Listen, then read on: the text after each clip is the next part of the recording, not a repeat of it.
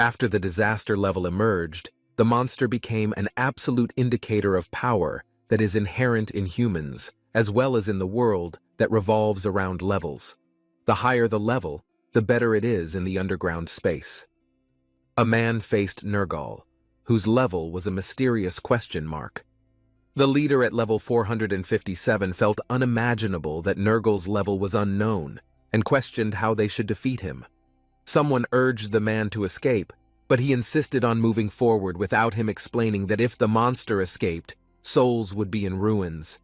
They needed to buy time and wait for help from the outside while his subordinates rushed towards the portal to escape. The man unsheathed his sword, declaring that sacrifice was his style, and leaped towards Nergal to attack him. He intended to strike Nergal, but before he could, Nergal threw his axe and slammed the man to the ground. The system informed him that he had received an attack that exceeded his capacity. His armor was destroyed, and his health dropped to 5%. Struggling to survive, the man hoped that his level would be higher to better fight against the threat. As Nergal swung his axe again, the man questioned if this was the end. Suddenly, a loud explosion occurred, and someone blocked Nergal's large axe with a small dagger, leaving the man amazed at the newcomer's ability to stop Nergal with such a simple weapon. The protagonist faced Nergal, questioning his choice to hide out.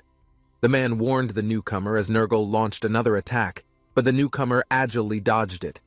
Then he leaped onto Nergal's hand, climbed onto his head, and swiftly decapitated him using only his dagger, leaving the man in disbelief. He asked about the newcomer's identity, to which he answered that he was only level 1. But before that, our protagonist was in the underground room searching for a glass book on how to succeed as a book hunter. It suggested that with determination and even readiness to face death, he could overcome anything. If he failed, it was because he didn't put in enough effort.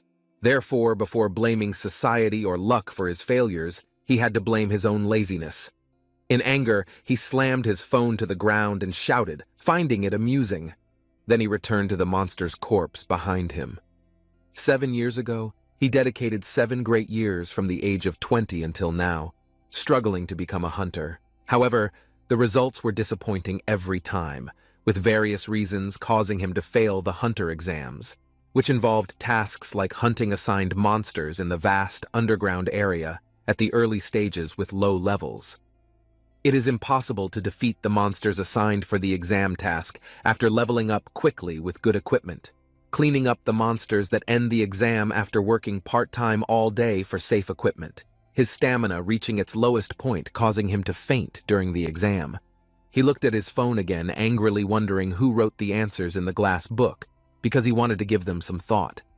Suddenly, someone shouted, calling him an intern, and the hunting supervisor asked him if he had defeated all the low-level monsters on his side and was now taking a break. He replied that he had killed them all. The supervisor told him that if he was done, he had to return to the starting point and hand over the loot. Then he asked him why he was taking a break while looking at his phone and if he didn't want to participate in the boss attack. He gritted his teeth, knowing that participating in the boss attack did not require intern workers, but even if they did, they only took those who had a lot of money or a wealthy background, which meant the supervisor was trying to deceive him with lies. Then he apologized to the supervisor and told him that he would head there soon. The supervisor instructed him to hurry up and said that today's kids are crazy. Then he ran, thinking that his supervisor was an old scoundrel. When he arrived at the starting point, he saw another man gathering beside him, wondering what it was because he knew that there were more members of the first party than people there. He questioned whether everyone was just fooling around like him. Suddenly, someone called him the potential high ranker of the Legion, appealing to his classmate Kim Min-seok, asking if he had leveled up. But he just asked Min-seok back why he kept mentioning becoming a high ranker when he had already leveled up. He had no intention of doing so, and wondered why his group was so small. Then he told Min-seok that the other interns were all low-level interns as well. Bok asked him if he hadn't heard from the hunting supervisor that an emergency summoning order had been issued for the guild because an unconfirmed underground prison was emerging. Then, Min-seok shared that the reward for completing the underground prison Ankh for the first time was very large. so they easily ignored the rank D underground prison like this one. This time, they planned to clean up the boss with only the remaining members of the Federation and 2 interns, which surprised him. Min Seok added that it meant they could defeat the boss and level up today. They did a high five together in joy.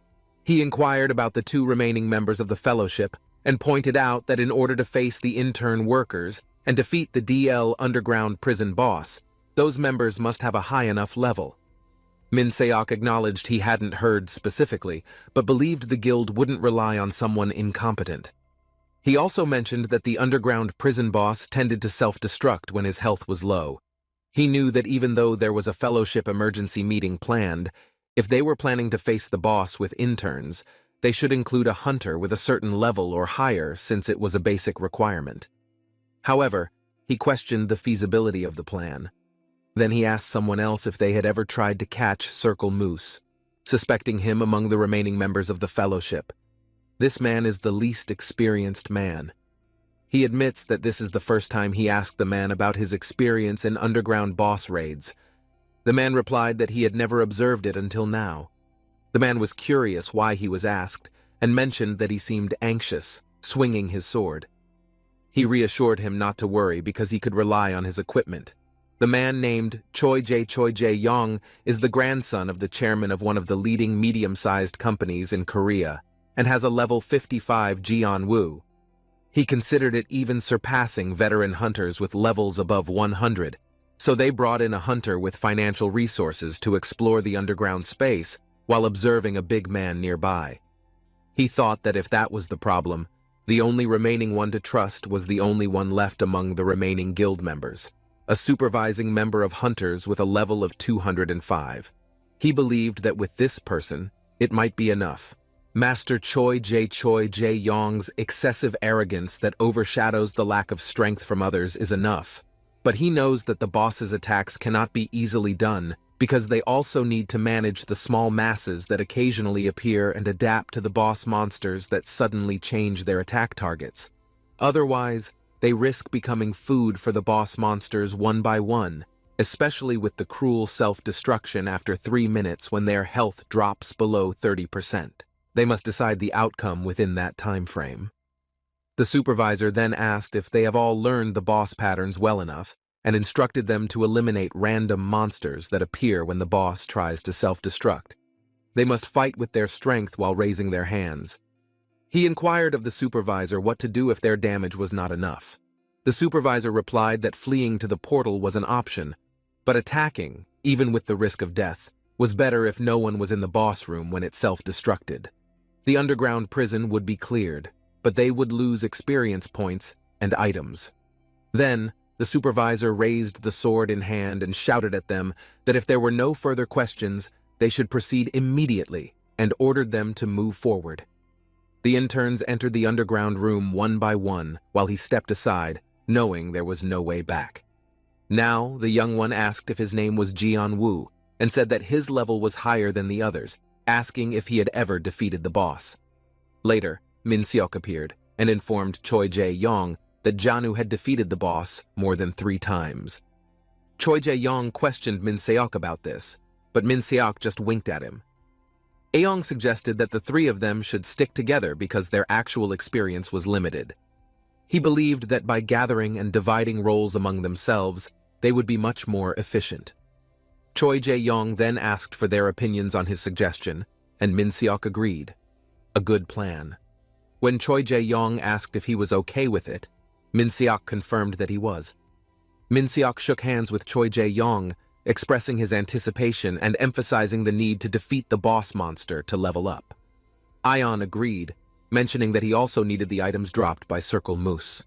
Min Seok took note of this, aligning intentions and proposing to share drinks afterwards, which was approved by Choi Jae-yong. While standing silently in the middle, Wai Young pondered whether his main goal was to secure entry to the higher underground space through connection with the key ball. The boy knew that connecting with wealthy individuals could facilitate access to higher levels of the underground space.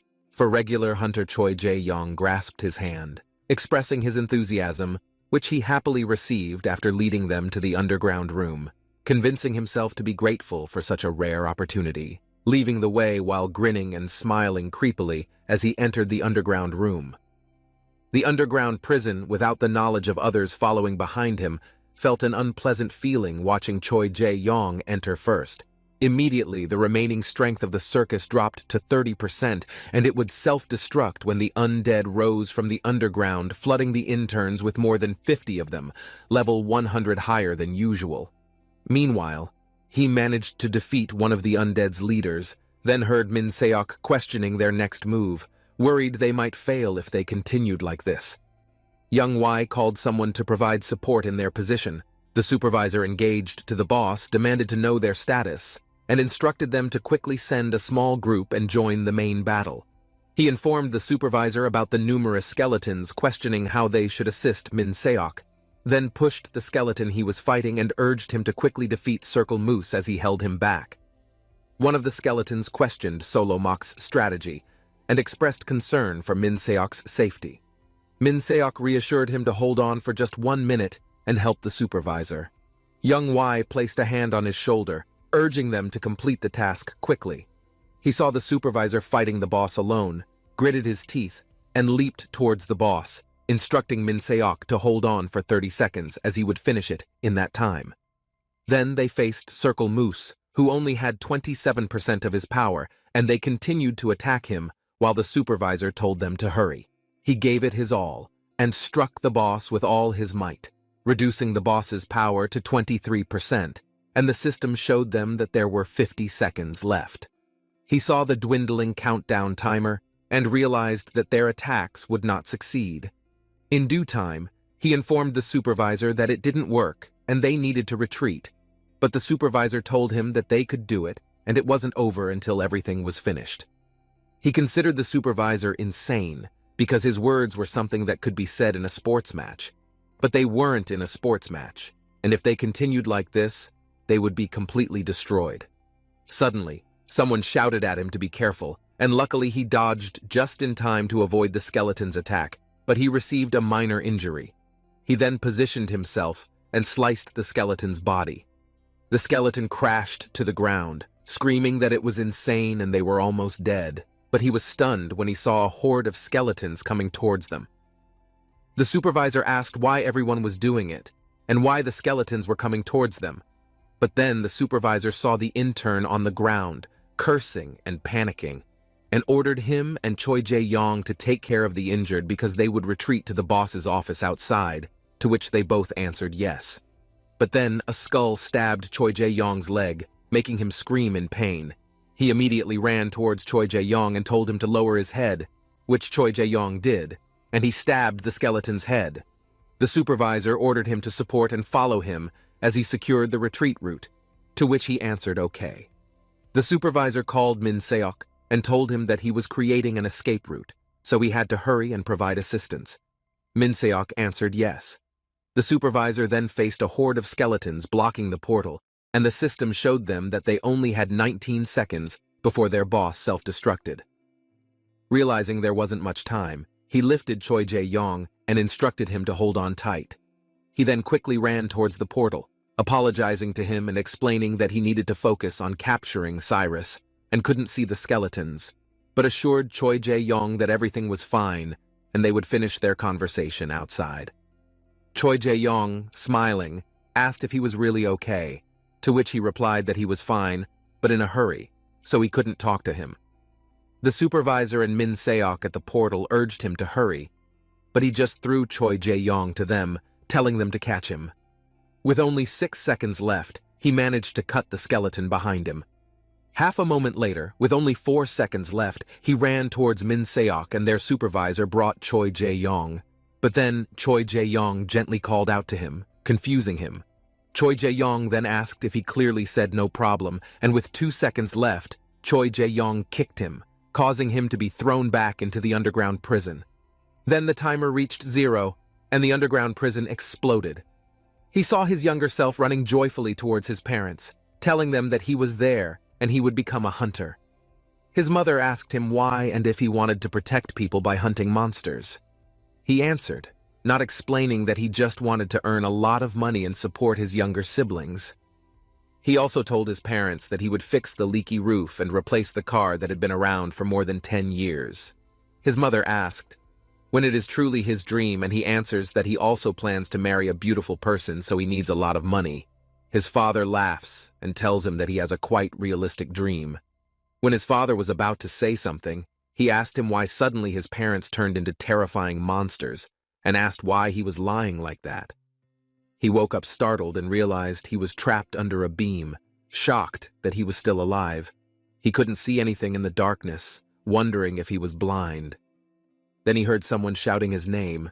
It was Minuk and the supervisor looking for him from above. The supervisor noted that seeing the Cyrus item drop seemed like they were right, because they couldn't escape.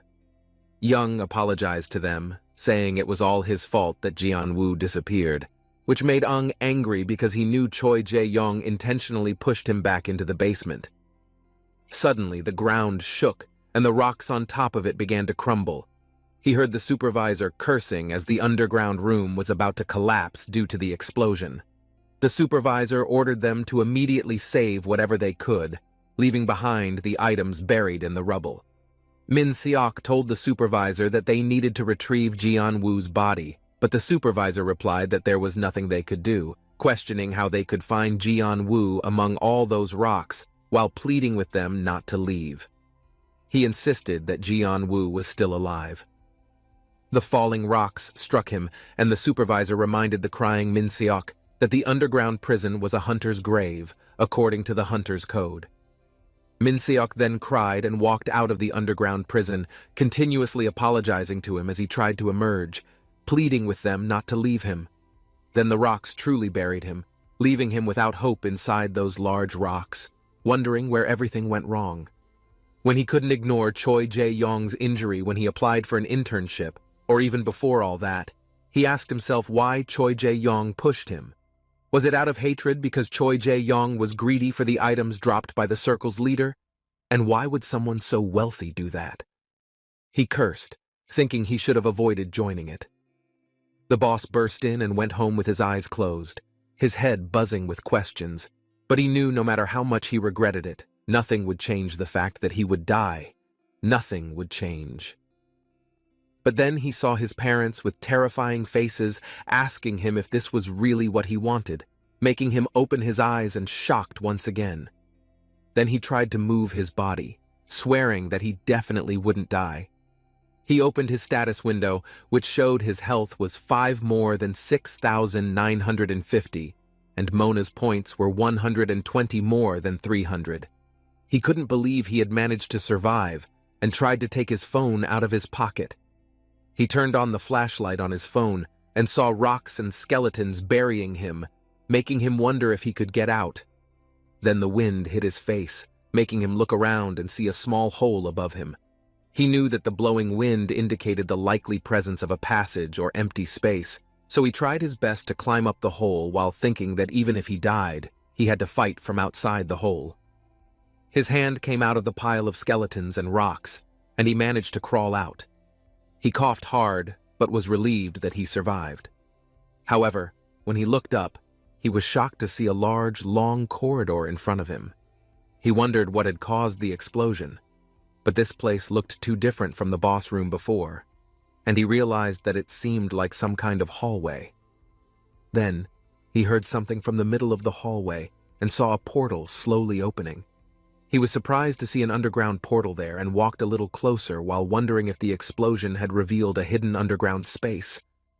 He stopped in front of the portal and wondered why his bad feeling was never wrong. He touched the portal, and the system showed him that it was an SS-ranked underground prison, asking him if he wanted to enter. He knew that the SS rank represented the highest level of difficulty of the existing dungeon, and even top-class heroes among the hunters hesitated to accept it. He ran away from there, convincing himself that he had not seen it, preparing to face life and death in the crumbling underground prison. But then, a large stone block fell in front of him, making him stop and confused. Suddenly, the ceiling of the corridor collapsed, and he ran back to where the portal was, as the corridor ceiling slowly collapsed in his path. He screamed that it was insane, and tried his best to run towards the SS-ranked underground prison portal. In front of him, as the ceiling above him was about to collapse, he managed to enter the portal just in time. He rolled into the underground space and stopped facing downwards on the ground.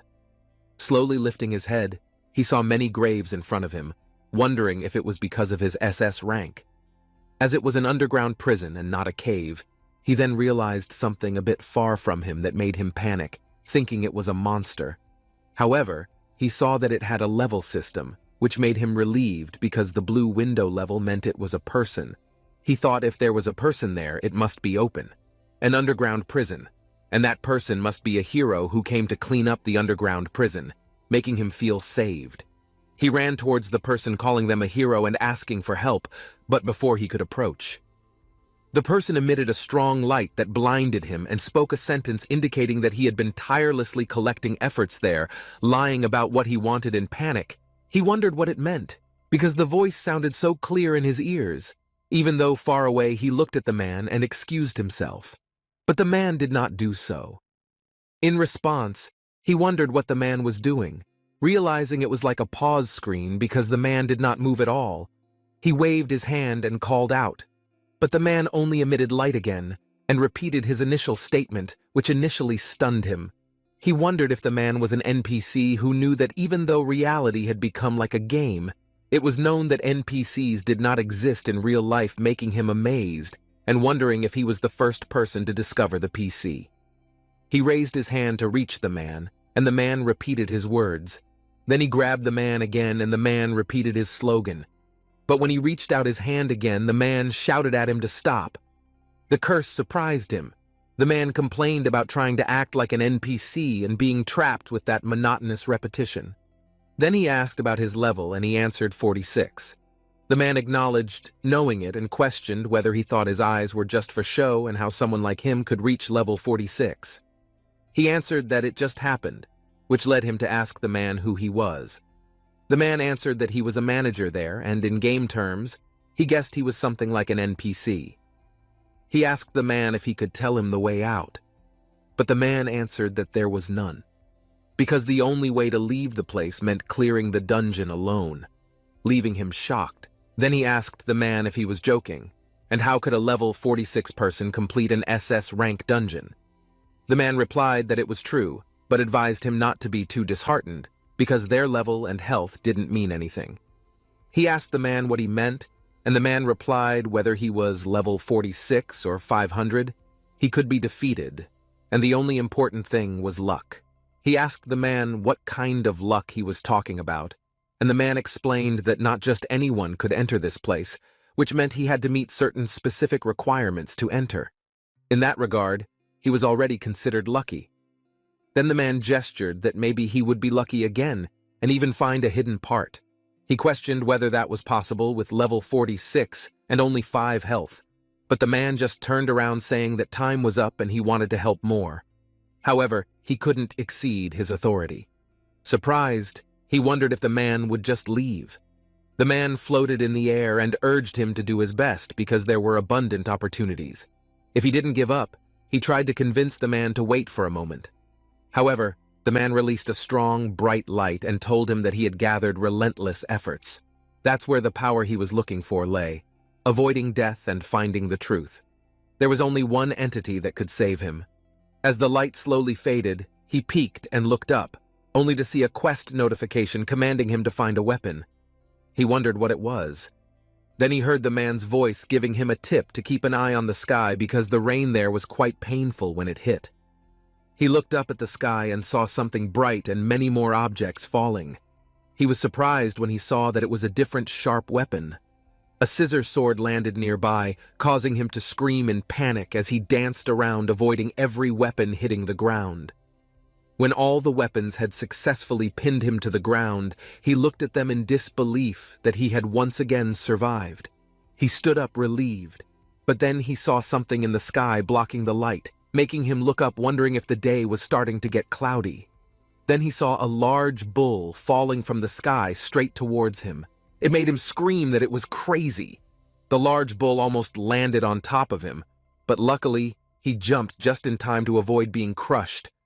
He landed on the ground face first, and when he looked towards the bull, he was surprised to find himself facing it. The system showed that it was a giant bull with 3 question marks indicating its level, which shocked him because it meant its level was at least 100 above, making him unable to believe that he should defeat it. Then he remembered the man saying that he thought the only way to leave the place was by cleaning the basement alone.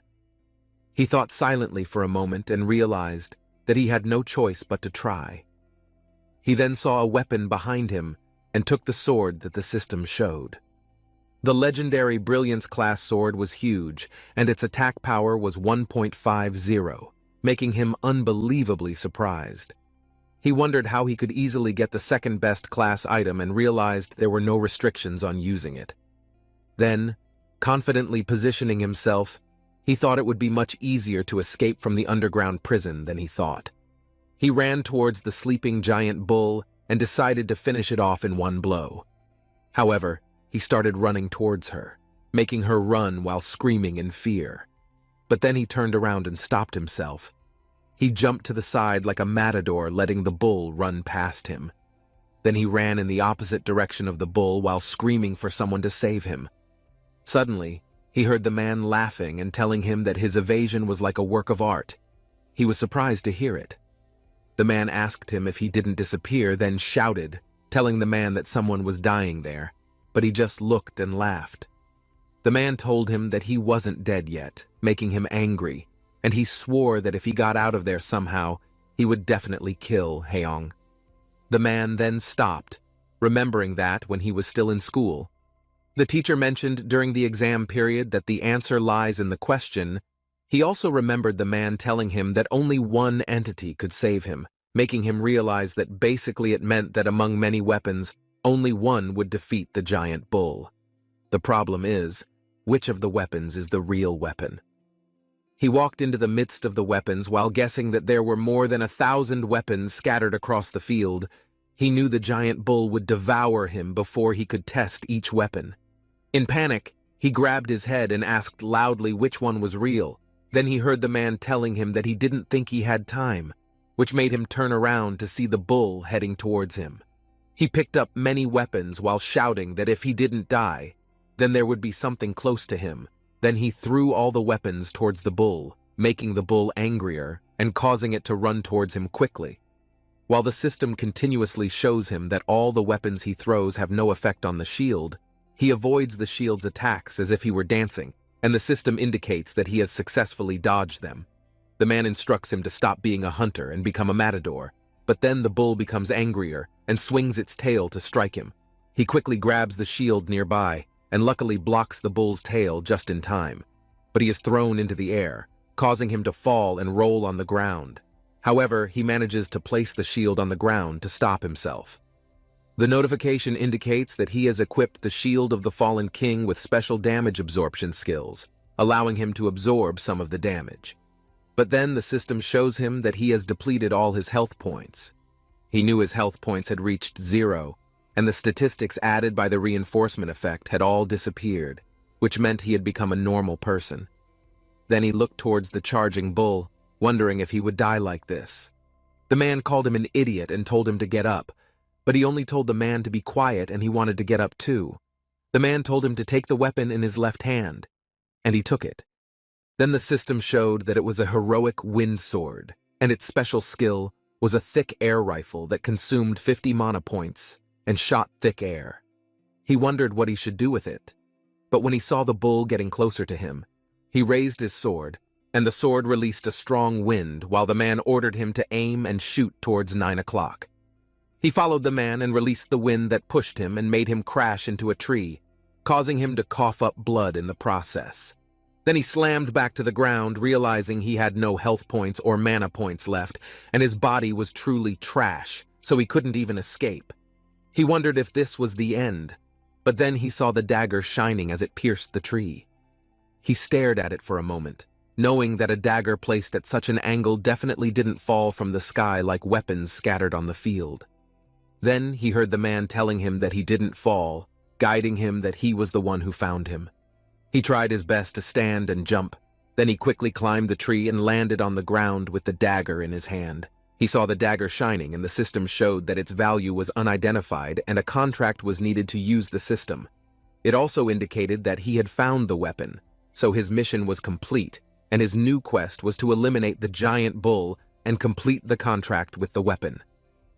He knew his father was right, and realized that Choi Jae-yong was a mischievous child who was result-oriented, so when he tried to save him, Choi Jae-yong betrayed him.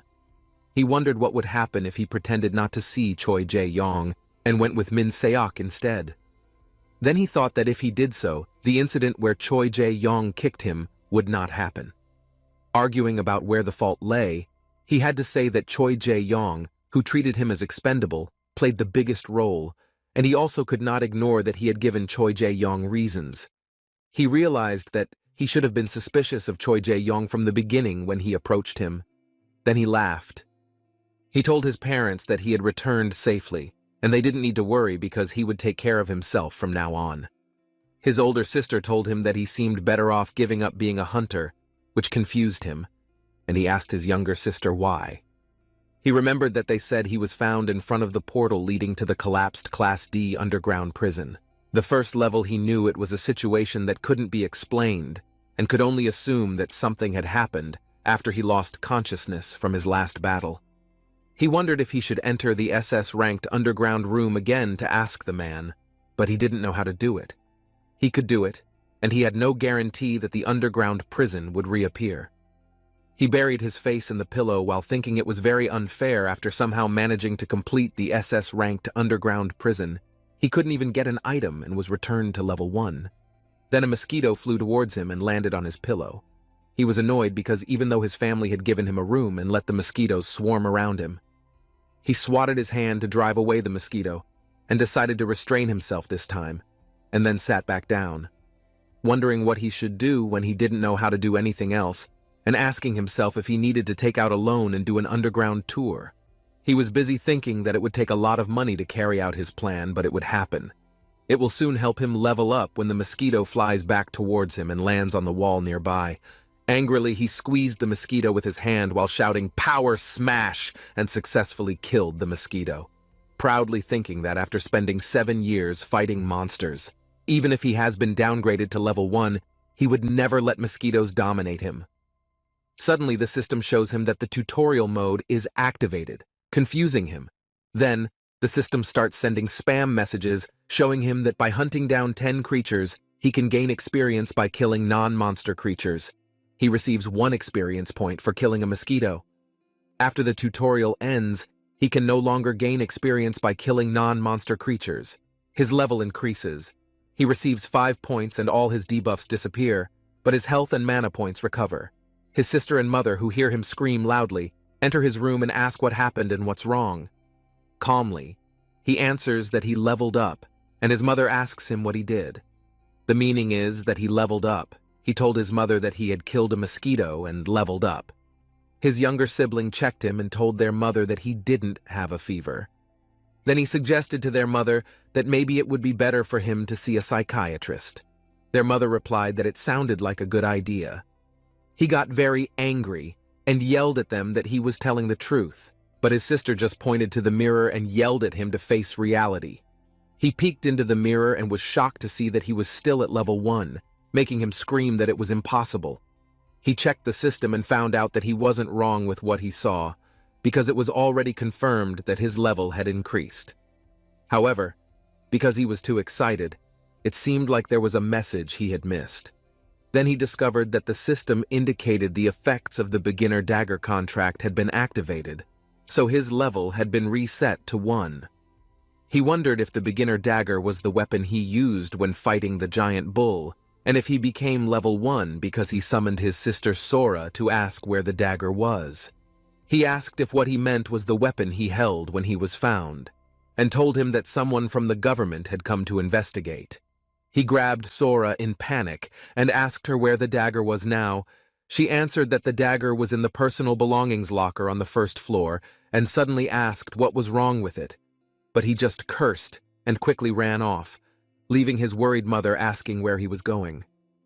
Remembering what the man he met in the SS-rank underground room said that the dagger was a hidden part, he grabbed the door handle thinking that the dagger was a powerful secret weapon only given to those who completed missions under certain conditions, but as he was about to open the door, he stumbled and fell to the floor as the door swung open and hit his head.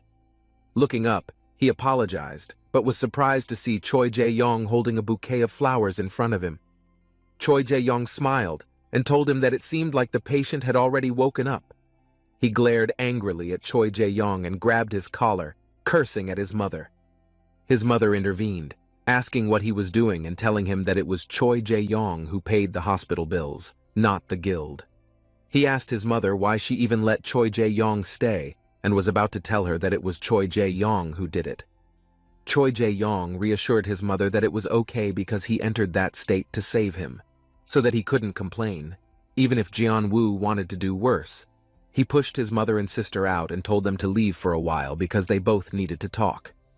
His mother anxiously asked what he wanted to do to Choi Jae-yong, and he told his mother not to worry because there was nothing he could do when he was at level 1.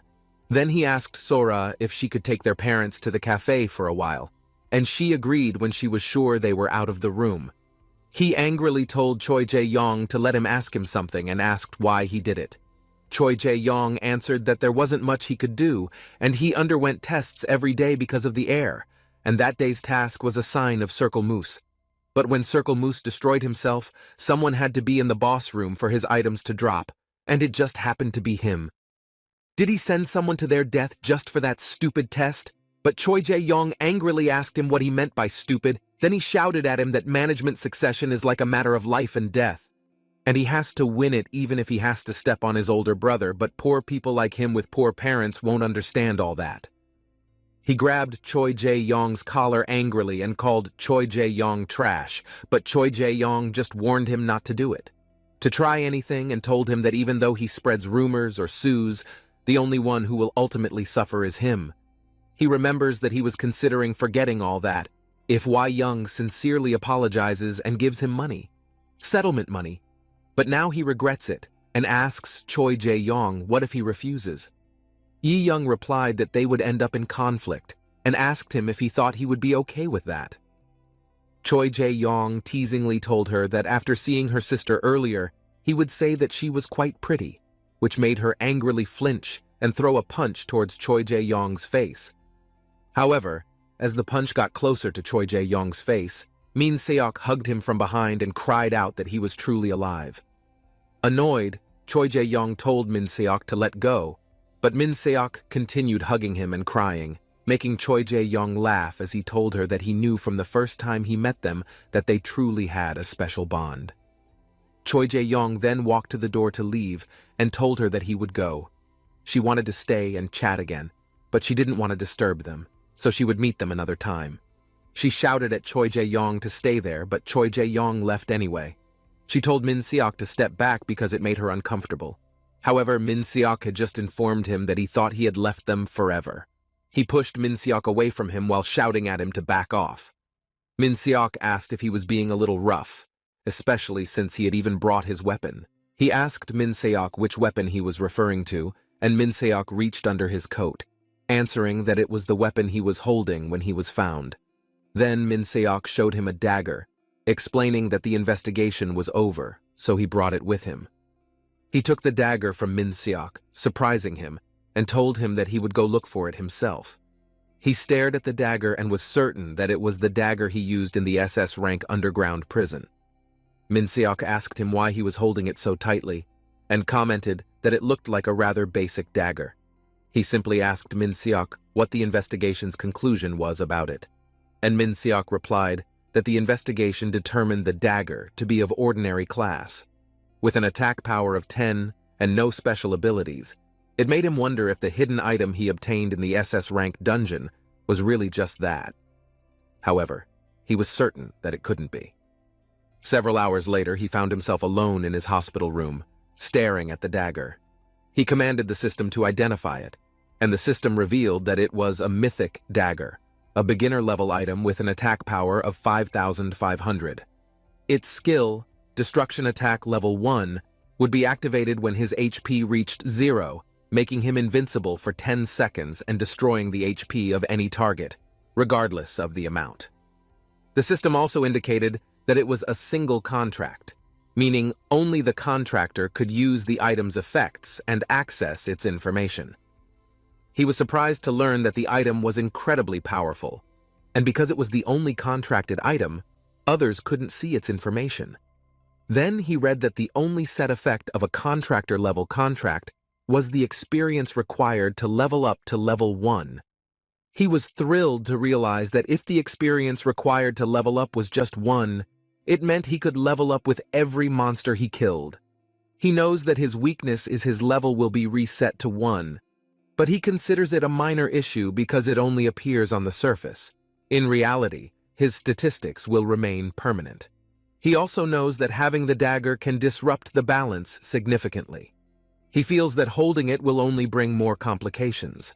He wonders if selling it might be a better option, but he remembers that only he can see the information indicating that it is an item that can only be used by contractors. He realizes that in order to sell the dagger, he must break the contract that requires his death. Lying on his bed with frustration, he concludes that dying just to sell the dagger is not an option. It gives him one choice to navigate the dungeons on his own. He considers that if he uses the dagger effectively, he can safely clear the C-ranked dungeon or maybe even the B-ranked dungeon, which would be more beneficial in the long run. The system displays 5 sets. The first set is the powerful First Hunter set, of which he currently has 1 out of 5 pieces. The second set will grant him a special skill for 2. The third set will grant him a special skill for 3. The fourth set. Upon realizing that 3 special skills and the 5th one unknown, he became aware of the intricacies of the other items in the set. Believing that if someone interfered, they might try to kill him to obtain the complete set for themselves as Choyang did while sitting, he acknowledged that the situation could escalate and decided it was best to continue on his own. He then decided to complete his tutorial first. A mosquito landed on the wall and he crushed it with his hand, adding to the number of creatures. He then began hunting mosquitoes throughout the room and eventually succeeded in hunting down 10 creatures. The system announced that he had completed the tutorial and needed to confirm his reward. He smiled in relief that everything was over and looked around, wondering how to confirm his reward. Suddenly, he heard something fall, causing confusion as he looked up. He was surprised to see a treasure chest falling towards him. Luckily, he jumped just in time as the chest slammed onto the floor. He gazed at the large chest in front of him and walked closer, thinking that a chest falling from above was indeed becoming a trend. He gazed at it in awe for a moment, half expecting gold bars to come out when he opened it slowly. He wondered if this would make him rich without even needing to enter the basement. However, he fell silent when he saw only a shirt inside. He took it out and questioned what it was, then realized it was a dirty sleeveless shirt full of holes. In anger, he threw it away, but then someone turned on the room light, and the dirty shirt finally hit someone's face. Another man entered the room, surprised to see his team leader with dirty clothes on his face, while looking back wondering what the problem was. Then he saw that the man's uniform was that of a management hunter agent, making him realize his mistake. The man took off the shirt from his face, commenting that they had mentioned he seemed mentally disturbed, which seemed accurate. He apologized fearfully to the man, threw his shirt aside and gazed at him, then looked back wondering how someone could be so handsome. The man then introduced himself as Jung Soon, the head of the Public Security Division team. 4 out of the hunter management agents asked if he had leveled up. He was surprised by the question, pondering how Sahun knew and whether Sora had informed him. Sahun then called Deputy Kim and ordered him to measure it, which Kim agreed to. As Kim measured it with the device, he wondered if it was a stat measuring tool. The device realized the seriousness of the situation when it finished scanning. Kim reported to Sahun that Jan WU's level was at 75 strength, 66 agility, and 32 intelligences, just like in the initial test. He realized that the portable stat measuring tool did not show a number of points that could be distributed, which made him relieved because he thought that as long as his statistics did not improve, he would not immediately attract the attention of the Hunter Management Agency. Sahun asked him if his name was Legion Wu and if he was sure he had leveled up. He hesitated to answer that he was not sure.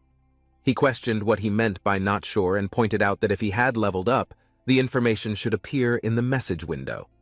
He replied that it had appeared before in the system, but now it was gone. He noted that this was strange and was asked if he could open his status window to check it.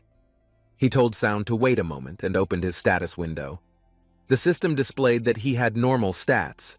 The points available for distribution were 50, and his health and mana points realized that the distribution points had increased. He acknowledged that leveling up was not an illusion because getting 5 points per level would total 50 points, indicating that he had effectively reached level 10 without officially starting the system. He then ordered him to wear the sleeveless shirt. The Nightwalker left him confused and wondering if it was a quest item when he saw the shirt in the trash, sounding increasingly impatient to ask about any changes in his level. He responded by not claiming that nothing significant had happened, but Sahun was unsure of his own. Doubtfully investigating further, he forgave Jada by expressing his newfound reluctance to throw away the shirt, showing its potential usefulness and awkwardly advocating the principles of reuse, reduce, and recycle to justify his change of heart, causing Sahun and Kim to stare at him blankly. Kim then subtly suggested that the doctor should be considered doubtful of John W.'s condition's credibility, and linked it to resurrection or Sahun's special abilities. Sahun agreed, albeit gently, but Jay, who heard all of Sahun's greetings to him, officially warned that he must report any resurrection or acquisition of special abilities to the Hunter Management Agency. He emphasized the consequences of unauthorized abuse of power based on Hunter's specific laws after they left. Janu breathed a sigh of relief as he acknowledged the underlying motive of the agency, recognizing that they would seize hidden parts if they knew about them and resolve them to keep it a secret indefinitely. He then put on the sleeveless shirt that Walker wore that night and updated his status to normal level with 20 defense. It also showed him that he would receive an upgraded stone as a reward, and if he wanted to use it, he had to push the stone upgrade into an item. Then he heard a stone fall behind him and saw that it was a green stone with green flames. He picked it up and stared at it because he had never heard of an upgrade stone before. Then he placed it on his shirt, which slowly consumed the stone. When his shirt completely consumed the stone, it emitted a powerful green light, and the hole in the shirt slowly faded. Then the system showed that his shirt had been upgraded to a superior level with 50 defense. It also introduces new skill levels. A stealth that hides the user's appearance will be released when hit and consumes 30 MP every 10 seconds. He doesn't believe his defense has doubled, and it has added a new skill. Then he realizes that his skill is quite useful, making him amazed and wondering how much it would be sold if it weren't a soul-bound item. He takes off his pants to test his skills, and when he is completely naked, he activates his stealth skill and checks himself in the mirror, but he can't see his reflection, making him think it's scary. He realizes that he can see himself, but there is no reflection in the mirror. Then he sees his pants and underwear on the ground. He picks up the underwear, but it doesn't become completely invisible, making him wonder if it only makes the part of what he touches invisible. Then he grabs his dagger and is surprised that the whole dagger becomes invisible, even though he is only holding the handle, making him think that it requires further research. Then the system warns him that all magical powers have been depleted and his stealth will be deactivated. Later, his X-ray vision slowly faded. He was amazed that even though his level had reached 10, he had obtained a balance-breaking dagger and an item that allowed him to transform into a ghost. He shouted with joy that he had hit the jackpot. But then Sora entered his room to inform him that the hunting management agent had come looking for him, but he stopped when he saw him half naked. Sora called their parents to tell them that he thought his brother needed to see a psychiatrist when he tried to explain to him that it was a misunderstanding.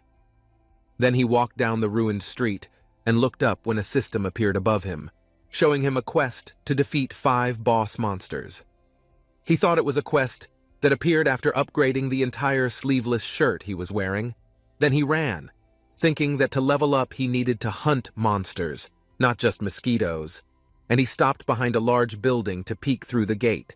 He saw 2 hunter agents guarding the gate, which frustrated him because they were monitoring the gate thoroughly. However, the hunters from the management agency still had to pay the toll fee, but he knew he had to continue. So he activated his stealth skills and walked towards the gate, hearing the bored guards and successfully passing by them unnoticed. But then, he saw a sensor skill. So he deactivated his stealth mode as he ran past the skill sensor and reactivated it once he was out of its range.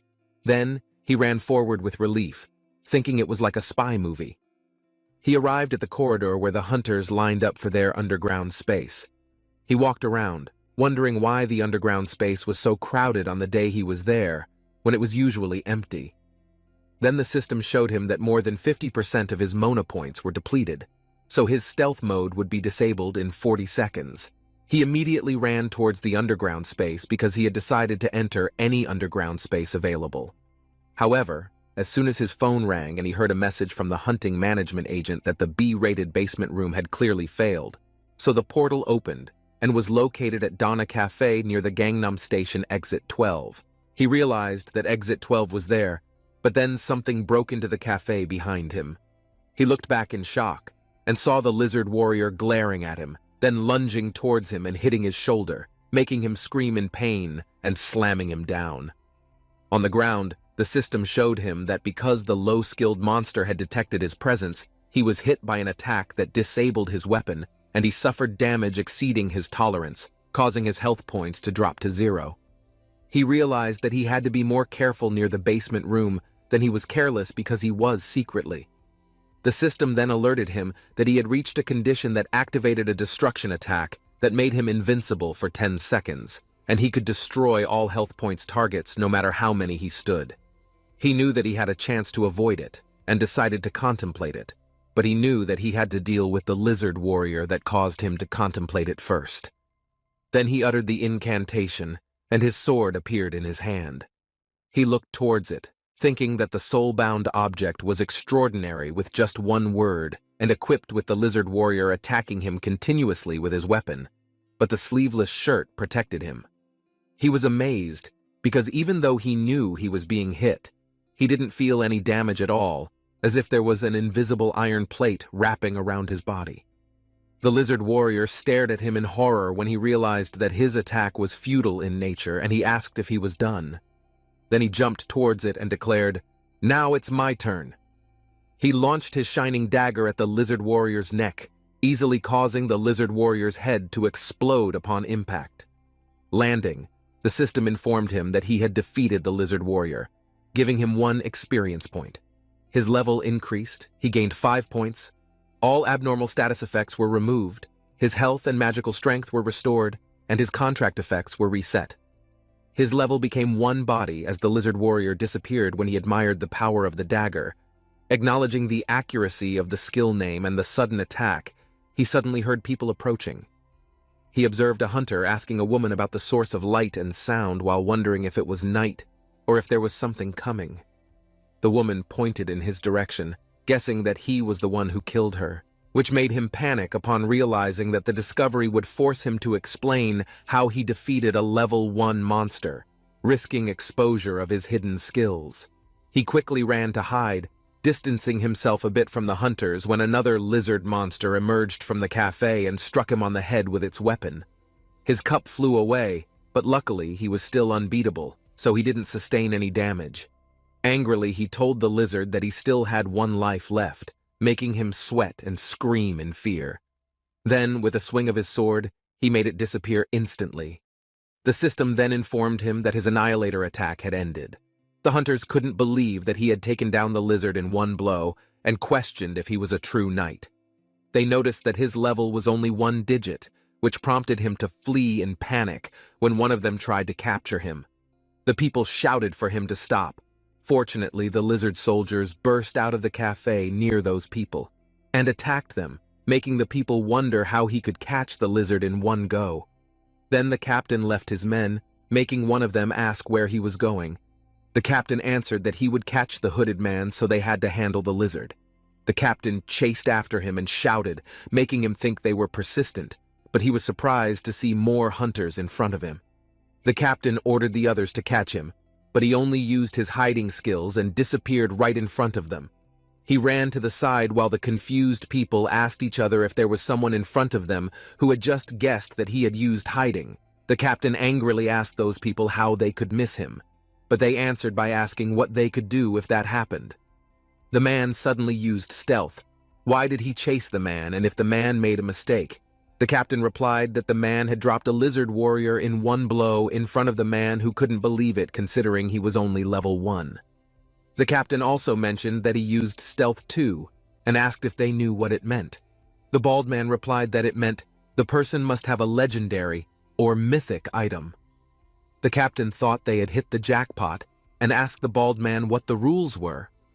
Regarding the items that fell to the ground, the bald man smiled and replied that the finder's guard realized they were immoral individuals who would not hesitate to be cruel for money. He decided to immediately enter another underground prison, but stepped on broken glass on the ground that made a loud noise, causing a commotion and drawing the attention of the people.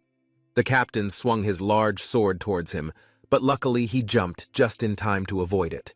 Unfortunately, his mana was low, disabling his marksmanship skills, and when he landed on the ground, he was seen by the people. Greedy men, he quickly fled when one of them swung a sharp steel towards him. He danced around to dodge the attack, thinking that the people were crazy, and quickly opened his status window to invest all his remaining 35 points into his agility. After that, the system showed him that his agility had exceeded 50, so he acquired the sprint skill. It was a level 1 sprint skill that increased movement speed by 50%, but consumed 1 mana point per second. He was relieved because it was the skill he needed at that moment. Just in time, a portal to the underground prison appeared not far from there. He immediately used his sprint and headed towards the disposal hole, leaving the people shocked to know that if a level 1 entered the underground prison alone, he would die. Then one of them shouted that if he was going to die, he better die at their hands.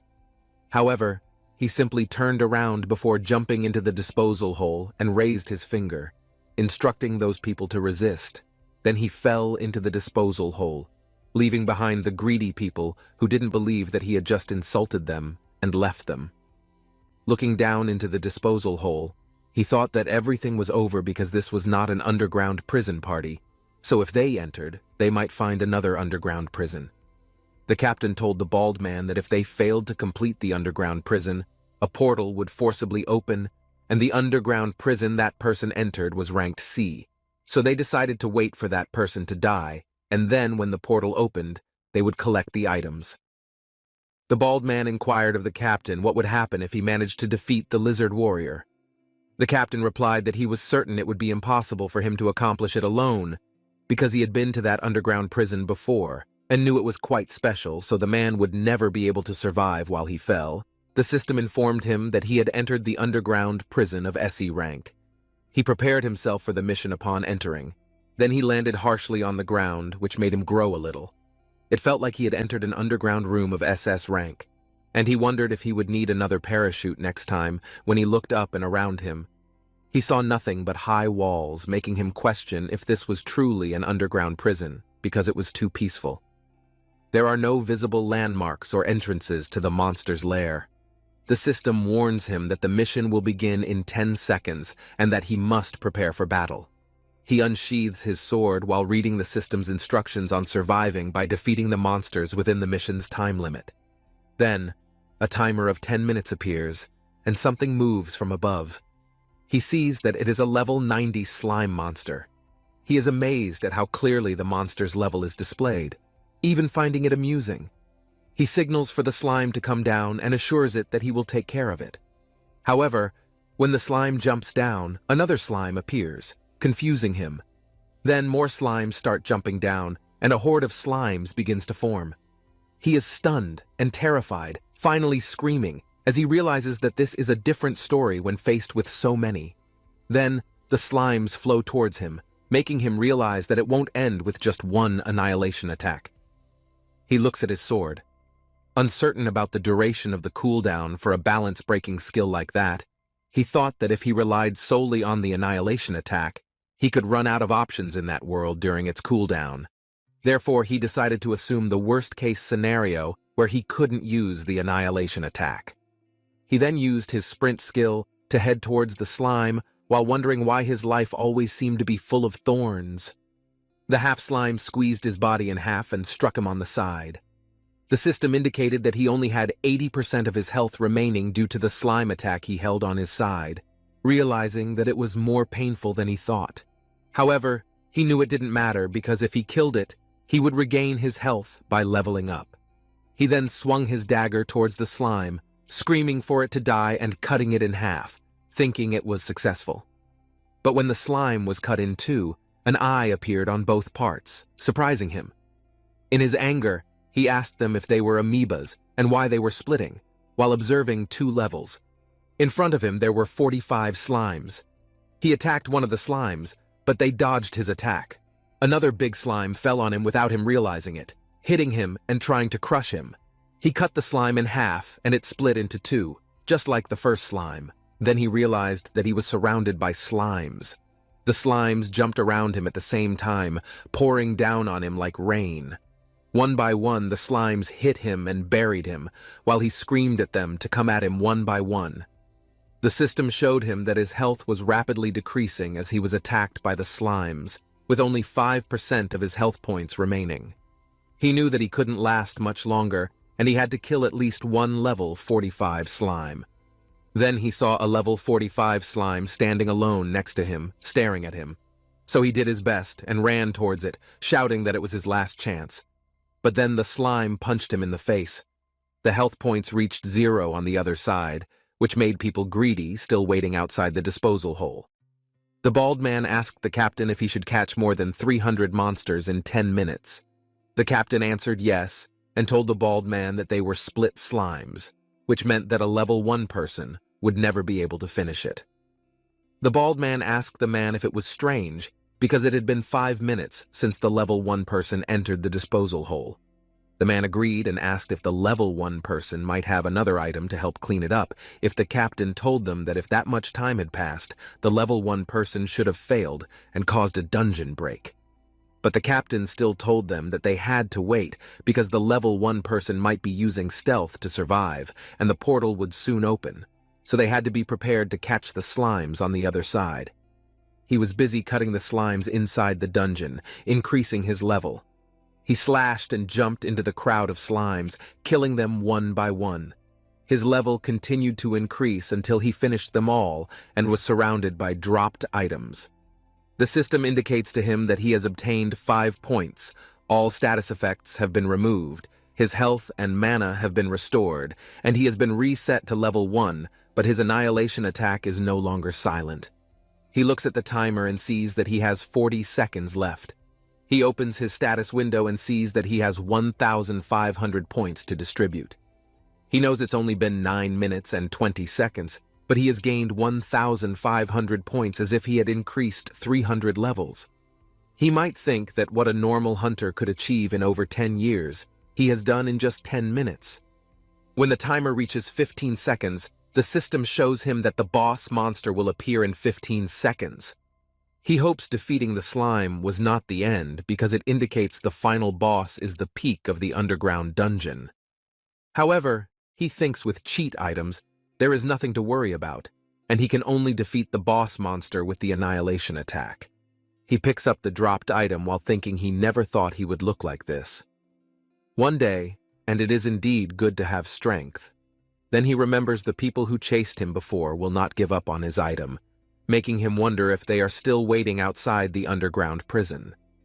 Then, when the time reaches 0, and the system shows him that the boss monster will appear, he must defeat the boss monster and clear the underground room. He looks up wondering what creature it is and whether it is a giant slime specializing in strength or health. Then something with closed eyes comes out from above, and a large wyvern flies around him, making him stunned with fear. He asks himself if it can be taken down with a dagger. On the other side, outside the captain's disposal hole, the captain is still waiting while looking down. Those people tell the captain that no matter how long they wait, the level 1 person does not come out, and it has been more than 30 minutes.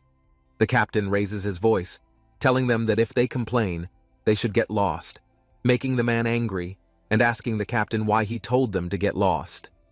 After they helped him, the bald man then told the captain that they would leave, but they wanted compensation for their losses. The captain asked the bald man what nonsense he was talking about, but the bald man only replied by asking the captain if he thought they were foolish enough to work with someone they didn't even know.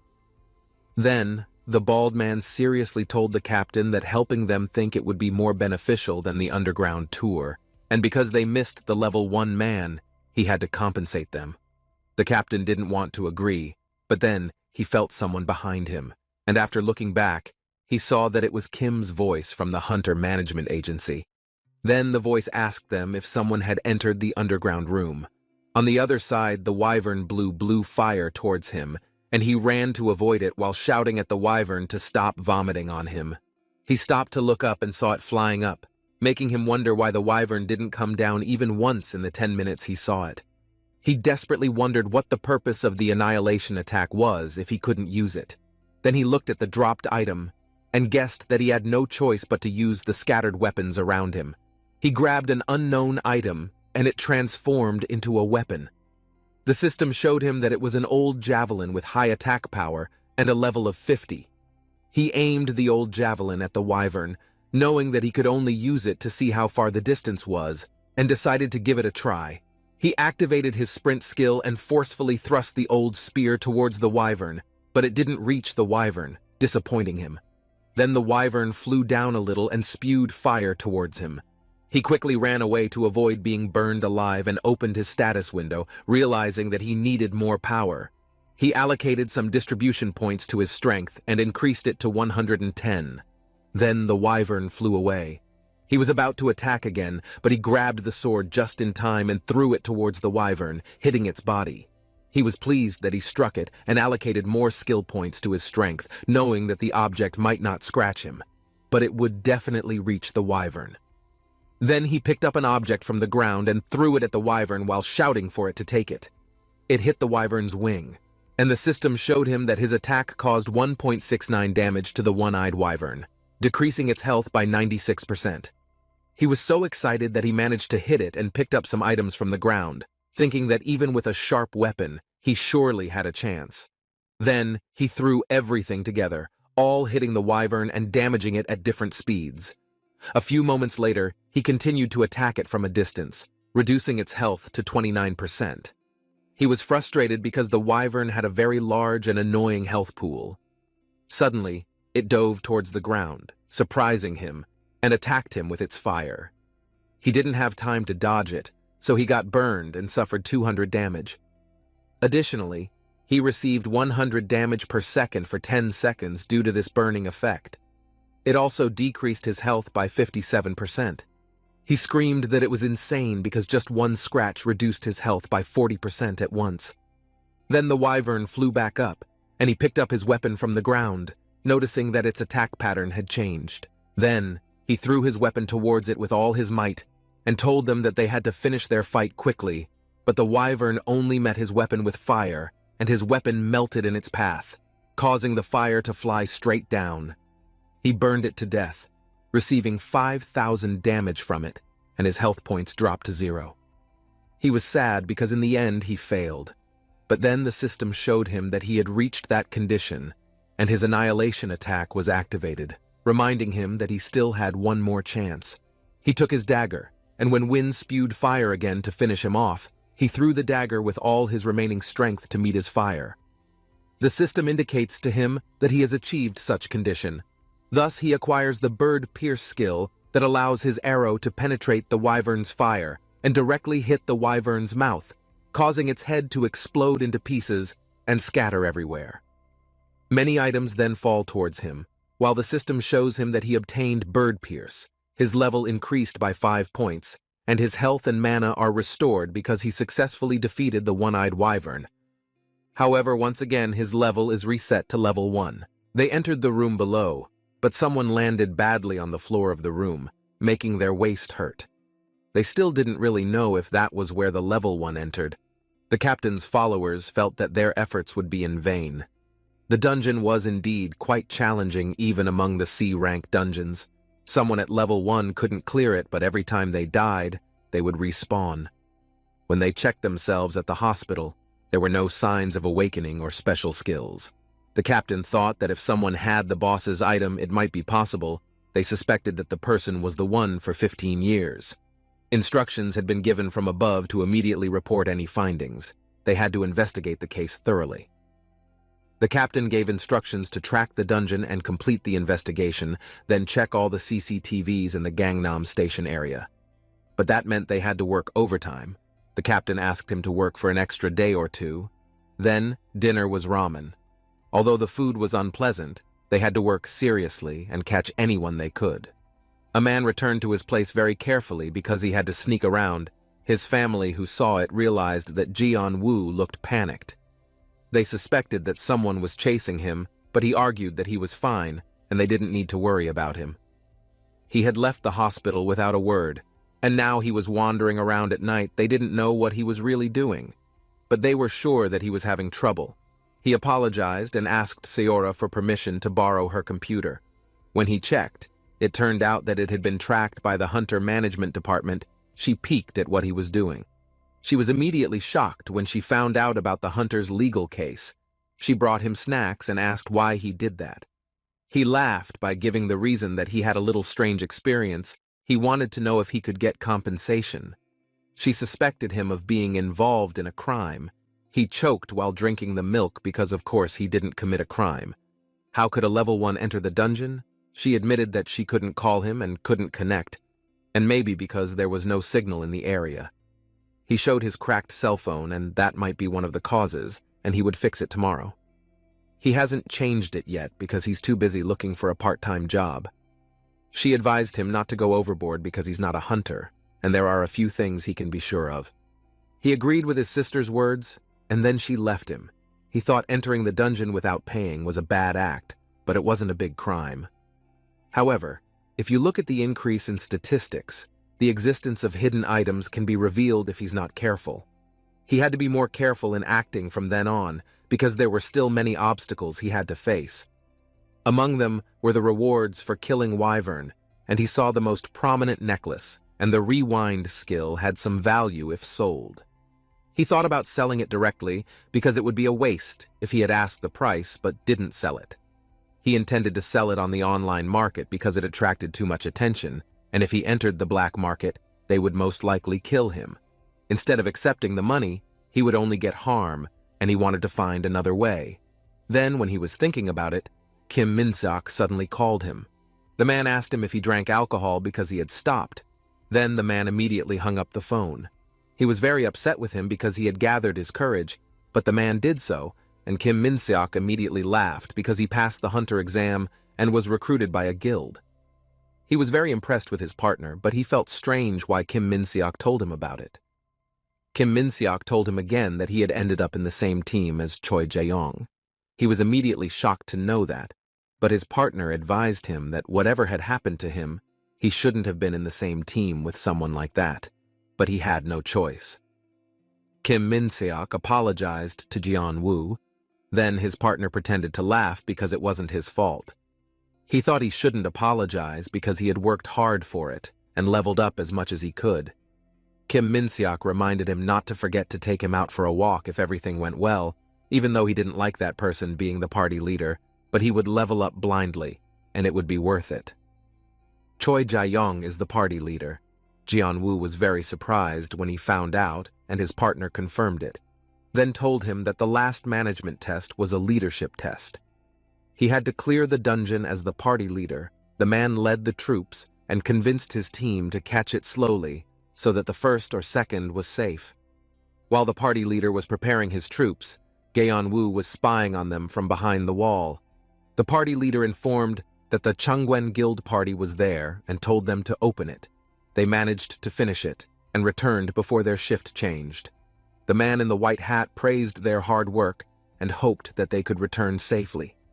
Jae-woo was still following them and always tried not to be seen. When he used invisible mode, he saw Kim Min-seok's presence there.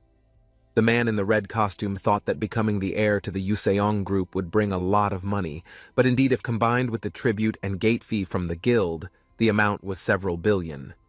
Jian-woo felt a little relieved now because if it involved the guild, they could not freely take the hunter's salary. But of course, it might be difficult for manager Kim Min-seok because the loss was indirect and nothing more. The party leader told them that having entered the dungeon, then everyone had to hold hands, and he thanked them for the party invitation. They immediately entered the dungeon door while Jaeon-woo deactivated his invisible mode.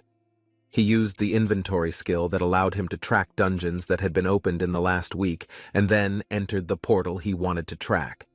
He saw the list of portals that had been opened in the last week and the tracking had been completed. Then he would enter the dungeon he had chosen. He convinced himself that revenge had begun since then. The party teams faced attacks from a large spider swarm that appeared in front of them. It had been 2 hours since they entered the dungeon, but Che's health skin was very impressive, and as they had expected, the team leader was indeed amazing. He admitted it because it was all thanks to their support. He tried to suck up to them because if it weren't for that smart kid, they wouldn't have faced that problem. He was sure that after the exam he would definitely succeed in completing the management exam. His members called him and told him that they had succeeded in killing low-level monsters over there. He thanked manager Kim Min-seok for being faster than his team. He hired him as insurance against In-woo, but unexpectedly the man was skilled and efficient. He intended to continue using him after the exam ended well in his subordinate ranks. He invited all his team members to wake up because the momentum to defeat the tarantula monster boss had arrived. If everything ended well then, he would treat them to a dinner party. They were all convinced that he was a good future ruler, but when he opened the gate, it turned out that the monster they were targeting was not there because it seemed that the dungeon had been cleared. Now there was nothing they could do there, and he invited them to get out of the dungeon and start over. Jaeon-woo had finished everything first. Then he returned to his house and his mother offered him food and his sister asked where he had gone. He reasoned that he had an urgent part-time job in the evening, so he had already had dinner. He was very happy because he had won a landslide victory. He was sure Choi Jae-young must be very upset with his failures for 3 times in a row. Now that Jaeon-woo's decade-long grudge had been successfully cured, he wanted to do it one more time and then finish his guest. Opportunities that can be recreated, and he thought to check the market value of the items he obtained during that period. He was shocked because he got the news that level 1 could clear a rank C dungeon. He didn't expect it to be on the best list, and now many people are talking about it, and that is Jaeon-woo. His actions yesterday had caused a commotion, and he thought to stop first so as not to be suspected. His mother came to him and gave him money. She gave it to him because she saw he was working too hard. The money was given to him as a gift, so he could eat well and buy clothes. He tried to convince himself whether he was actually afraid to stop or if he was really a weak and selfish child. He would not stop until he could make the man seem to live comfortably with his father and mother. Choi Jae-young was very upset because someone was looting the boss monster, and he really wanted to know who it was. His secretary suggested that they ask for the guild leader's support. Choi Jae-young thought it was very stupid to ask for help for something as trivial as that. He thought the old man was not really doing his job well. He insulted him as a stupid secretary. Manager Kim Min-seok entered his room and Choi Jae-young asked if he really went through a lot yesterday, and he was curious why the manager was there. Kim Min-seok told him that there was someone who wanted to join the hunt, so he came to recommend him there. Choi Jae-young did not understand what Kim Min-seok meant by recommendation. He explained that he had posted about what happened yesterday in the hunter community, and someone approached him and expressed interest. The person was already at level 458. Choi Jae-young did not understand why the person was at knight rank, while he was below, and he was worried that his leader position would be replaced. Kim Min-seok had explained about the level 458 person, and they did not mind if Choi Jae-young became the leader, but they gave some conditions. Choi Jae-young accepted them and invited them to continue. Jaeon-woo wondered if it would finally start soon. He told Huiyu to stay at the border, but he himself had also prepared quite a lot. He opened a list of portals that had been opened in the past week. If he could place the tracker stone first, then he could open a temporary portal remotely. Choi Jae-young came to his team who had gathered, while he had succeeded in opening his portal, and he would try it soon. Then he entered the D-rank dungeon. Choi Jae-young told them to go straight to the boss room now. Jaeon-woo ran away when the monster was attacking. He felt that Choi Jae-young was deliberately choosing a challenging dungeon to prevent the boss from being stolen. He used the bird pierce skill, and it would make it easier for him to pass the cliff. Then he used the dash skill until he finally arrived to kill the boss. The intermediate monster Gerberus was of unknown level. A month ago he was very trembling seeing it, but now he was no longer afraid. He thought of leaving their safe zone and starting to kill monsters slowly, but he was attacked from behind. He fell down and didn't know what had attacked him, but the masked man saw, as he suspected from the post in the community, it was true, it was a level 1 hunter. The knight was level 458. The man asked the level 1 hunter where he could find the beginner's dagger. He was curious how to get it. He forced him to answer his question, but the level 1 hunter still didn't understand what he meant. The level 458 thought the man was acting because he saw his health was around 7,000 defense, and his stats were very bad, so he made sure the level 1 had just gotten the dagger. Jianwu asked what the man really wanted. He asked him to hand over the beginner's dagger. Jianwu refused because it was a soul contract item, and even if he gave it to him, he wouldn't be able to use it. The level 458 thought he was lying. He admitted he had sold it a long time ago. If it wasn't a soul item, then he wouldn't be able to stand it. The level 458 still didn't believe him, but he was very afraid of his words. He insisted on him to check the object himself. He threw the dagger. Then the knight realized that the object was real, and she thought of killing him with it. She aimed to kill the owner of the dagger before getting the dagger. Jianwu asked her to return the item. She used the power of her soul contract to take over the dagger. The level 458 was overwhelmed by the enemy's strength status, but she had to drop her sword first. She immediately increased her stats. Jianwu asked her to wait for him like in the anime waiting for the villain to transform. Then she used the invisible skill so that the enemy had difficulty attacking her, but unexpectedly she could detect his presence. Then her sword managed to stick into his chest, but she was able to recover herself and become invincible for 10 seconds, then destroy the target regardless of the remaining health. She actually didn't want to hurt people, but the reality was different. Because if she let him eat her, she would be the one who would get hurt. The level 458 tried to get away from him. She knew the annihilation strike. Then Jianwu also used the bird pierce skill. Unfortunately, the man managed to escape, and his attack only had 4 seconds left. Then he found the monster bosses blocking him again. He used the dash skill, and the 458 who was hiding thought he had cheated. Jianwu didn't care, and he had successfully killed the intermediate Gerberus. All abnormal status effects were gone and health would be restored soon. But the beginner's dagger contract effect would be reactivated and reset to level 1. He had successfully completed the quest and the reward would be given to him. 458 said he was a coward who tried to escape through the teleportation portal. The knight forbade him to leave. Jianwu considered him a stupid steel scrap knight. He had distributed his stats, and now the level 458's movements would be visible. Then he managed to open his mask, and it turned out to be a very beautiful woman. He was very surprised when he saw her. Then she was very angry with him and wanted to kill him. She asked him to wait a moment. She tried to attack him with a dagger, but she couldn't beat him. She said it because she did good. According to him, she is not a good person because she has made someone's health to 0. She continued to attack him until he was injured. He received 3,580 damage and his health was 56% left, even though he was threatened, but he did not counterattack. She felt confused by it, but suddenly he had to go to the bathroom. She really did not understand what he meant. Then he left her and called her a beautiful angel. He could not escape, because it was impossible for him to do. The dungeon had been sealed with a lower ceiling stone so that the seal could only be reopened after 30 minutes.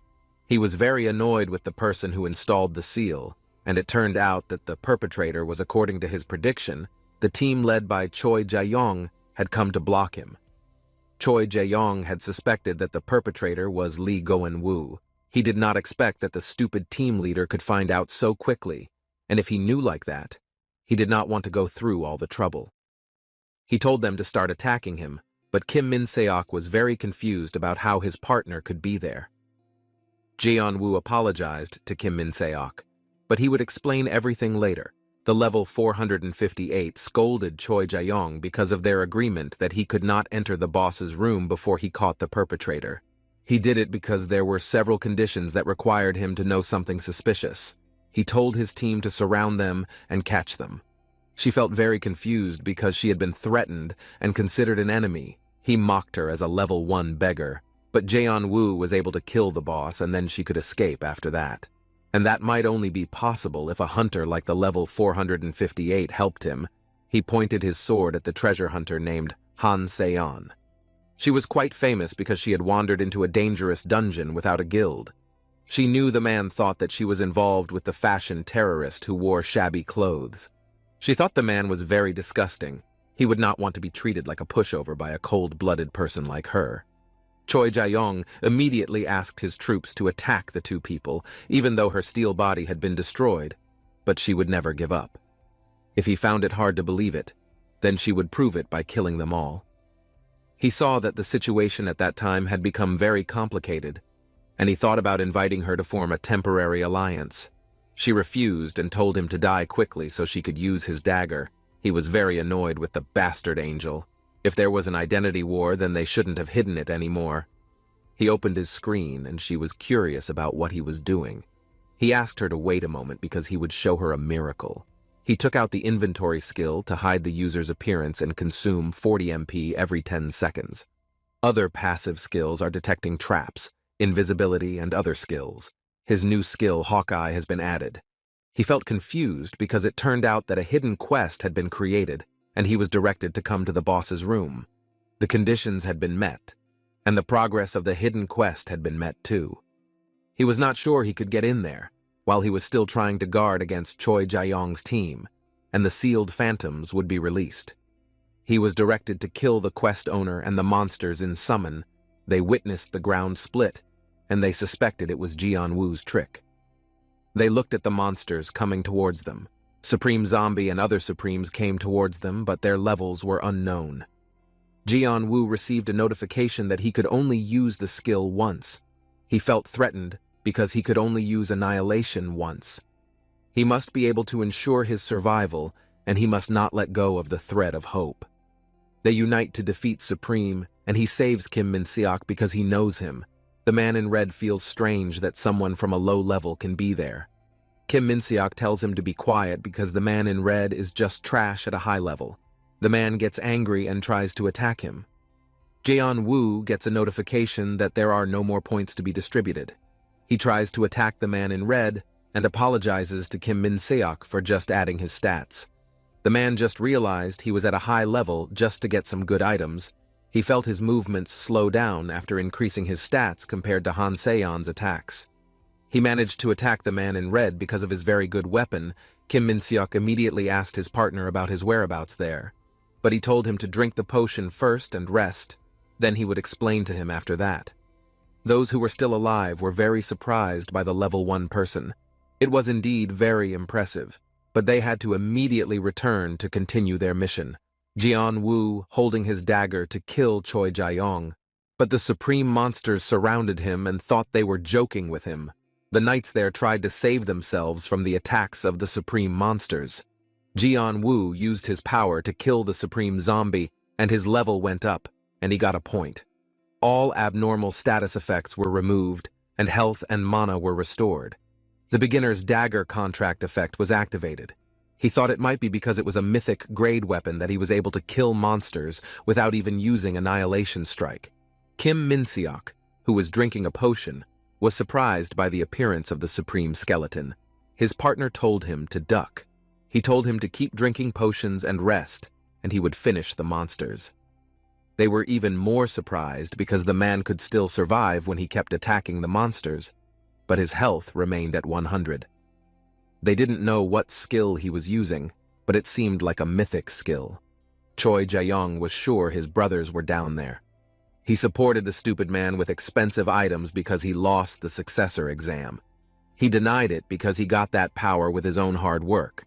But they realized that the level 1's fighting ability seemed like an ordinary person, and if they compared it to Han Se-yeon, the difference was very big. Jae-woo realized that he was being talked about.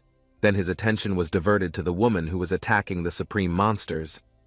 She was not dancing, but her attack movements were amazing. Besides, she looked very beautiful. She stepped back from a supreme goblin behind her, then she used the bird pierce skill to attack the monster. But she held him back and told him to stop. He laughed and said that his hand had slipped and apologized for interrupting her fight.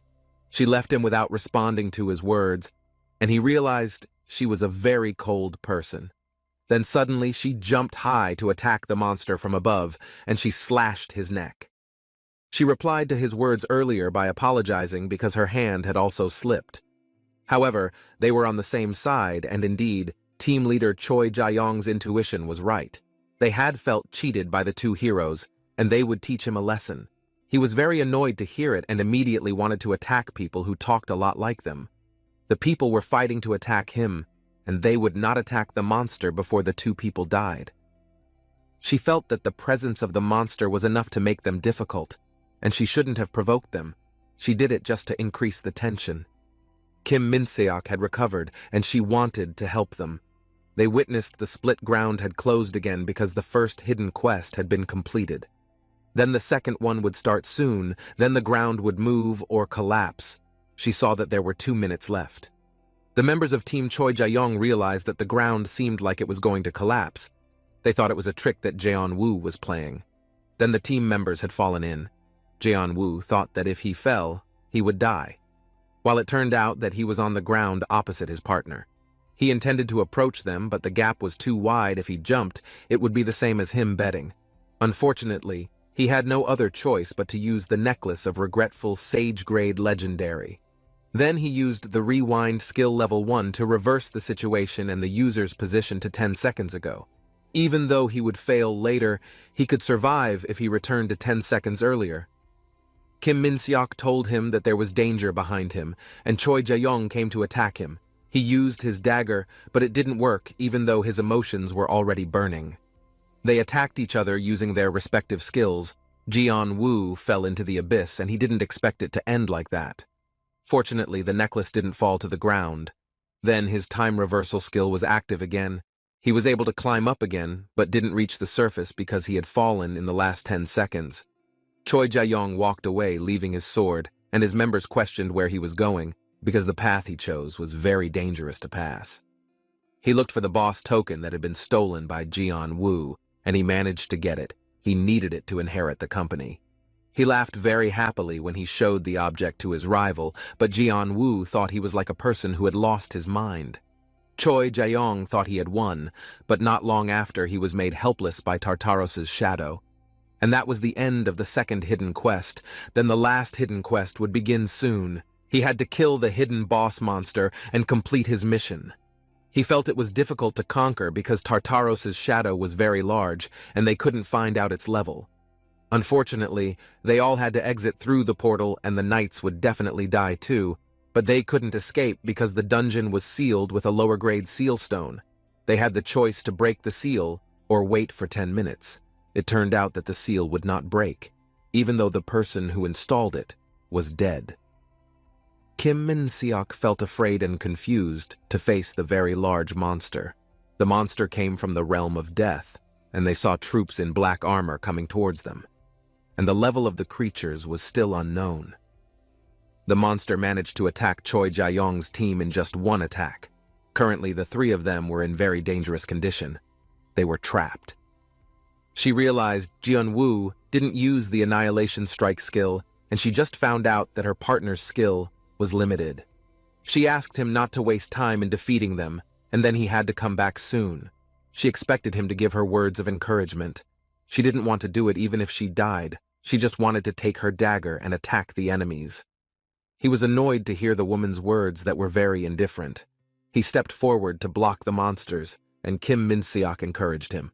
He called the monsters to approach him, and he was attacked by the Shadow Knight, and he received 6,780 damage and continued to increase.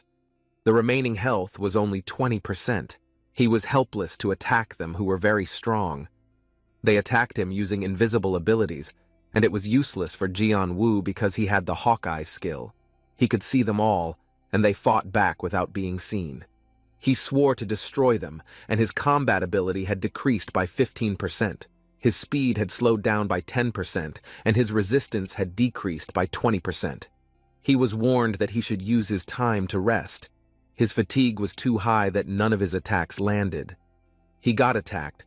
Then he used the skill that he had been holding back since earlier. He was going to launch his counterattack. In addition to the Annihilation Strike skill, he activated the Invincible State, and he managed to defeat the herd of horse-riding monsters.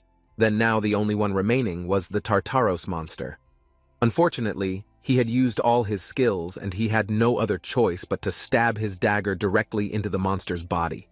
The monster had walked towards him and he tried to be sure even though he was actually very doubtful. Then they competed in strength. He managed to kill the monster, then his level went up and he got points.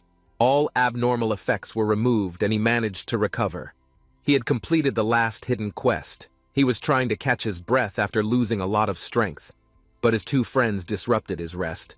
They told him that there was danger behind him. His body was stabbed and he received a very serious injury. He was already bleeding heavily and losing 1% of his health every second. Now he only had 25% health, which meant he only had 25 seconds before he died. Monster Choi Jae-yong had attacked him very badly, and he swore to kill him. Jian-woo tried to remember the last time Choi Jae-yong was very happy and he thought he was crazy. The man was very sure that he would win with the monster token in his hand. And it turned out that he turned into a monster. He had lost the stat effect. When Choi Jae-yong fell into a ravine, he thought he was going to die, and could not enjoy a comfortable life and inherit the company. At the end of his time, he still held a grudge against Jian-woo, because he had made it difficult for him to conquer the dungeon. Then he got a whisper from the devil for revenge. He was provoked to stop being human, and the whisper would give him the strength to take revenge. Then he accepted the contract offer. He was very sure to accept it, and his resurrection became an additional hidden quest. Jian-woo had to kill the monster Choi Jae-yong who refused the fate of becoming human. He felt that it was impossible for humans to turn into monsters. Kim Min-seok told him to retreat because he was very weak. His partner tried to help him attack the monster using his sword. Then he, who was already at level 43, died after being attacked by a very strong monster. He could only watch his friend die silently, and she told him to immediately move to help her friend. She ran to attack the Choi Jae-yong monster. Even she, who was already at level 458, could not defeat it. Without a long time she had fallen, while he helped his friend who was already helpless. Jian-woo only had one skill, namely invisibility. He used that ability to save the woman. She considered him stupid because he saved her in a very critical condition. He questioned back whether there was a stupid person who would give his life to save her. She still considered him stupid because he saved someone she had just met. He gave her a mandate to take over the dagger and then make a soul contract if he died. She didn't want to do it, and she convinced him that he had to succeed in killing his opponent. He was happy because she finally gave him encouragement. Because of that, he became sure he could return safely. His health was now only 2%, but even though he had no health and skills, he was sure that the scratches he gave to the Choi Jae-yong monster could have fatal consequences. He had no choice but to attack his vital parts and finish him quickly. When he attacked him, he felt like he was fighting a machine. The light of power from Choi Jae-yong's monster was so strong that it made the stat effects disappear. All the power in him had started to decrease significantly, and he needed time to rest. He felt that he had reached his limit, but he just wanted to live a normal life. And how could something become so complicated like that? He realized that maybe he shouldn't be a hunter. He tried to make himself aware that he shouldn't give up so easily. He saw the skill between Choi Jae-yong's monsters, and he thought that it was just his illusion. He didn't know that, but it seemed to be telling him to follow. In the realm that was like his illusion, he managed to stab his dagger into Choi Jae-yong's monster's body. He managed to defeat Choi Jae-yong because of the prolonged fight. He managed to get 5 fatigues, until now his fatigue had become 100. The additional hidden quest was complete. He returned to the surface of the dungeon and was still unconscious. Meanwhile, the man in red woke up among a pile of monster bodies. He thought he was dead. Then his partner asked him if there were any monsters left. They saw that it seemed like there were none, and they saw many people who had died. Jian-woo felt like he was possessing someone's body. The man in red thought that if everyone only had 1 or 2 skills, maybe they could avoid the mass death. His partner told him that if they could share the rune, then the power would be spread, and they would not be able to kill monsters with higher levels. But unfortunately, it was unfair if they only gave the rune to strong people like them. His partner asked him to stop thinking about useless comfort. It was better for him to kill the monster before many humans became more miserable. He was able to catch the perpetrator of the incident and the divine stone and return to his original state. The first human was Han Se-yeon. He woke up from his sleep. It turned out that what he had experienced earlier was a dream.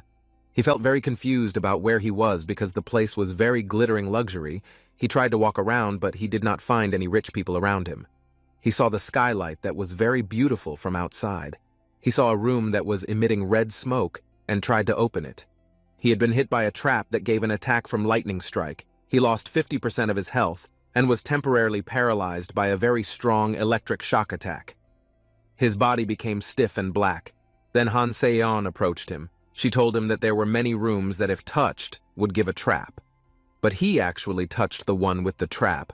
His stupid action was really extraordinary. He asked her to tell him what rooms they were. The level 871 man confirmed Xiangjun's words. When he saw him, Jian-woo felt familiar with him, because he was the person he saw in his dream. He showed his guild card and told them that the leader of the Myeonga Guild had to take care of the problem. So far, he had supported from behind as a supporter of Han Se-yeon. Jian-woo thought if it was Myeonga, which was one of the top guilds, then why did they only help treasure hunters like that woman? According to him, it was very suspicious. He wondered what had happened to Kim Min-seok. She explained to him that her friend's condition was not in danger and he should be recovering well in the hospital by now. The news was actually a relief to him, but he was curious as to why she wanted to help him. The level 871 man told him the reason was because of the golden dagger. Jian-woo had guessed that the woman's target was his dagger. It was said that if it weren't for Han Se-yeon's soul contract, he would have sold the dagger. The man tried to ask her to give him certainty. She confirmed it.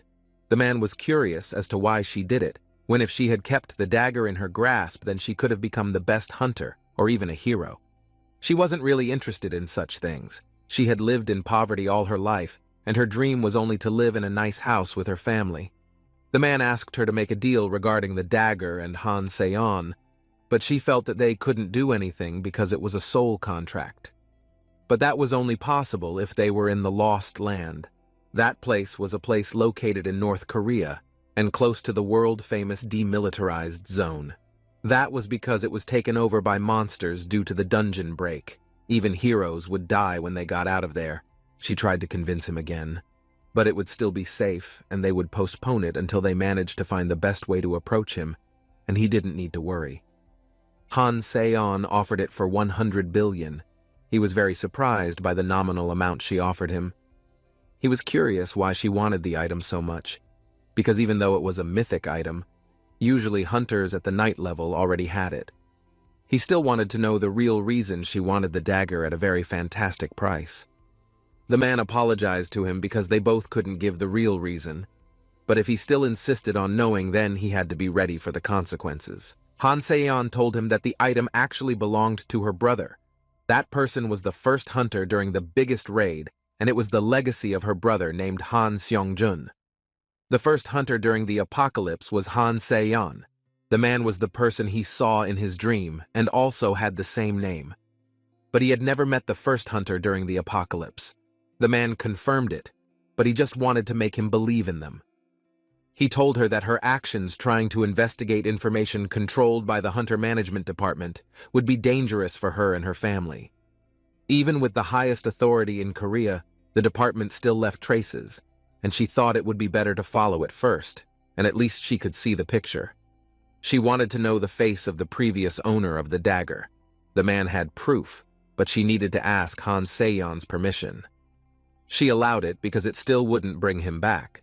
She showed him the picture, and when she looked at it, it turned out that the man was the person she saw in her dream. She could feel how charming Han Seong-jun was just by looking at the picture. She was sure he must have worked hard to find her brother's relic. She had seen it, but she was hesitant to give him the dagger. The man admitted that they had no other choice. Then she immediately took out his sword. Jae-woo asked her to calm down because he was just joking. Of course he would give her the dagger. The man was very grateful because Jae-woo made a very wise decision. He had already made the preparations for his acceptance, and he had prepared the contract a long time ago. He read the contract carefully and he agreed with a shudder, but the last part about eavesdropping, tailing, and monitoring was too extreme. Even just to protect his dagger, he emphasized that it was inevitable to protect his dagger. He might have realized it, but the Hunter Management Department was very obsessed with having Han Seong-jun's item. If they found out that he was the owner, they would probably try hard to take it over without paying attention to the contract they made. So he had to be patient until the dagger had been transferred. He was very shuddered, imagining the agreement in contract number 4. The point explained that if he died, then they would take back his deposit because he thought it was nonsense. He felt that he was very untrustworthy, and he thought they could control him with money. She seemed to have looked down on him, and he was like a worthless pawn. The man tried to mediate them with his solution, but Jae-woo still didn't trust the two of them, and he never knew how they would steal his dagger. The man threatened to kill her if she still didn't want to obey the contract. The man was so furious that he split the table so that they would listen to him. He told them to just get married. He thought it was a good choice because of Han Se-yeon's tight supervision and the money that Jae-woo wanted, and everything was solved by getting married. He found it hard to believe that he would marry a beautiful woman like a top model and had a lot of money. He accepted it on the grounds that he had no choice because the situation required them to do so. The man was very happy with his decision. He told her that he was impressed enough when Jae-woo killed Choi Jae-young. He had to do something like that again to impress her. But unlike Han Se-yeon, she was very angry with it, and she expected them to die in the dungeon. Then they agreed to the contract, and it turned out that Jae-woo's stats were lower than Han Se-yeon's. That wasn't enough to prove that he had succeeded in killing Choi Jae-young. She was worried that he couldn't kill him because he didn't have the skills anymore. At that time, he was only led by a rope that appeared in front of him. They had never heard of such a phenomenon, but it was better for them to put that aside for now. There was something bigger that they had to face. Currently, there was no reward, and more over the next quest had not appeared. He was confused because the completion notification had to appear at that time. For now, they had no other reason than to go directly to the dungeon. The man wanted to follow them, but it would be very dangerous because the management department was definitely investigating him, especially since Jae-woo was a newbie. She did not invite him to go and told him to stay there while cleaning the messy living room. If he did not want to do it, then maybe the money he got would be given longer than they promised. He saw items that he never had in his house. He had to do it even though he was very reluctant to be told to obey someone's orders. She doubted whether he could obey his contract, and he was willing to cooperate. But that was something she did not need to worry too much, and they just needed to keep an eye on him. Jae-woo saw the news that there were about 20 hunters missing in the dungeon in Seoul. The only hunter who survived was Kim Min-seok in critical condition and unconscious. He was very shocked when he found out about his partner's condition. One beautiful night, many sparkling stars appeared in the sky. Seen in the luxurious hospital area, in the courtyard outside, there is Jae-woo looking at his cell phone. On this night, he was trying to contact Han Se-yeon, but the phone call could not be received. As a result of this, he felt so unlucky because it had been 3 hours since Han Se-yeon had come out of the dungeon. After that, he peeked behind the tree. In front, there were several people who were still outside. Jae-woo couldn't wait too long. It felt like he wanted to check on Kim Min-seok's condition as soon as possible. It was then that 2 agents informed him that the team leader would not be coming to this hospital, so they were asked to leave immediately. Hearing this, Jae-woo immediately panicked because he was confused about what to do. The people on the street automatically noticed that Young Si-hun had entered the hospital. Then there were those who asked permission to conduct a short interview. The purpose of this interview was very important to cover the dating rumors with a top star named Choi Yura. The 2 hospital agents immediately denied that the rumors were false. Behind the tree, Gyeon-woo was very focused on listening to the conversation of all of them. He also remembered about the name mentioned earlier, namely Young Si-hun. In this case, he has absolutely no desire to meet with Young Si-hun, let alone measure his statistics. It was only a matter of time before the beginner dagger was discovered, but apart from that, he also thought he couldn't just leave Kim Min-seok alone in the hospital. Moreover, the cause of Kim Min-seok's injury was due to Jeon-woo's own negligence. Jeon-woo quickly opened his cell phone and sent a message to Han Se-on. The contents of the chat informed him that she was at the hospital where Kim Min-seok was treated. Although there are agents who come and do security, but secretly he will check the condition of Kim Min-seok after that will return home. After informing Han Se-on, he who was still under the tree immediately acted by using the invisibility skill. His body is immediately transparent. In this case, Jeon-woo must remain careful and must not be caught by anyone. Without stalling any longer, he immediately walked towards the front entrance of the hospital. In front of the terrace, there are 2 agents who are guarding. When people who want to enter the hospital one by one must be checked first. Jeon-woo was forced to join the queue and remain patient. When there weren't many people outside anymore, he immediately took care to sneak in. The system told him that the power consumption used by Jeon-woo was 480 MP. He quickly ran inside, and invisibility would be released after 8 minutes of use. He had to act quickly because he didn't have much time. On the other hand, there were 2 men who were talking. Immediately, Jeon-woo stopped and hid behind the wall. The 2 men were discussing the reporting that was considered very difficult to do. Mr. Vice Chairman asked the new reporter if he had found Kim Min-seok. The new reporter said he hadn't found anything. He had checked the intensive care unit and the hunter's ward, but it seems that Kim Min-seok is not there. The vice chairman once again asked if the new reporter had done the inspection properly. The man in charge of the new reporter immediately showed a proof so that this gentleman could believe him. It was what he had just learned from the fight with the agents earlier. Jeon-woo was still listening carefully to the conversation between the 2 men. In addition, this new reporter was very curious about the vice chairman's father, why he was so obsessed with a person named Kim Min-seok.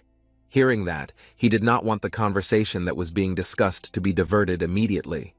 The new reporter was asked to stop the nonsense and then given orders to conduct an inspection on the VIP floor as well. He became curious whether there were agents in the room or not. The deputy chairman didn't give any explanation and just asked that they all fight back. After hearing the conversation, Jeon-woo could conclude that using a junior reporter like that, there was a possibility of getting past the guard agents easily. The new reporter man immediately walked alone to the elevator, while Jeon-woo followed behind. After arriving at one of the rooms, there was one of the officers who said that ordinary people were not allowed to enter this place carelessly. Then the new reporter immediately whispered that he just wanted to check whether the hunter Kim Min-seok was in this place. The agent said that there was no one named Kim Min-seok, so he better leave because he was not given permission. Meanwhile, Jeon-woo easily managed to get inside using only his skills. There was a commotion and the reporter was on the floor with his shirt off. He said that these 2 officers had prevented the press from entering, so this action could be considered press suppression. A reporter has the right to know the truth. As a result of the incident, this new reporter had to be taken out so as not to cause any more commotion. Jeon-woo did not care about the commotion at all because he was going to launch his action towards another room. When he arrived at the room that seemed very quiet, he looked around him. In Jeon-woo's observation, this place was very different from the entrance guard. Inside was too quiet. He didn't even see a single nurse passing by in this room. The system immediately informed that Jeon-woo's MP consumption power was already as much as 1,200. Then the invisibility will be released after 5 minutes. Now there was no time for Jeon-woo to hesitate. Quickly, he immediately ran fast without caring about anything. In the end, the struggle carried out by Jeon-woo has paid off because the room where Kim Min-seok was treated was found. In front of the door, Jeon-woo was immediately in front of the door and wanted to open it so he could get inside easily. But he was surprised by the presence of a red aura. This is the same as what he had seen before, right at Han Se-on's house. Whether the power was exercised by the same person or could be interrelated with each other. The door to the hospitalization room opened slowly. When entering suddenly, Kim Min-seok immediately pulled Jeon-woo's shirt, then asked him not to make the slightest sound. Kim Min-seok explained that there was a trap at the door, so Jeon-woo had to follow him now. Hearing a trap, Jeon-woo was very curious about what the purpose was to set something like that. This time, the trap will be directly detected using the Hawkeye skill. Jeon-woo can only believe that the red aura on the door is a deliberately set trap. They both continue to walk towards another place. Kim Min-seok finally arrived at one of the rooms and entered it. He informed that this place was the ward where he was. Until now, Jeon-woo is still curious about who the person was who set the trap like that on the door. Kim Min-seok immediately said that the person who set the trap was Young Si-hun. Hearing that made Jeon-woo a little surprised. Kim Min-seok further said that Young Si-hun informed him that the person who killed Choi Jae-yong and the hunters might return. Jeon-woo never thought that someone like Young Si-hun would consider this case a murder. Actually, Kim Min-seok also tried to play dumb by saying that he didn't remember anything. But there was someone who used the tracking stone in the dungeon and deliberately framed it as a murder case. In Jeon-woo's mind, something like this is very unlucky indeed, especially since it can make his head even more dizzy. For all these events, Kim Min-seok immediately asked Jeon-woo if he could release the invisibility skill he had used since coming here. Honestly, Kim Min-seok couldn't see Jeon-woo's form at all. Hearing that, he immediately apologized for forgetting to release the invisibility skill. After that, Jeon-woo's form can be seen as normal again. He asked Kim Min-seok how he could not be caught traveling to this place. Kim Min-seok immediately pointed towards the window. He already knew that Jeon-woo came because of the item. That's why Kim Min-seok has been looking out the window ever since. Jeon-woo is still confused about what item this Kim Min-seok is actually talking about. In Kim Min-seok's hand, there is already a bright purple ball. Kim Min-seok said that if this shiny ball item fell from the sky after Choi Jae-yong died, it would be considered very important. Jeon-woo was endlessly surprised, just as Han Se-yeon had said. It turned out that there really was a quest reward. Kim Min-seok immediately gave the item to Jeon-woo. He was really very grateful, but did he really have to hide this item there? Kim Min-seok apologized that there was no safe place around here. The item had now passed into Jeon-woo's hands. The name of the prize item obtained was the memory bead, a bead that contains the first hunter's memories. The procedure for using it was to insert the bead into the dungeon portal within a set time limit. Jeon-woo saw a number on the system screen. He became confused and spoke to Kim Min-seok what the numbers that appeared meant. Kim Min-seok told Jeon-woo that it was a time limit. He asked back if he now knew something. Hearing that makes Jeon-woo upset, because Kim Min-seok doesn't know about it either. Suddenly, Kim Min-seok holds Jeon-woo's body and says that someone is coming soon, so he must hide as soon as possible so as not to get caught. Forced Jeon-woo to use invisibility skills again so as not to be seen. Now that the door was open, it turned out that it was Young Si-hun who came. Kim Min-seok immediately greeted him with a cheerful face. This time, Young Si-hun came here because he had seen it directly on the CCTV. When seen, Kim Min-seok moved to the next room. Without making a panicked face, he explained that he was asking the agent for a drink. Moreover, the room also looks the same, so he decided to go to that room. Hearing the explanation from Kim Min-seok, Young Si-hun confirmed that at this time, he was not waiting or meeting with anyone. Kim Min-seok emphasized that, of course, he wasn't meeting with anyone. There was no point for him to do something like that. But Young Si-hun still felt suspicious about the floating purple bead. Instantly, Kim Min-seok immediately fell silent and felt a little panic. Jeon-woo was even more frightened because he just realized that he couldn't use the invisibility skill on the quest item. Young Si-hun wanted to move to take the purple bead, but Kim Min-seok's hand immediately prevented him. Suddenly, Kim Min-seok immediately shouted to run in the position of Young Si-hun's body, which was still being held firmly. You can see the atmosphere outside the hospital courtyard. There was a new reporter sitting alone. He held his shoulder, which was still sore. The incident earlier had made him very frustrated. If it continues like this, then he will never stand it. Not long after that, the vice chairman immediately came to see the new reporter to ask if he had found the whereabouts of Kim Min-seok. The new reporter honestly couldn't find him. In addition, he has also been caught at the entrance to the VIP floor by 2 agents. Knowing that makes the vice chairman so upset. This new reporter should have been able to avoid that. If he can't find Kim Min-seok's whereabouts, he should at least bring you the latest news from Jung Si-hun. The new reporter admitted that he had done everything. He also doesn't know who Jung Si-hun is that the vice chairman is referring to. The new reporter did not want the deputy chairman to think that all this was easy to do. Many obstacles occurred at the hospital. From the top floor of the hospital, one of the windows was immediately broken and the glass scattered out. The people outside were panicking because they thought that something had fallen from upstairs. Others also thought that someone had committed suicide. The new reporter outside also couldn't see what was happening properly, while the vice chairman wondered what was really going on at the moment. Then they also saw a purple bead floating in the air. After that, it was seen above the car. There was Jung Si-hun. The vice chairman and the new reporter were very surprised to find out about this.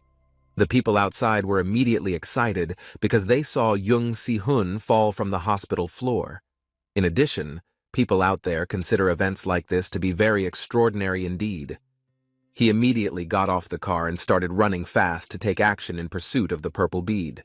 Quickly, the chairman told the others to follow Jung Si-hun, even though he didn't know what was being done, but this was hot news. He was busy telling the other reporters to take the camera and do the chase. The new reporter informed that the vice chairman had to go together. When looking to the side, the vice chairman is no longer there. At this time, he was already in the car and shouted for the new reporter to immediately get into this car. When he was inside the car, he said that the hunter was running at the same speed as the car, so they must be able to chase him at high speed. If there is a chase event, then the new reporter must find a car immediately and not stand still. After that, he will take off and ask the new reporter to hold on tightly because the car will go very fast.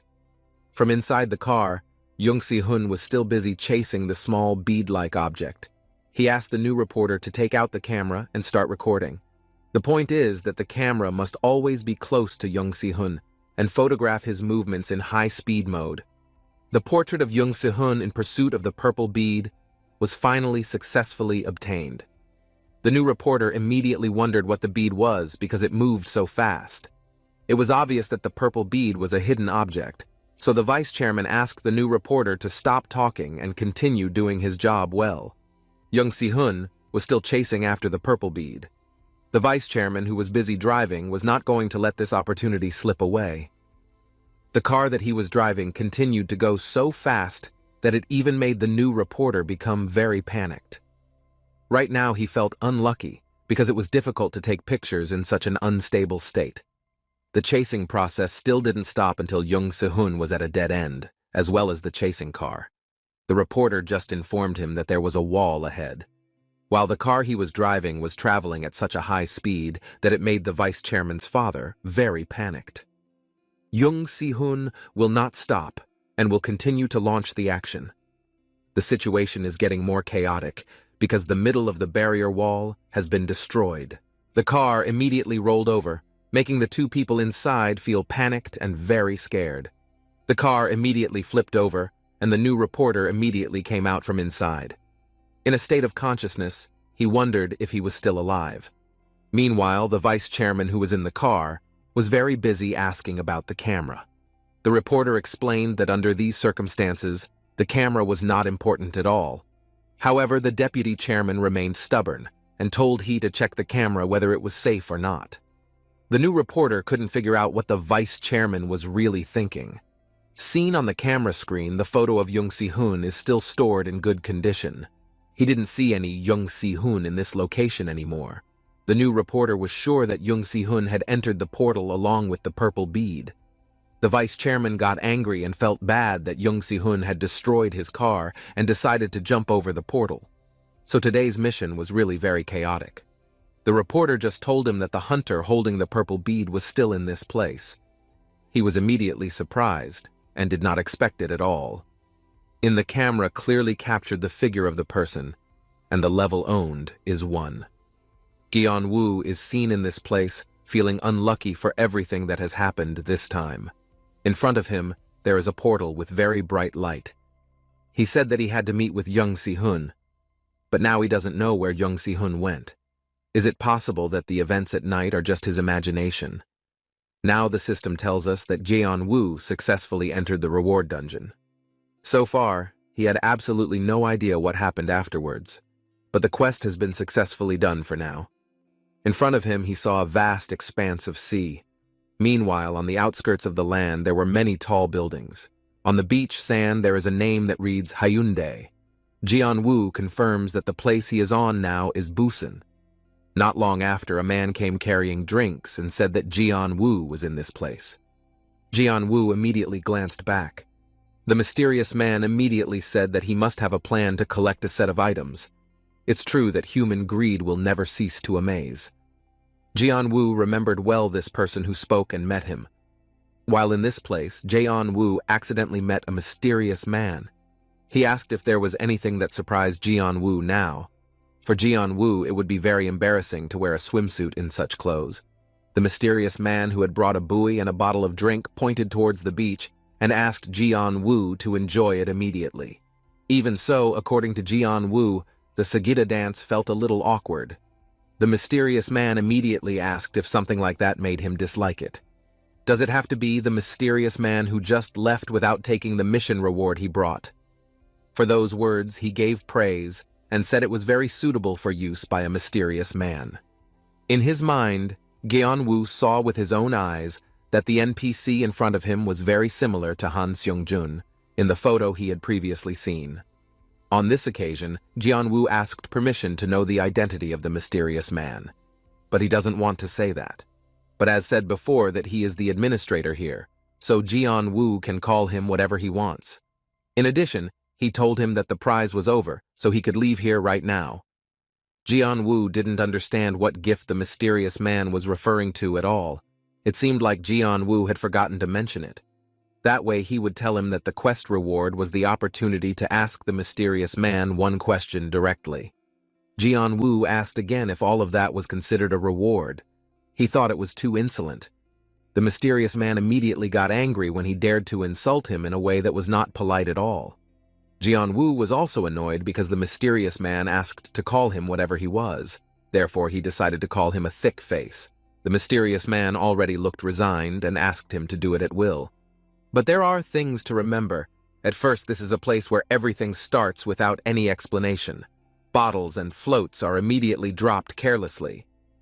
Then the mysterious man took out a syringe and aimed it at Jeon-woo's front body. He was very panicked and did not understand what the mysterious man would do to stab his chest.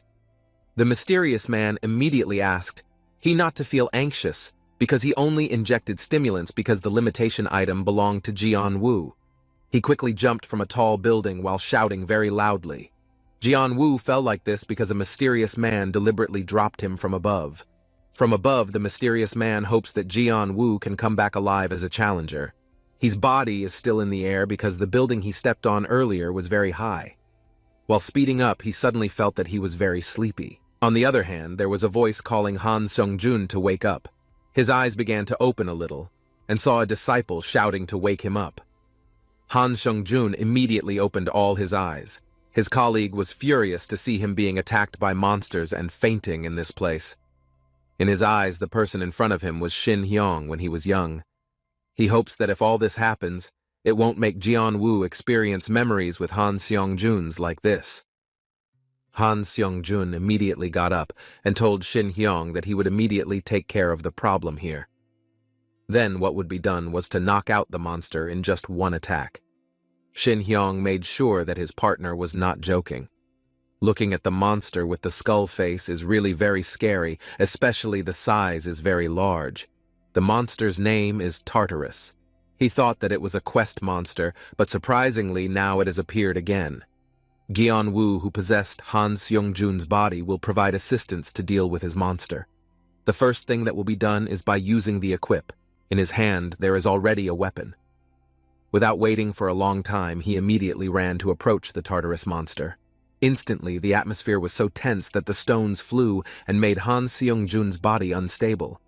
Jeon-woo, who was inside Han Seong-jun's body, didn't know what happened. even though he had stabbed the monster's body parts correctly. Now he felt the misfortune of an unsuccessful attack. Shin Hyung immediately approached his partner, and did he only realize the attack now? Even the god Tartarus in this realm does not tolerate physical attacks or skills that contain magic. Therefore, the only weak point of Tartarus was his head. Shin Hyung immediately disbelieved and assumed Han Seong-jun was joking. In this case, he invited his partner to bet in order to prove the truth.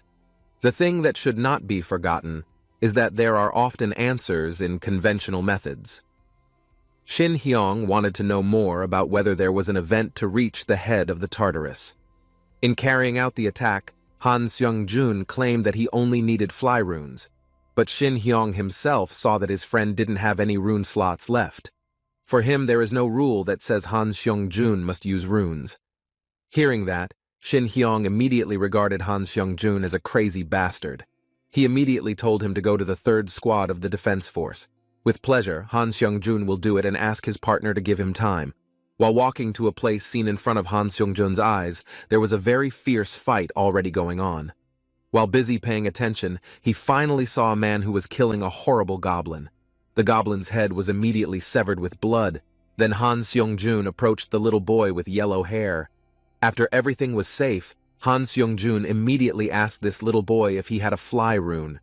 While he was busy paying attention to who the person in front of him was, he immediately realized that it was Han Seong-jun coming to see him. This little boy confirmed whether he really wanted to borrow the fly rune. At this meeting, he immediately pointed upwards and said that he could not fly there. Therefore, his arrival was to ask for help so that this little boy could take him to fly there. The little boy explained that the place was too high to reach. Han Seong-jun will fall due to lack of magic when he wants to go down. If that's the case, he asks this little boy to bring him down halfway. After that, Han Seong-jun will take care of the unfinished side. The little yellow-haired boy asked again if Han Seong-jun was so sure of his decision. Even when he was determined to defeat the Tartarus monster, there would be no safe way to get down safely. In this case, Han Seong-jun would not be concerned about his safety. In Gyeon-woo's mind, he thought that Han Seong-jun was afraid to do it. The little boy immediately asked he to leave for there immediately. Quickly, the two of them immediately flew for the direction of Tartarus. A few moments later, they both managed to land. In this case, Han Seong-jun was really very grateful for the help given by the little yellow-haired boy. After reaching the altitude, he will launch the action to immediately kill this Tartarus monster. Han Seong-jun has the courage to conquer Tartarus with the weapon that he has gripped tightly. With this method, he considers that the game is over. Without stalling any longer, he immediately thrusts his weapon into the head of Tartarus with all his might. In an instant, the monster's body reacted because its weakness was already known by Han Seong-jun. As he floated in the air, Han Seong-jun said that his words earlier could be proven well. Not long from saying that, he immediately shouted loudly because he saw the building below him was very terrible if he fell. At least in this case, he needs Chi Blast, so that he can still be safe and well protected. He immediately utilizes this by opening the screen on the system. After that, he immediately used his hand to do something. Han Seong-jun feels that he is still not slowing down when in the air, but he kept trying to do his best. Gyeon-woo, who was on Han Seong-jun's body, also wondered if this was the end of suffering. Surprisingly, the little boy immediately came and asked Han Seong-jun to hold on to him so he wouldn't fall. In this precarious situation, he didn't expect that this little boy would help him. After the presence of the little boy, they both finally landed safely on Earth. Han Seong-jun thought that he would die from the height. He was very grateful and very thankful to this little boy. Then he asked what the name of this little yellow hair boy was, because he hadn't had time to get acquainted. With a smiling face, this little boy said that his name was Sehun Chung. Gyeon-woo was quite surprised when he knew the real name of this kind little boy. A few moments later, Gyeon-woo's soul was immediately released from Han Seong-jun's body. He wondered if he would now return to reality. Not long from that, he actually returned in the position of a body that flew down. The situation was getting tense, because he felt that he would soon fall down with a considerable height.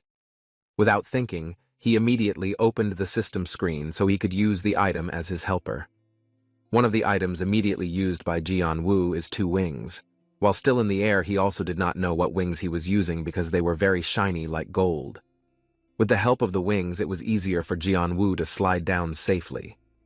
Jianwu managed to land down without any wounds or injuries. His eyes felt very dazzling because of the bright light from the wings. He made sure that this time he really managed to land on Earth. The system tells that currently he does not have enough mana because the MP used is very much. So also the skills cannot be used. Slowly the wings on his body will disappear.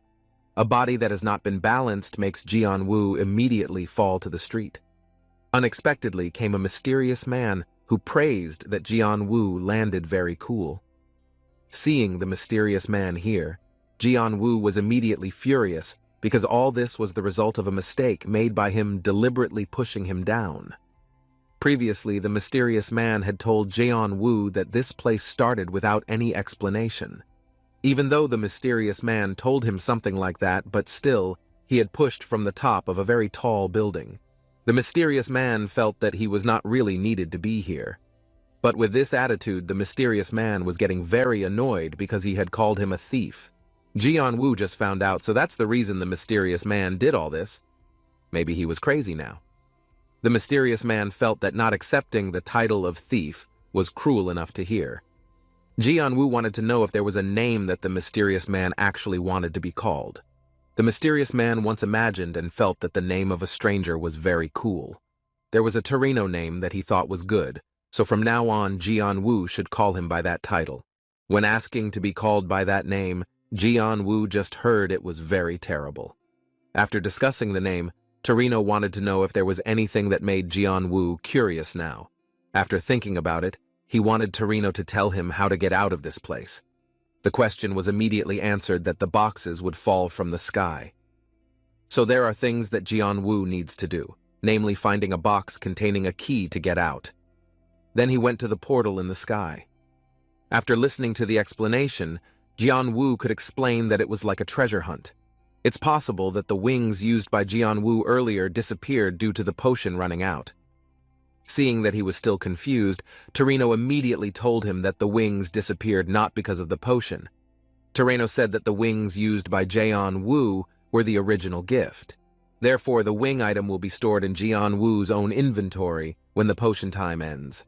So later, he could use the wings again and then become a hunter and expand the number of items that could be used at once.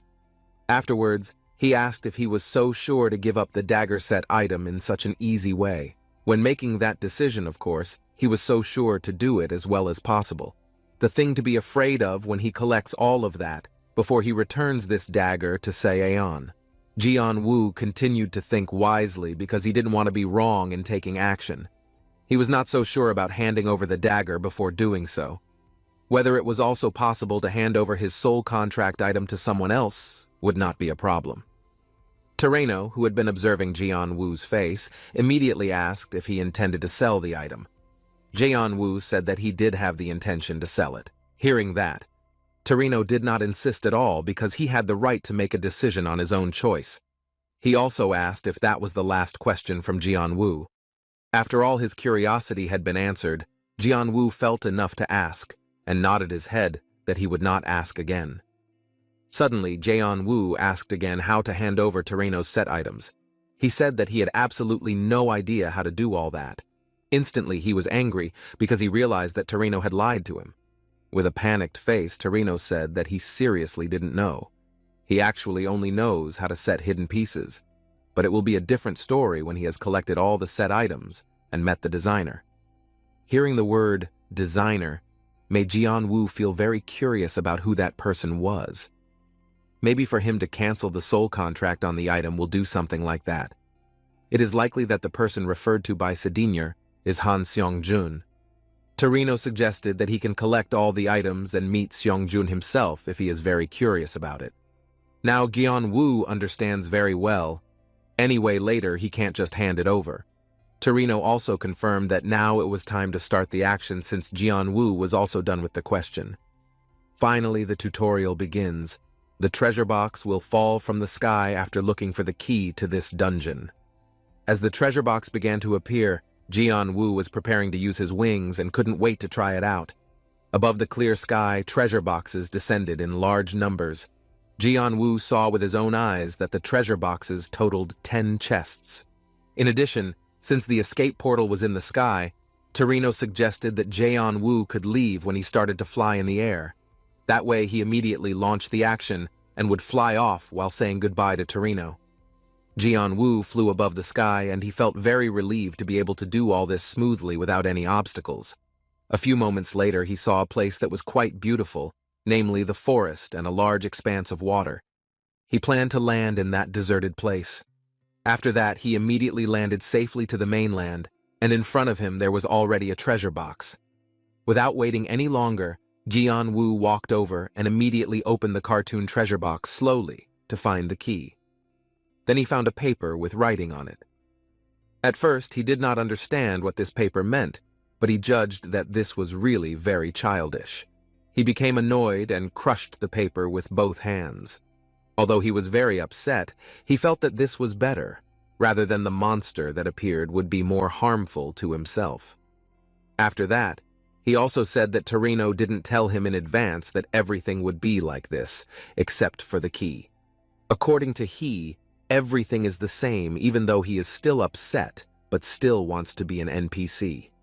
Jian-woo must continue this mission again as well as possible. Then he flew back to the place of tall buildings. Now, the second he had to look for her inside the building, he cautiously came from outside the tall glass building. While outside like this, Jian-woo could not see the entrance to this building at all. Not only that, he was also confused about how the treasure box could get into a building like this. While in confusion, he immediately looked for a way by opening the screen on his system. There are Tartarus wings that can be used to transform the body into spirit form. There are effects caused when using the Tartarus wings ranging from MP consumption power and fatigue felt by the body. In order to get the key to return to his world, he immediately used the skill. Jian-woo's body is now very transparent. He came into the building through the glass wall. Suddenly, when entering inside, there was something that happened. Jian-woo did not know about this at all. When observed, it turns out that it is true that if his body experiences obstacles when deactivating skills, it will be able to return to the original starting place at that time. Jian-woo was surprised because this notification was not informed to him from the beginning. Even so, he continued his action well and flew again at a fairly fast speed. He arrived in one room, after which he walked towards the treasure box near the wall, but he felt panicked about what the moving object was. Jian-woo was very curious whether the key was a living being.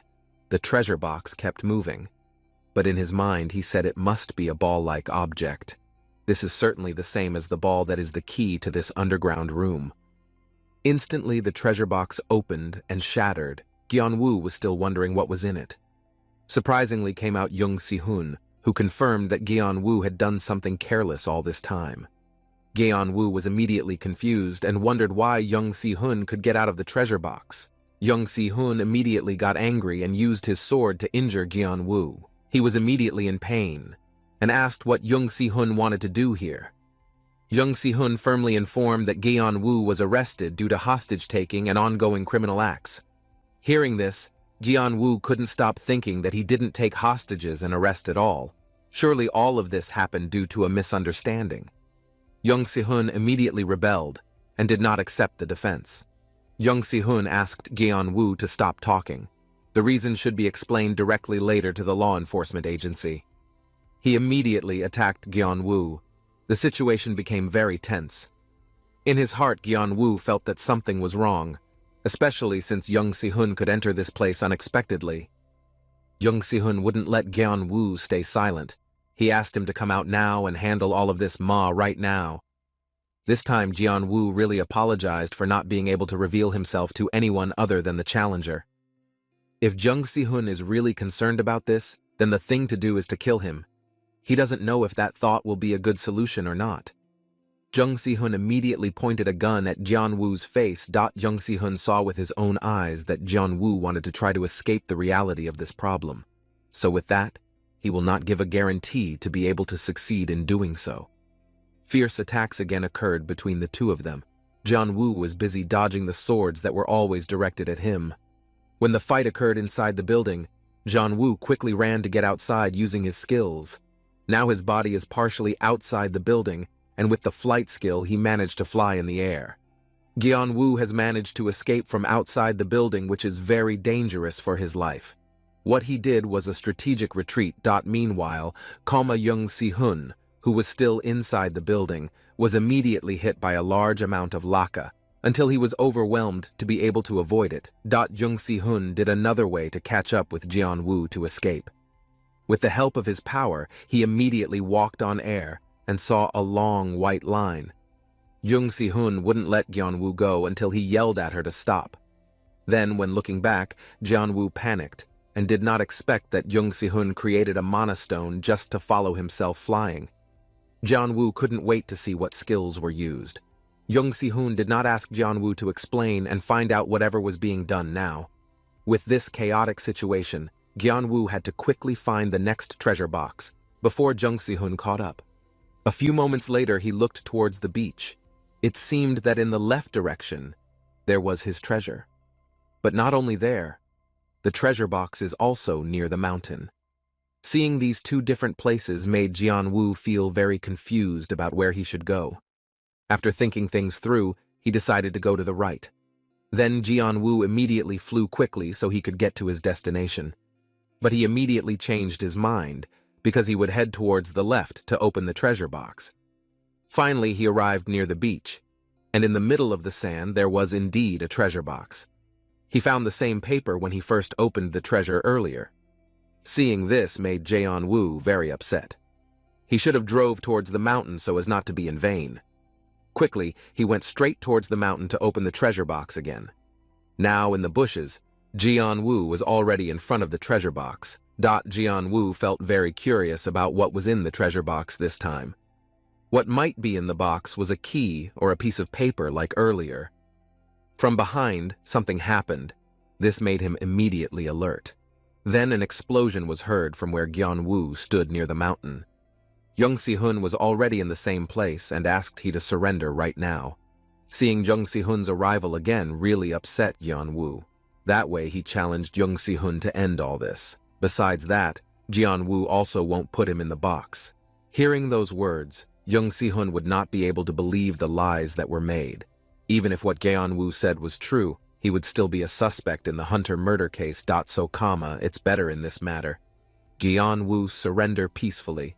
Jianwu was very emotional with Young Si-hun, who kept forcing him to surrender. He immediately used his skill, namely stealth, to look transparent. Then drove towards the treasure box according to his first mission. Whatever happens now would be better to forget. He has started to open the treasure box door and look towards it. The atmosphere immediately changes until a very bright light appears. Jianwu's body was immediately hit hard until it fell. But he can still get back up. Jianwu asked what sound was appearing at this time. A very scary Tartarus monster is seen. The system tells us that the terrible monster is a god who materializes into an avatar. In addition, Tartarus is also getting stronger due to adapting to this world over time. For a moment, Young Si-hun was immediately silent because of something he saw. There is a notice about the Tartaros monster. This creature is a god that materializes into an avatar. It can even become stronger as it adapts to this world over time. Young Si-hun immediately saw an object that was up in the air. He seemed to recognize the object. He said in his heart that the Tartaros with the poker face had a clear emotional look. Even so, it was the struggle of he in the past. But now Young Si-hun will still believe in his own skills. Meanwhile, Lee Jianwu had another plan to attack the head of the Tartaros, before going down completely. This was the same action he had taken against Seong-jun. Then he looked up and asked if this monster was a Torino, an NPC lord or a robber. Moments later, in front of Lee Jianwu, there were already several portals. After that, many avatars appear wearing the same clothes, but their levels cannot be known. The system notified the elixir expansion item 25 minutes and 12 seconds. In Lee Jianwu's hand was already a bright yellow dagger. He realized that his time was up. Even so, he will still defeat the boss of the avatar first. Seeing Lee Jianwu holding the dagger, Young Si-hun did not think that the dagger was his. Hearing those words made Lee Jianwu not answer at all and just stay silent. Without stalling for more time, he was ready to attack the avatar. The system informed him that the Avatar Knight had used the skill of throwing a long sword at Li Jianwu. He immediately panicked and shouted very loudly. The result of this attack had caused more than 30,000 damages. Then Li Jianwu's cell phone has dropped to 0. This murderous attack has made Li Jianwu hit by bad luck. Moments later, he told Jung Si-hoon that he wanted to talk about something important later. So for now, we both have to focus on escaping the danger of this avatar. Hearing that request, Jung Si-hoon did not agree at all. Li Jianwu must still defeat this avatar. So he was also asked to come forward even though he was alone.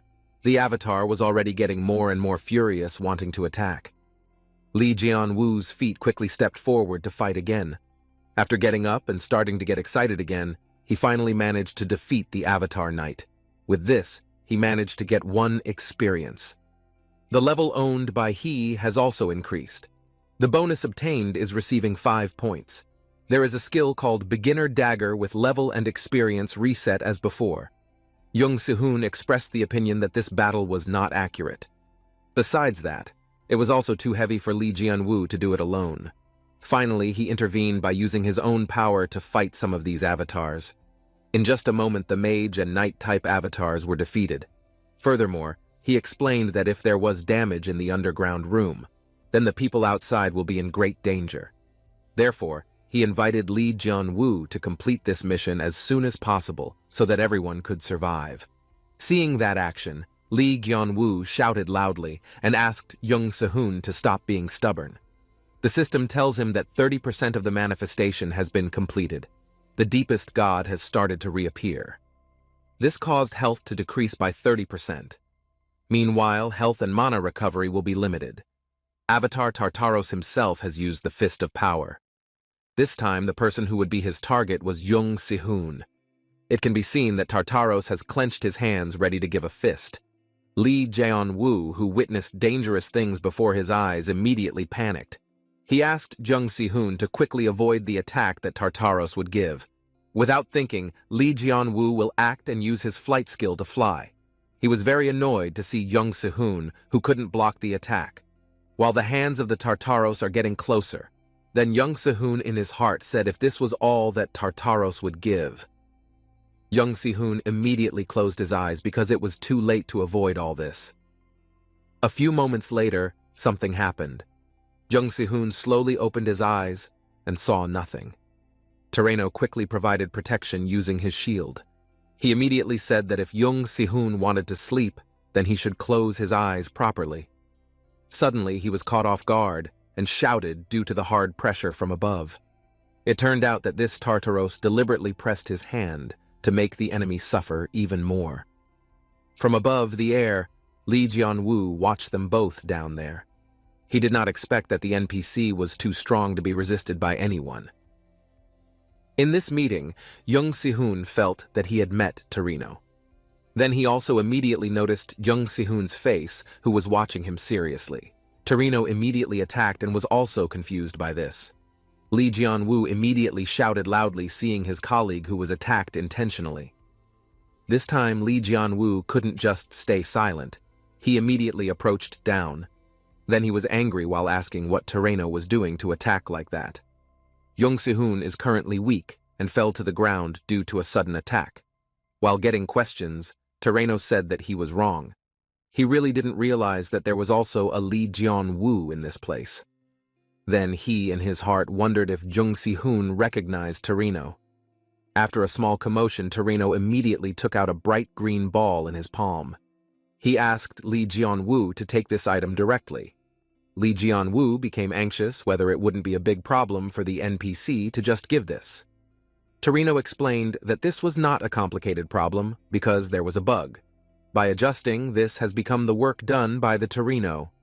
Li Jianwu just found out that the monster made Terreno want to destroy it. Hearing those words made Terreno confused, even though he only gave Li Jianwu time to get out. So in this case, Li Jianwu must still handle it alone. Suddenly, Li Jianwu became angry and said that he was a robber and his item was also very small. Then Terreno also firmly said that if neither Li Jianwu nor Jung Si-hoon could catch the monster, then the best thing to do is to run away. There are also many people out there who are capable of fighting. You can see the surviving Tartaros and several other avatars. In his observation, if things continue like this, then Jung Se-hoon will die. Lee Jianwoo had begun to fly away with Jung Se-hoon's body. Tereno suddenly shouted and asked Lee Jianwoo to surrender now. The system tells us again that Tartaros has used the Fist of Power. The target of his skill is Jung Se-hoon. Lee Jianwoo was in the air very close to the Tartaros. Even Tartaros's hands are always ready to give a punch to his prey. While on the ground, it seemed that Tereno, who was doing something, was not silent at all. He shouted that this kind of game had no end. He also knew that this Tartaros was trying to destroy the shield he made by using cursed power. Tartaros was so angry that his hand slammed down hard.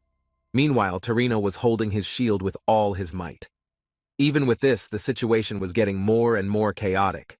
From the air, Lee Jianwoo was happy to see Tereno struggling to overcome the attack alone. Lee Jianwoo judged that the avatar himself could not stand the speed of intelligence. Surprisingly, above the air, Lee Jianwoo felt his legs were very heavy. It was because someone was pulling his legs from below. The system told him that the Avatar Knight had unleashed a long sword-throwing skill. Finally, after much effort, Lee Jianwoo's legs were able to avoid the attack very well. He continued to change direction while flying, even though it was not easy, because he was carrying Jung Se-hoon's unconscious body. He was very grateful to be able to successfully avoid the leech's interference. The system again informed that the manifestation of 60% had been completed. Then there was a shock wave of manifestation that occurred due to the Tartaros avatar. The blast radius was about 1 kilometer, while the remaining time was only 30 seconds. The Tartaros' face looked even more ferocious. While on the ground, Tereno shouted for the two of them to get out as soon as possible. Above the sky there, Lee Jianwoo's eyes immediately focused on a portal door to get out of this dangerous place. With high speed, he immediately flew there while carrying the body of the Jung Se-hoon. The atmosphere at night on a street is very crowded. A portal was immediately guarded by several people. They all asked to block his property and find the portal as soon as possible. Then asked again if the tracking was still not active until now. Then a man said if there was no list coming in. There might be something wrong here. The chairman was still at the scene. It had been about an hour. But he didn't know when those people would come out of the portal soon. The reporter man felt the same way because there were already many people waiting at this location, so that person should be able to come out as soon as possible. In the chairman's observation, the magic possessed by Jung Se-hoon could complete the Class A mission in less than 10 minutes. He became curious about what Jung Se-hoon was doing there.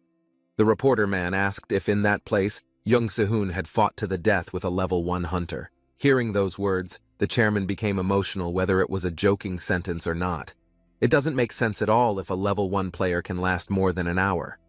So there would be no way a level 1 would last long, plus fighting Jung Se-hoon. A few moments later, a bright light appeared from the portal there. The chairman immediately saw that there was a basement trap. Is this a sign that Jung Se-hoon failed to complete it? He felt that this could not have happened just like that. Inside the portal, several avatars appeared, causing all the agents to be shocked. They do not know what exactly happened until the avatars could appear here. In addition, the level of the avatar was completely unknown to what extent. Then a male voice was heard saying that this should be a dungeon with rank D. After that, a voice was heard asking for reinforcements to be called immediately because of the emergency. The chairman was immediately surprised to see that the avatar had no level. Seeing the panic on his face, the male reporter asked him to remain calm because there were agents on guard here. In an instant, the avatar immediately killed the agent in a very sad way. The bloodshed at night could not be avoided anymore. For this incident, it can be said to be a sadistic massacre tragedy. The chairman and the reporter man immediately turned around to avoid the fierce attack. In this case, the chairman strongly agreed to forget all this. Now it was much better to stay focused on living without any distractions. While they were both running, suddenly there was something that made them surprised. The chairman asked if the road was blocked so that it could not be passed. He had never seen a building standing here before. The reporter man's sharp eyes told him that it was not a building. The chairman was really very surprised. It turned out that the figures seen with large white hair wearing crowns were Tartaros. They both looked very small and were really near the feet of the Tartaros avatar monster. Simultaneously, both of their heads immediately looked up until they were shocked. The male reporter was speechless because he had to deal with a giant Tartaros figure. After that, behind the two of them, there is already an avatar whose size is not too big.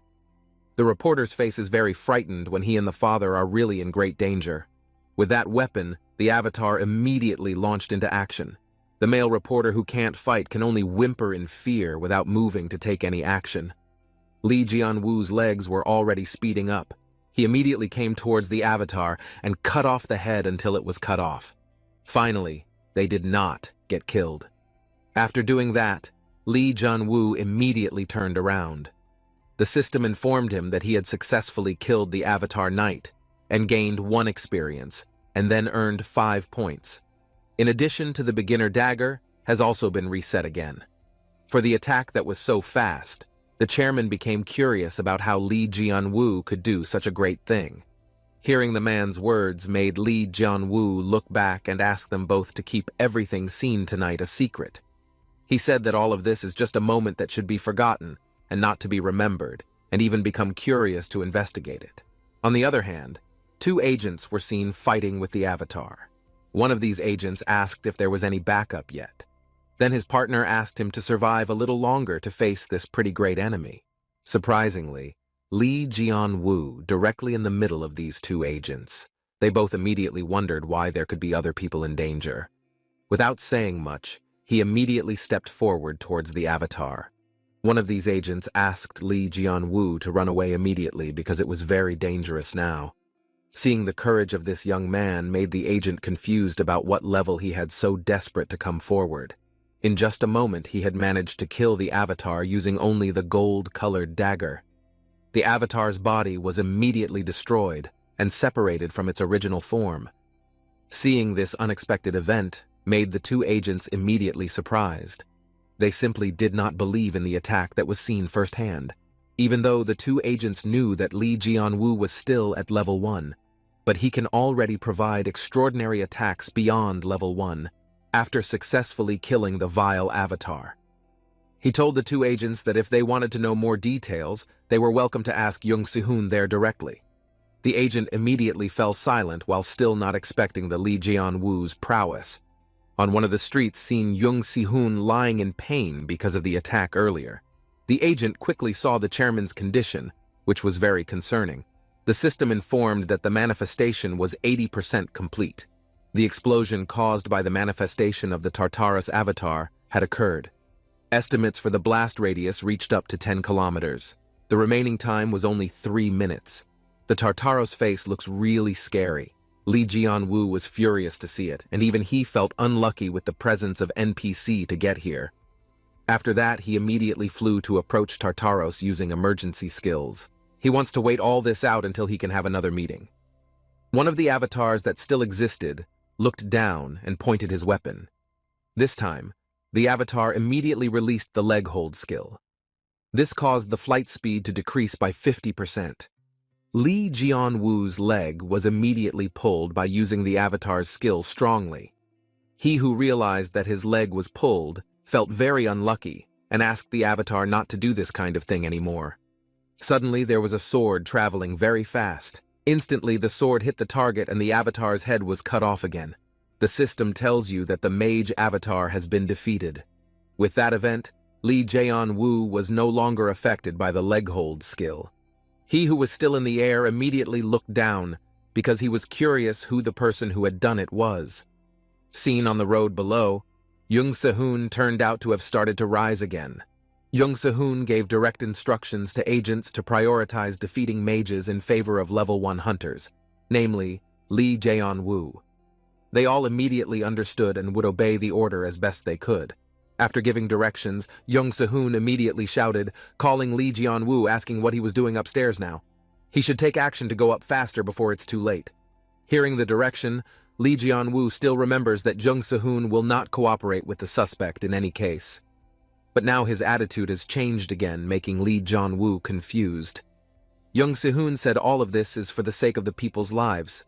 So now Lee Jianwoo better stop talking and start moving back to defeat the Tartaros monster so that the situation can return to safety. The statement said by Jung Se-hoon is always changing, but as expected, it was as easy as pie. The system talked about the expansion of elixir items for 1 minute and 30 seconds. Lee Jianwoo said that in this case there was not much time left. No matter what, he was determined to defeat the Tartaros boss quickly. The Tartaro's hand was seen moving again to deliver a blow. Moreover, Lee Jianwoo flew near the big giant hand. In this precarious situation, he must use the phase skill so that his body becomes like a transparent shadow. In this way, it seems like it will make it easier for him to launch the action. His body has begun to fly high and is no longer near the big hand. With great enthusiasm, he will start by attacking the Tartaros head until he can really succeed. The system tells us that the Tartaros is currently using Divine Lightning. The target that will be targeted in this Divine Lightning is Lee Jianwoo.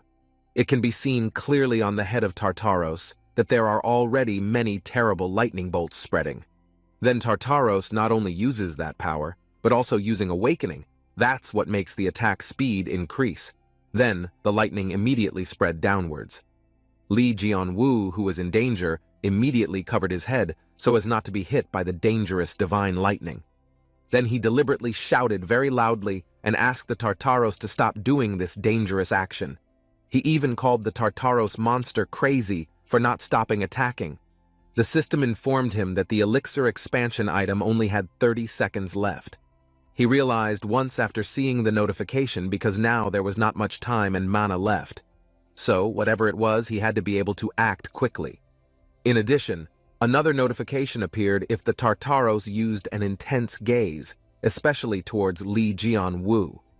Both eyes of the Tartaros monster instantly emitted a bright light and then headed downwards to hit its target. Now there was no other choice for Lee Jianwoo. He would immediately take action to make a gamble. Quickly, he immediately used Phase Deactivate. Suddenly, something happened to him because his body immediately lost control under the attack of a powerful force from above. The system tells in more detail if he has been hit by a Tartaros attack with his intense gaze. The impact of this attack immediately made his HP drop dramatically to 0. He immediately screamed very loudly because he could not resist the attack. The system still told him that now he was getting a killing attack. In addition, Lee Jianwoo had also lost for 10 seconds. The phone had been destroyed without paying attention to how many there were. Despite being brutally attacked, Lee Jianwoo's body could still move. With a new and unyielding spirit in his hand, there is already a dagger ready to fight again. He moved by using the Bird Pierce skill. The dagger quickly went straight to the top of the Tartaros, then stabbed into the crown on the head. Instantly, the crystal in the crown was shattered into pieces. With this murderous attack, the Tartaros avatar has been declared defeated. For this incident, the Lee Jianwoo level has increased. Then all status effects are removed, then health and mana are restored. He was happy to succeed this time, but the Tartaros hand immediately attacked him and gave a fierce blow. The situation became even more tense when Lee Jianwoo was unknowingly hit by an attack from the Tartaros avatar. With this, he was declared to have spent all his health back. Then he also received a defeat for 10 seconds. Lee Jianwoo, who was in the air, immediately lost control until his head was upside down. Moreover, one of his faces was bruised from getting hit hard. He in his heart felt unlucky due to this blow. It turned out that the Tartaros avatar, even though he had been defeated, was still persistent in giving a fierce attack. His body was quickly knocked down, causing severe damage to the road. Agents who were in the surrounding area were immediately shocked by this incident. There was a voice that said there was a young man who fell from above with extraordinary speed. Even that person thought that the young man who fell was dead. The system tells us that Lee Jianwoo's body condition has really decreased drastically. Even though he has experienced destruction, he is still alive and opens both eyes. In his heart, he realized that he was still given the opportunity to live. But this condition makes him an ordinary person. Therefore, this tragic incident made him in a very dangerous condition. A few moments later, Jung Se-hoon came to see the scene while calling Lee Jianwoo, who fell. When he knew someone was coming, Lee Jianwoo was quite surprised a little while looking up. Quickly, the tip of the sword went straight towards his neck. On this occasion, Young Se-hoon will arrest Lee Jian-woo on charges of violating the hunter exclusion law as an ongoing criminal offense. Hearing the arrest, Lee Jian-woo looked up to see Young Se-hoon with a serious face. Afterward, he confirmed once again whether this arrest had really been seriously followed up again. With a flat face, Young Se-hoon said that he was very serious and not playing around. Some agents are also already there. They get direct orders to immediately arrest Lee Jian-woo now. Finally, the agent immediately acted in accordance with the wishes of their superior, namely Young Se-hoon. Suddenly, there were 2 cans floating in the air. You can see the condition of the agents who are starting to panic and not what this all means. Then, one of the agents asked who the person was there. When the scene was still full of smoke, a female figure was seen coming. She then answered the agent's question if she had come. The agent still noticed the woman's arrival, even though he didn't know who it was. It turns out that the woman who came to the scene was Han Se-yeon. She said that she was the fiancée of Lee Jian-woo. When she came here, it made Lee Jian-woo confused why she knew this address. She explained that she had tracked down his whereabouts after seeing the message he sent. Therefore, she hurried to come directly to this location. Without waiting long, she immediately helped Lee Jian-woo to get up and stand in a safe place. There was a man's voice who thought that the woman who came was Han Se-yeon. Then the man also seems to be amazed because her naturally beautiful. Then Young Se-hoon asked why treasure hunter Han Se-yeon was willing to save someone like Lee Jian-woo. As said before, Lee Jian-woo is her fiancé. So Han Se-yeon should provide help to her fiancé in such a dangerous situation. Lee Jian-woo approached she and thought that discussing our marriage wouldn't make Young Se-hoon relieved. She nudged his arm as a signal not to talk about it anymore.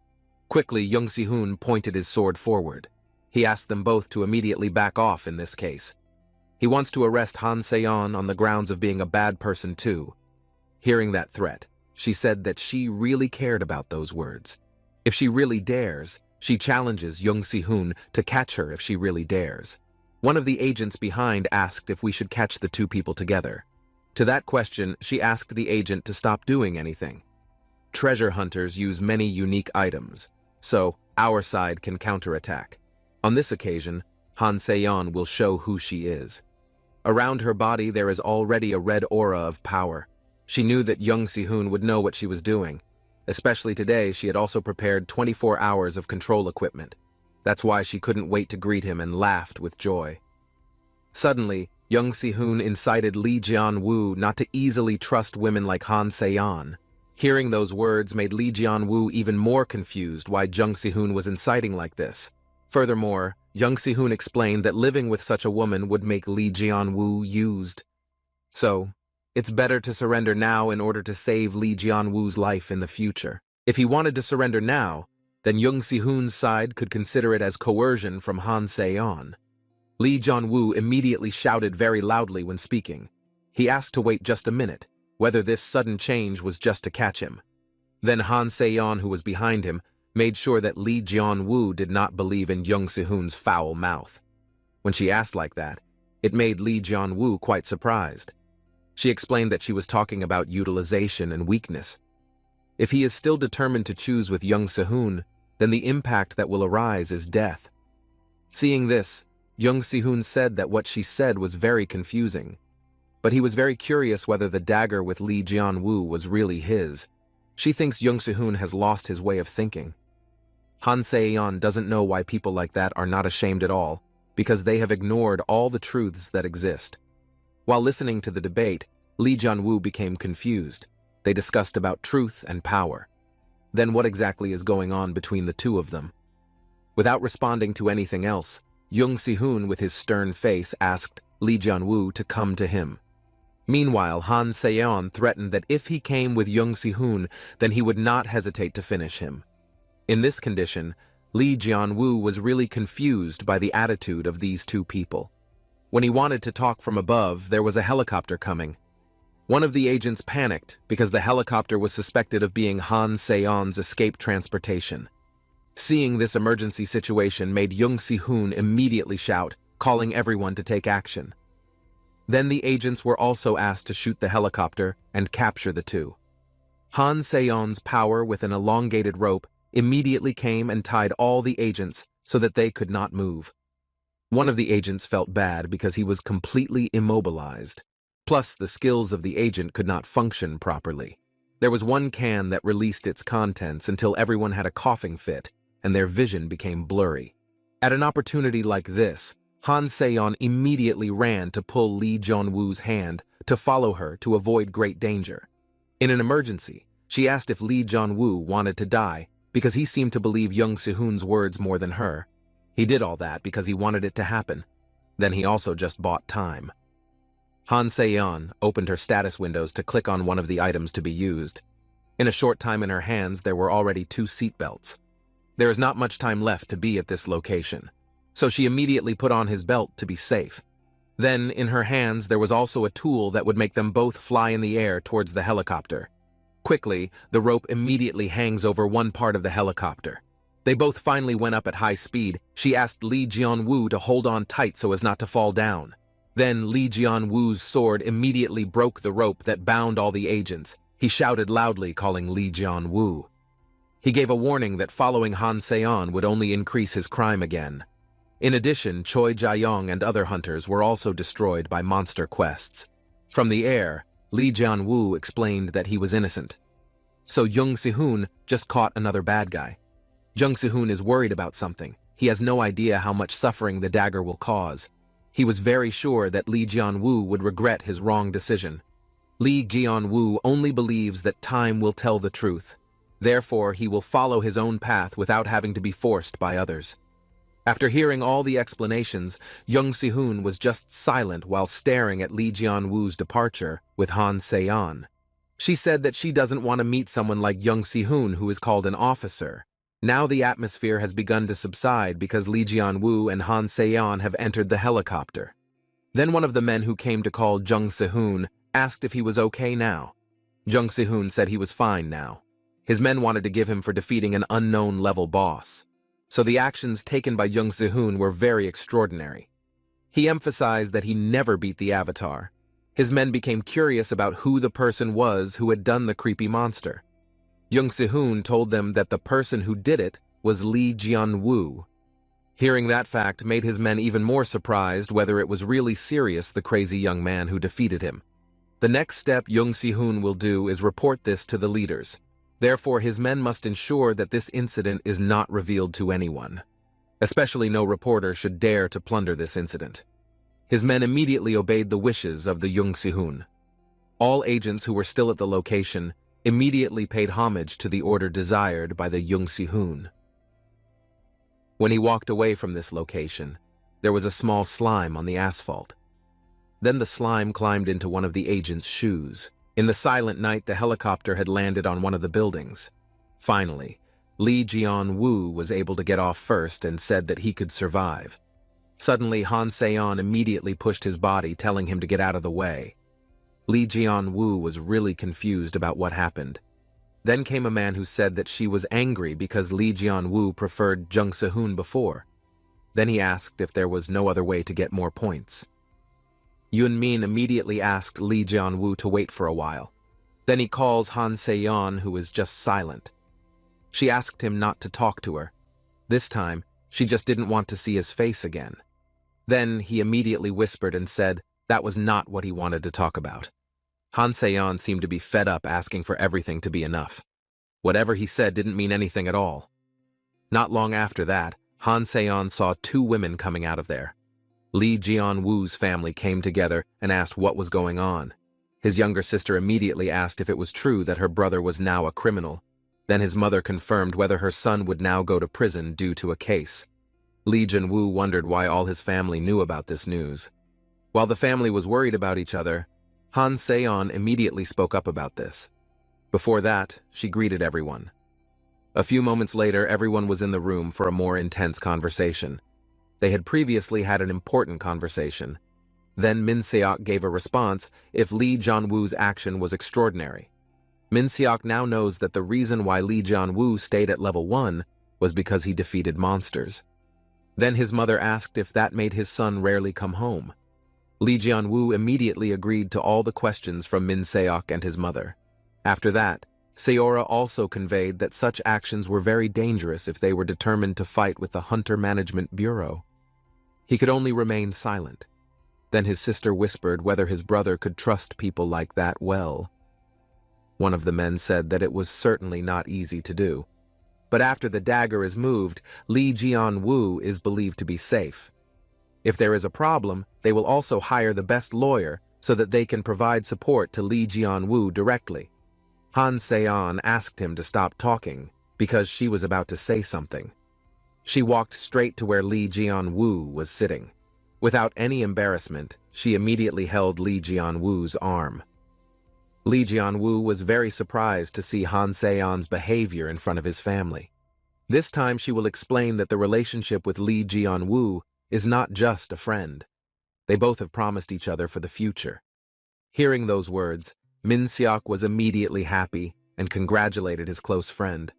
Mom immediately did not expect why such a beautiful woman could like her son. Lee Jian-woo's face was clearly uncomfortable and upset. He immediately asked her if she was done saying that. With a statement like that, it has made all his family misunderstand. Han Se-yeon thinks that the two of us have worked together. Therefore, they have promised a future to each other. Sayora immediately panicked until she ran while asking how old her brother was for daring to discuss marriage.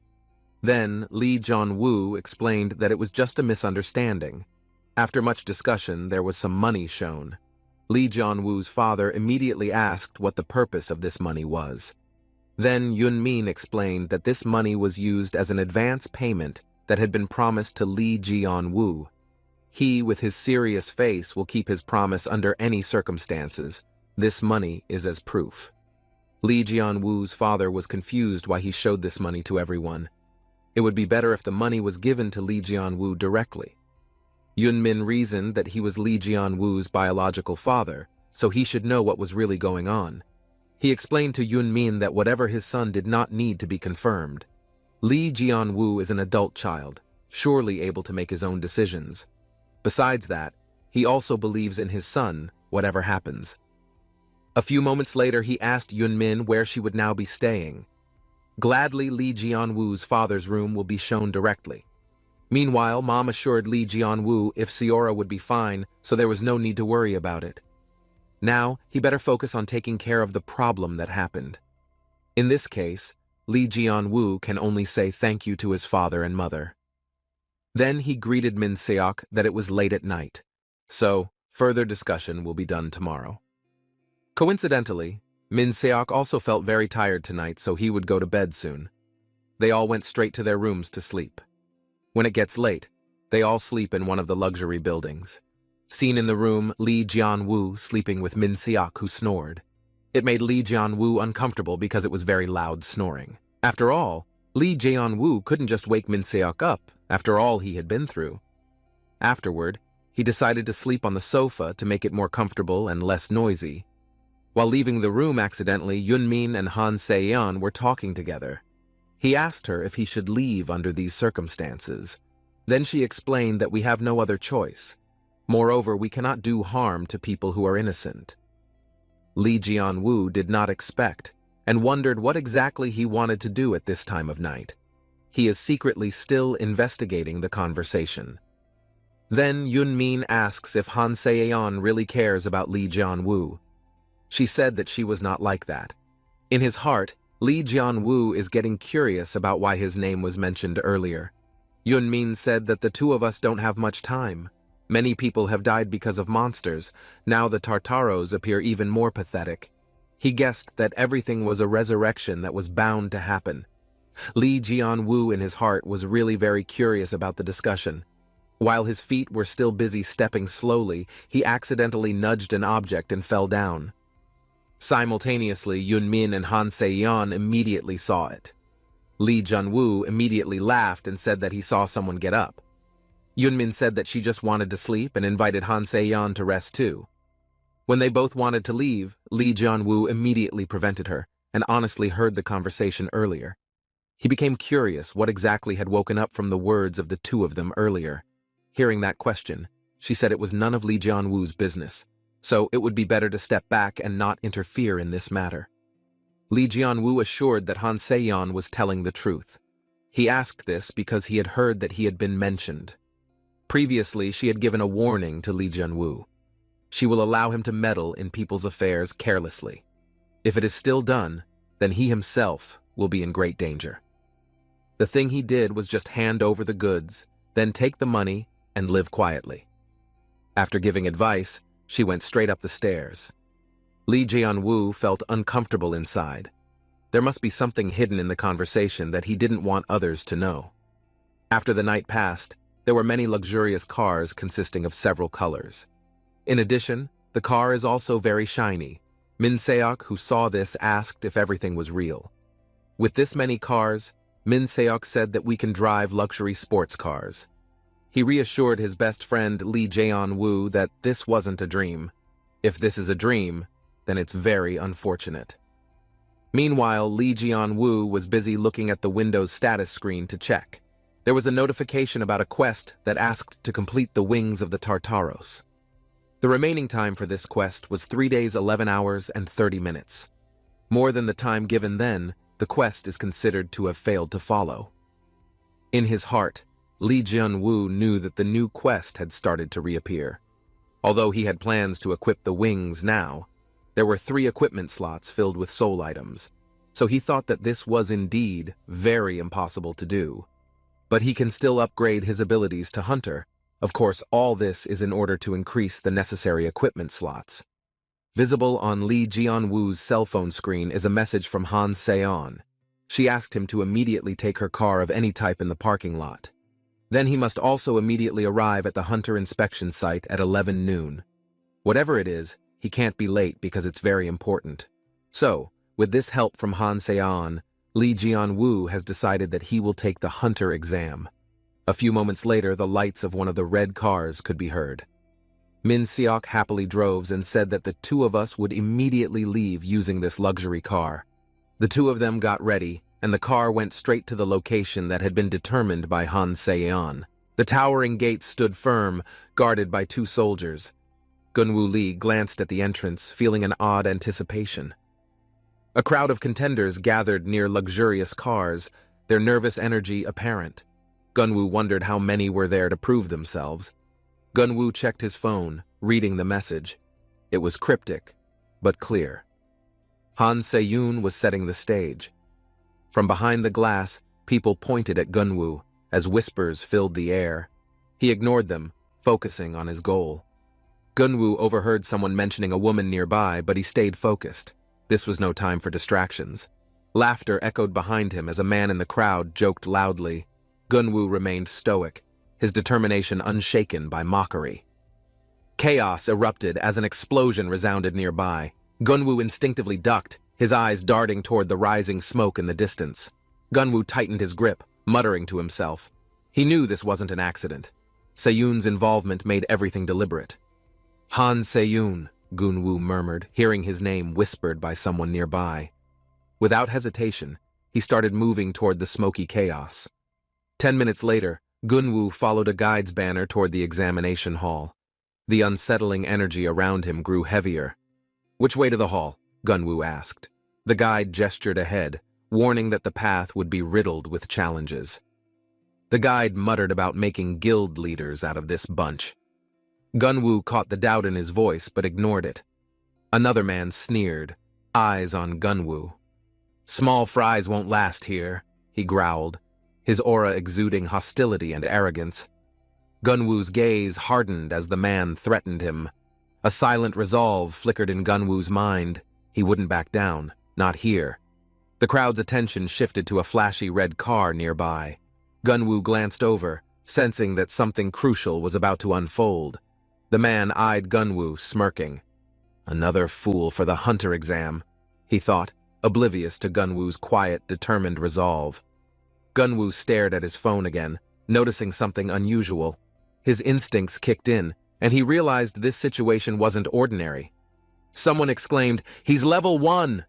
Mockery filled the air, but Gun-woo ignored it. They had no idea what he'd endured. The aggressor charged toward Gun-woo, his weapon glowing with fiery energy. Gun-woo clenched his fists, ready for whatever came next. A hand suddenly grabbed Gun-woo's shoulder, stopping him. A cold, piercing voice asked, Where's Ma Chang-soo? The tension escalated instantly. Gunwoo turned, finding himself face to face with someone authoritative. I specifically told you not to leave your place, the man snapped. He said he needed to check the front, someone blurted nervously, causing a chain of stern looks and growing suspicion. The authoritative figure's eyes gleamed dangerously, catching a glimpse of something glowing ominously. Gunwoo could tell it was more than ordinary. A dark aura surged as an item with 92% flashed ominously under a cloak. Gunwoo felt the air shift drastically. Just as things seemed about to spiral out of control, a sharp, loud sound broke the tension, startling everyone nearby. Smoke billowed in the distance as another explosion shook the area. People scattered, confusion spreading like wildfire throughout the examination site. "What is this?" someone yelled.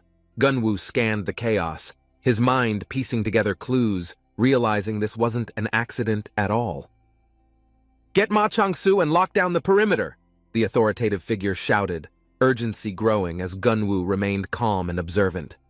Gunwoo stepped away, his thoughts swirling. That explosive energy, I bet that guy with the cloak knows something, he mused silently. A red sports car screeched to a halt, narrowly missing Gunwoo. Inside, the driver looked at him with a knowing expression. The glowing gates opened wide, signaling the next stage. Gunwoo Lee stood firm, prepared for what lay beyond. A radiant light filled the air as ancient symbols pulsed. Gunwoo stepped forward, sensing this trial would test everything he had. A monstrous beast emerged from the light, roaring with ferocity. Its eyes locked onto Gunwoo, marking him as its target. System notifications blared in Gunwoo's vision. He gritted his teeth, activating his skill set. This was his defining moment. With a victorious cry, Gunwoo overcame the trial. The system confirmed his success. He was now officially a hunter. Gunwoo cheered with excitement, overwhelmed by the victory. He couldn't believe it.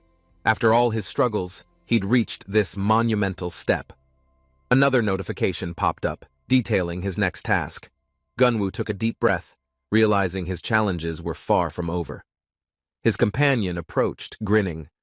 "Looks like you've got something special planned. What's next for the great Gunwoo Lee?" he teased.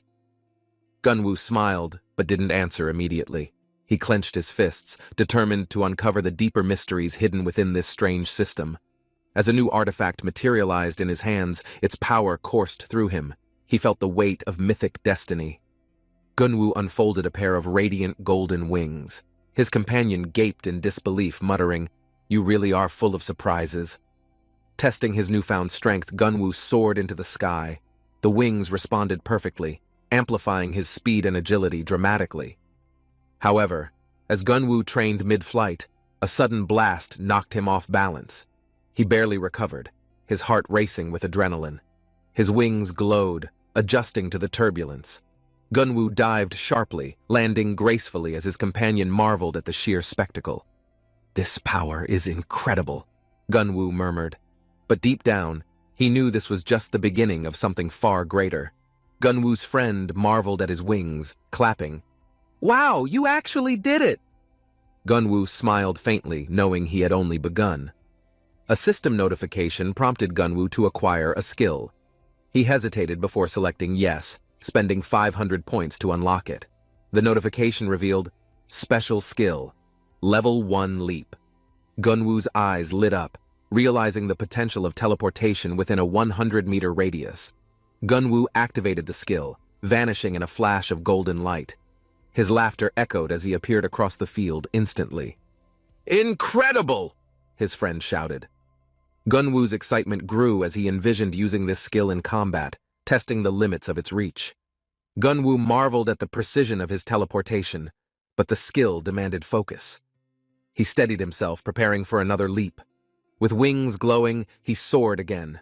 Suddenly, he lost control mid-flight, tumbling through the air with a loud yell. "Why is this so hard to handle?" he muttered, regaining balance. A system notification explained its intricacies, forcing him to adapt. "Restricted zones," the system warned. A glowing red barrier blocked his path. Gunwoo realized he had to strategize his movements carefully. Landing smoothly, he nodded to himself. "I'll master this," Gunwoo resolved, already envisioning how to outmaneuver enemies with precision leaps. Gunwoo's friend waved from below, grinning. "That was teleportation! You're insane!" Gunwoo chuckled, wiping sweat. "Not perfect, but I'll get there." Testing further, Gunwoo leapt over a small ravine. His wings pulsed, glowing brighter with every teleportation attempt, building confidence steadily. As he landed, exhaustion caught up. "I need to balance stamina better," he thought. His friend teased, "Guess even you have limits." "Teleportation isn't combat effective yet," Gunwoo admitted. His friend shrugged, "But you'll find a way. You always do." Gunwoo nodded, determination renewed. Together, they walked toward the next challenge. Gunwoo's wings shimmered faintly, hinting at the immense potential waiting to be unlocked. A new quest appeared. Evade 100 attacks using special skill, Leap. Gunwoo Lee frowned, realizing this challenge would push him further. His companion nudged him. "No better time to master it, right?" Gunwoo activated Leap, preparing himself for the incoming storm. Gunwoo scanned the area nervously. "Would be nice if attackers came in manageable waves," he muttered. Suddenly the bushes rustled ominously. A group of hostile challengers emerged, eyes locked on Gunwoo. He gritted his teeth, wings flaring as the first attack launched. Gunwoo Lee saw the group advancing aggressively, their energy radiating determination. He braced himself, knowing this moment would test his growth. The leader's confident stride conveyed dominance, but Gunwoo remained calm. His mind raced, considering how best to utilize his abilities. Gunwoo's companion watched the approaching group nervously, his face reflecting concern. Gunwoo, however, prepared silently, his focus unshaken by the pressure. A brilliant light erupted as Gunwoo's golden wings unfurled, their glow cutting through the tension and grabbing everyone's undivided attention. The system notification signaled a survival mission. Gunwoo inhaled deeply, his body ready for the incoming storm of challenges ahead. At the observation station, officials leaned forward, captivated by the trial unfolding on their screens. Gunwoo's unexpected tactics had grabbed their focus. The lack of early footage frustrated the analysts, who debated his rapid growth, still unable to piece together his exact abilities. Teams scrambled, adjusting cameras to track Gunwoo's movements. Every second of his test felt critical, as if he held an unknown key. An alarm broke their focus as disturbances rippled across the system. The anomaly signaled something significant but outside their calculated expectations. The mention of Han Se-yoon brought a wave of apprehension. Everyone knew disruptions of this scale meant more than just coincidence. Supervisors ordered quick containment of the chaos, sending staff into a frenzy. The urgency reflected the growing complexity of Gunwoo's trial. On the battlefield, Gunwoo's wings glimmered with energy, a sharp contrast to the charged hostility surrounding him as his opponents closed in. Steadying himself, Gunwoo visualized every possible move. The air thickened with tension as he waited for the moment to strike. As the leader attacked, Gunwoo's wings carried him upward with unmatched precision. His movements seemed effortless, leaving the attackers stunned below. Hovering above them, Gunwoo's presence felt unshakable. The imbalance of fairness and their reliance on numbers highlighted the stark difference in resolve. Gunwoo examined the peculiar dagger, its golden hue radiating mystery. His companion commented on how unusual items often held hidden potential. Gunwoo silently acknowledged the truth in those words. Reluctantly, he gripped the dagger tighter, feeling a strange warmth flow through him. A sudden commotion behind them caused Gunwoo to tense up. Turning around, he found himself face to face with a group of challengers. The group's leader barked orders, his frustration visible. He seemed desperate to prove his strength and reclaim control of the situation. Without hesitation, the challengers dropped to their knees, their resolve crumbling under Gunwoo's unwavering presence. The unexpected submission startled even his companion. A new quest appeared in Gunwoo's system. Eliminate 300 monsters above level 200. The daunting task filled him with unease. Gunwoo weighed his options carefully, realizing the difficulty of such a task. His companion's expression mirrored the growing apprehension of the challenge. Looking at the subdued challengers, Gunwoo calculated how best to handle the situation. Surrendering them to the authorities seemed like a good start. With authority in his voice, Gunwoo ordered the group to leave and submit themselves. His steady resolve left no room for defiance. Relieved but cautious, the group nodded and left hurriedly. Gunwoo turned back to his companion, already strategizing for the next move. The forest remained quiet after the group departed. Gunwoo's companion suggested moving forward, as lingering too long could attract unwanted attention. As they walked, Gunwoo reflected on the surreal nature of the situation. It wasn't every day 5 hunters bowed before him. His companion praised his leadership and composure, clearly impressed. Gunwoo, however, remained focused, knowing the real challenges lay ahead. Gunwoo paused briefly, sensing something off in the air. Turning around, he felt the pressure of unseen eyes observing their journey. With a renewed sense of urgency, they decided to pick up the pace, pushing forward into the unknown forest trail ahead. Gunwoo and his companion moved cautiously through the forest, rustling leaves announcing the arrival of an approaching figure ahead. Emerging from the foliage, the challenger from earlier reappeared. His hardened expression revealed lingering resentment from their previous encounter. Tension thickened as the man addressed Gunwoo directly. It felt like an unspoken rematch, with both sides instinctively preparing themselves. Gunwoo observed subtle shifts in the man's stance, his instincts sharpening. Something about the situation felt off, as though staged. The challenger's intent became clear, but Gunwoo stayed composed. He understood the risks, maintaining his calm while plotting his next move. A sudden sense of unease washed over Gunwoo as his instincts screamed danger. He shifted, sensing the air turning increasingly volatile. His companion remarked on the eerie calm before the storm, but Gunwoo remained focused, knowing something worse lurked nearby. Golden wings illuminated Gunwoo's surroundings, their subtle radiance contrasting with the shadowed intent of his opponents. His resolve grew unshakable. From the darkness, a figure emerged, exuding ominous energy. A system notification identified him as Park Dong-gil, a formidable level 46 threat. The challenger's eyes burned with rage, his aura radiating hostility. Gunwoo's mind calculated options quickly, preparing to face the oncoming onslaught. Gunwoo realized Park Dong-gil's transformation into a monster was triggered by overwhelming rage. The once human opponent now moved with unrelenting aggression. Park Dong-gil lunged forward, claws slicing through the air. Gunwoo activated his wings, narrowly dodging the vicious attack with precision. With each strike, Dong-gil's movements became erratic yet powerful. Gunwoo's agility and strategic teleportation kept him one step ahead. Gunwoo countered with calculated leaps, exploiting every opening. His golden wings shimmered as he maneuvered seamlessly, evading Dong-gil's ferocious blows. The decisive moment arrived as Gunwoo unleashed a blinding flash, disorienting Dong-gil and seizing the upper hand in their intense battle. Gunwoo staggered slightly, catching his breath as his companion rushed to him. The battle had clearly pushed his endurance to its limits. A notification flickered before Gunwoo's eyes, displaying an ominous new quest. His companion looked puzzled, unsure of the system's motives. A chilling scream pierced the air, interrupting their thoughts. The source became clear. A group was fleeing in sheer panic. A monstrous figure loomed behind the fleeing group, its eyes burning with rage. The air grew tense as chaos erupted. Desperate survivors clung to Gunwoo, begging for protection. His wings flared instinctively, and he prepared to face the next imminent danger. Gunwoo froze as his companion shouted, pointing toward a horrifying sight. Ordinary people were grotesquely transforming into monstrous figures nearby. The forest filled with screams as more individuals succumbed to the curse. Gunwoo tightened his grip, realizing the severity of the situation.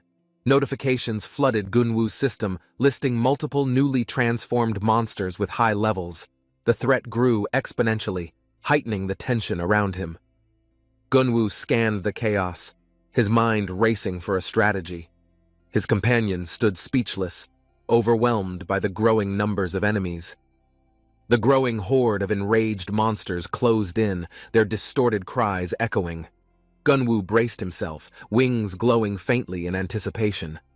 Gunwoo's companion, Minseok, tried to keep up, shouting warnings. The tension escalated as the enemy's ferocity seemed to multiply. Gunwoo adjusted his stance, activating his equipment. The golden energy surged, his determination visible as the monsters surrounded him completely. He leapt forward, striking quickly, dodging attacks with precision. Each movement showcased Gunwoo's increasing mastery of his newfound power and equipment. System notifications appeared with each hit Gunwoo took, tracking his damage. Despite his resolve, the overwhelming force of the monsters pressed harder. Gunwoo activated his teleportation skill, Leap, narrowly evading a combined assault. Golden energy sparked as he moved faster than they could react. Landing between two attackers, Gunwoo unleashed a powerful strike. The radiant energy exploded, sending his foes flying back into the horde. With each leap, Gunwoo calculated his movements perfectly. His speed and precision kept him ahead of the relentless onslaught of monsters. The monsters regrouped quickly, their behavior eerily coordinated. Gunwoo noted their movements, realizing these enemies weren't ordinary. Something was controlling them. Gunwoo gritted his teeth, considering his options. If they were purely monsters, he could finish them with his annihilation strike easily. The monsters rushed at Gunwoo with terrifying synchronization, like hunting hounds. Their numbers overwhelmed the field, forcing Gunwoo to strategize mid-combat. His wings glowed brighter, amplifying his movements. Gunwoo leapt higher, using the terrain to his advantage while gauging their relentless behavior. Each move displayed Gunwoo's adaptability, but the pressure was unrelenting. He considered risking his ultimate attack, though it wasn't his ideal choice. Gunwoo created distance, his eyes scanning the horde for a possible weak point. The monster's glowing eyes revealed a potential target. Golden energy surged as Gunwoo prepared his next move. He knew this would either break their control or push him to exhaustion. Gunwoo dashed forward, wings glowing as he targeted one monster. His leap skill activated mid-stride, closing the distance instantly. His strike landed perfectly, sending a shockwave through the air. A notification displayed significant damage, but failed to eliminate the threat. Gunwoo realized his strength wasn't enough yet. The monster recoiled in pain, glaring as it prepared a ferocious counterattack. Using Leap again, Gunwoo avoided the attack, narrowly escaping injury. He remained focused, searching for a more effective strategy against them. A second monster lunged toward Gunwoo. Activating his wings, he maneuvered swiftly, determined not to get overwhelmed by their growing aggression. The monsters grew more relentless, their rage intensifying as their health dropped. Gunwoo observed their patterns, realizing they became berserk when weakened. Minseok tried to assist but was quickly pushed back. Gunwoo remained protective, ensuring his companion didn't get caught in the chaos. Gunwoo deflected multiple strikes, his movements fluid and precise. Despite the odds, he showed no signs of faltering under the pressure. The monsters rallied together, launching a combined assault. Gunwoo braced himself, wings expanding as golden light flared brightly around him. With renewed determination, Gunwoo charged forward, clearing a path through the horde. His focus sharpened as he aimed to regain control. Minseok shouted from behind, warning Gunwoo of incoming attacks. Gunwoo adjusted quickly, dodging the strikes while formulating a better counterplan. Gunwoo noted a new notification. It warned against eliminating the monsters entirely, suggesting a way to revert their transformation instead. He hesitated, weighing his options. Gunwoo realized finding a way to save them might be far more challenging than fighting them. The horde surrounded Gunwoo, their hostility growing. His companion anxiously asked for direction, relying on Gunwoo to make the next move. Standing tall with his wings shining, Gunwoo exhaled calmly. He decided it was time to take control and turn the tide. Gunwoo issued a command to scatter, his wings blazing as he darted through the incoming horde, cutting through their formation. The intense fight concluded momentarily, shifting to a new chapter.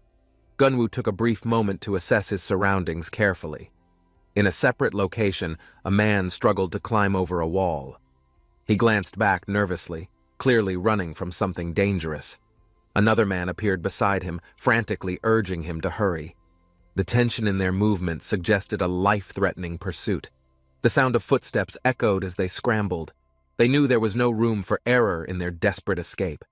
Reaching the street, they paused to catch their breath.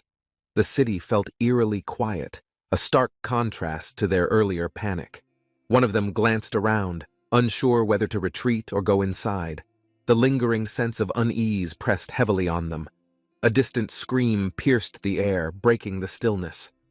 They instinctively moved toward the sound, fear mixing with a sense of duty. Approaching cautiously, they scanned the area for any signs of life. The empty surroundings only heightened the mystery of the scream. Their movements became more deliberate as they decided to investigate further. The growing tension hinted at something lurking just out of sight.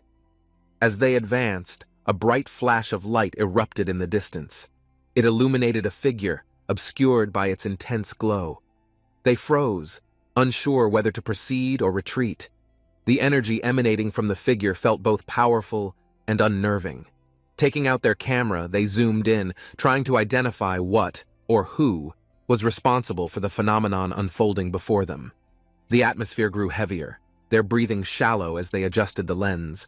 The image sharpened, but the full picture remained elusive. Their curiosity overpowered their fear as they prepared to capture whatever revelation awaited. This moment could hold answers to the chaos.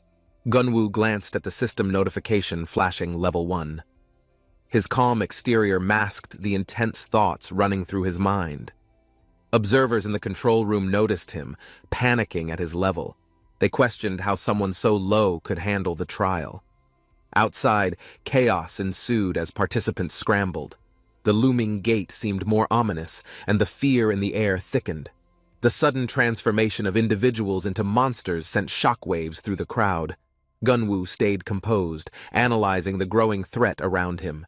The horde of monsters advanced, their crimson eyes glowing. The transformation was swift, leaving no time for anyone to react. Gunwoo remained alert as Min-seok counted the number of monsters. The overwhelming sight hinted at an unnatural force driving them.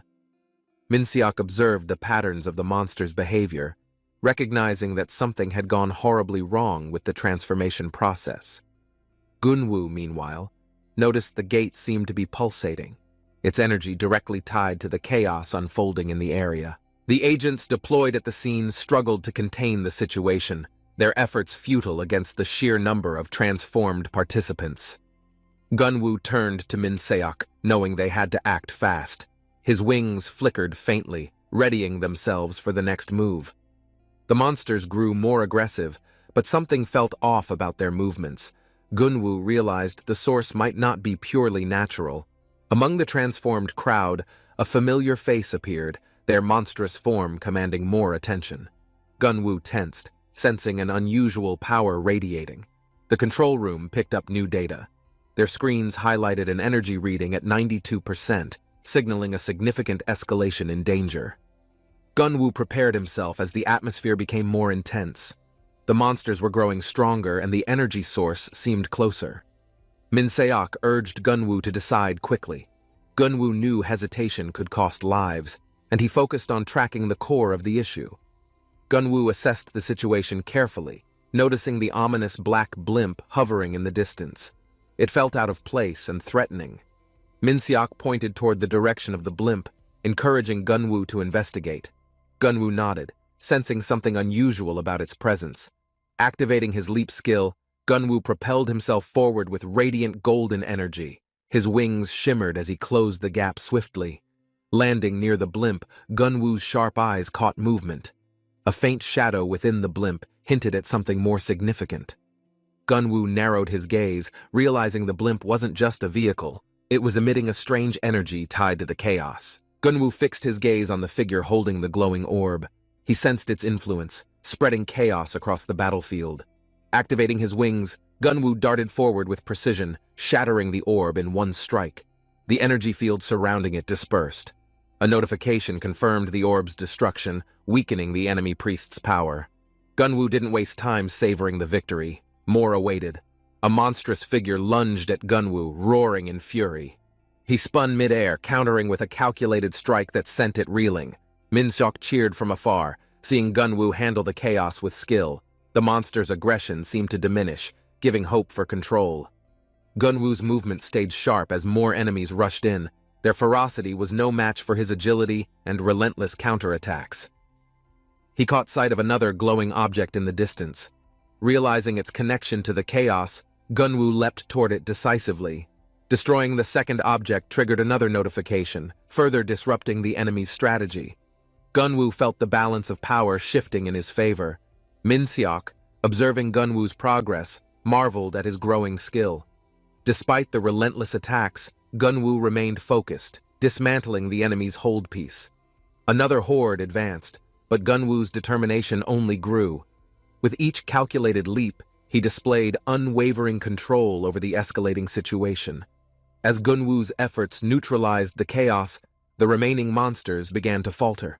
Their coordinated attacks lost strength, exposing their vulnerabilities.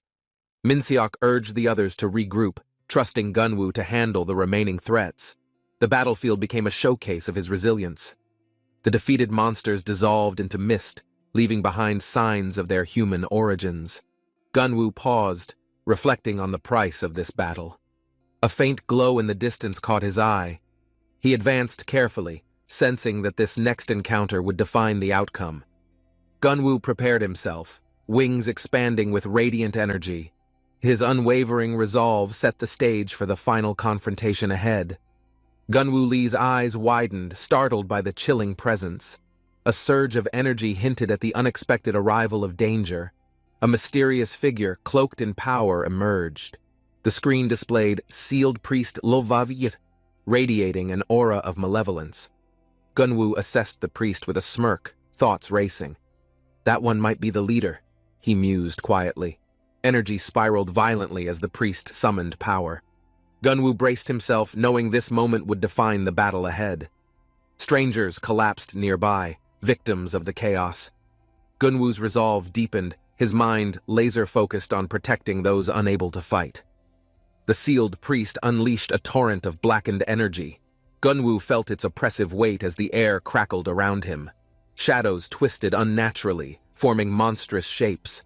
Gunwoo steadied his stance, ready to counter the overwhelming force threatening to engulf him. The priest's eyes glowed ominously, casting a sinister red hue. Gunwoo's determination burned brighter in the growing darkness. A massive, grotesque figure emerged, its form towering with malice. Gunwoo clenched his fists, refusing to be intimidated by fear. The clash was imminent. Energy collided violently, shaking the ground beneath them. Gunwoo advanced, undeterred, prepared to face the storm. The towering figure loomed closer, its skeletal grin chilling. Gunwoo locked eyes with it, refusing to show a shred of fear. "Hand over the key!" the creature commanded, its voice echoing ominously. Gunwoo's mind raced, analyzing the cryptic demand. Gunwoo questioned whether it truly spoke, or if the words echoed in his mind. Either way, he stayed alert. A strange group emerged, their demeanor suggesting they were tied to the chaos. Gunwoo prepared himself for more unexpected challenges. As tension built, Gunwoo smirked faintly, his thoughts firm. If they want the key, they'll have to earn it. The skeletal figure's glowing eyes pierced through the tension. Its taunt felt less like a challenge and more like inevitability. Gunwoo's wings shimmered in defiance, radiating light against the encroaching darkness. The creature smirked, amused by his steadfast bravery. The priest declared the stakes. Gunwoo's resolve solidified. He wouldn't let fear dictate his decisions or cloud his mission. A massive spear dripping with malevolent energy was raised by the creature. Its next attack promised devastation beyond imagination. "Become food for despair!" the priest roared. Gunwoo dashed forward, determined to confront the nightmare with unyielding strength. Abyssal Soul soldiers materialized, their levels marked as indistinct threats that radiated raw menace. Gunwoo prepared to defend himself. The soldiers surged forward, shadows converging in a wave of hostility. Gunwoo's focus sharpened, assessing their unpredictable movements. A villager's cry cut through the chaos, snapping Gunwoo's attention. "Retreat!" he urged, motioning towards safety amidst the onslaught. Despite their overwhelming appearance, Gunwoo resolved not to falter. His mind calculated their weaknesses, seizing every advantage in the chaos. Among the emerging threats, the sealed priest loomed larger. Gunwoo braced himself, knowing the confrontation had escalated drastically. Gunwoo's wings glowed brightly, propelling him forward. With speed unmatched, he moved to shield the vulnerable from harm. "I'll make sure everyone gets to safety," he thought, catching an injured villager mid-air before they hit the ground. The villager stammered in gratitude, clinging tightly. Gunwoo's response was simple. a nod of reassurance as he scanned for danger. An abyssal soul soldier lunged forward, its claws tearing through the air. Gunwoo blocked it swiftly, his focus unrelenting. Countering with precision, Gunwoo struck a critical blow. The soldier fell, but he knew this was only the beginning. Gunwoo held a radiant artifact, its light cutting through the gloom. It pulsed with energy, hinting at untold power. A shadowed figure lunged toward him, its weapon aimed to strike. Gunwoo dodged instinctively, adrenaline heightening his focus. His eyes scanned the chaos, realizing the escalating threats demanded immediate action. There wasn't time to hesitate anymore. Among the fleeing crowd, familiar voices shouted his name. Gunwoo's determination surged. He wouldn't let his allies face danger alone. Without warning, a wave of enemies descended. Gunwoo's wings flared, his instincts guiding him to shield his companions effectively. Gunwoo's eyes flickered as the leap ability activated. Energy surged through him, amplifying his agility as the battle intensified. With a single leap, he soared above the chaos, his wings glimmering, ready to strike at any moment. The creatures below snarled, their menacing presence threatening to overwhelm. Gunwoo's resolve hardened, knowing their defeat was the only path forward.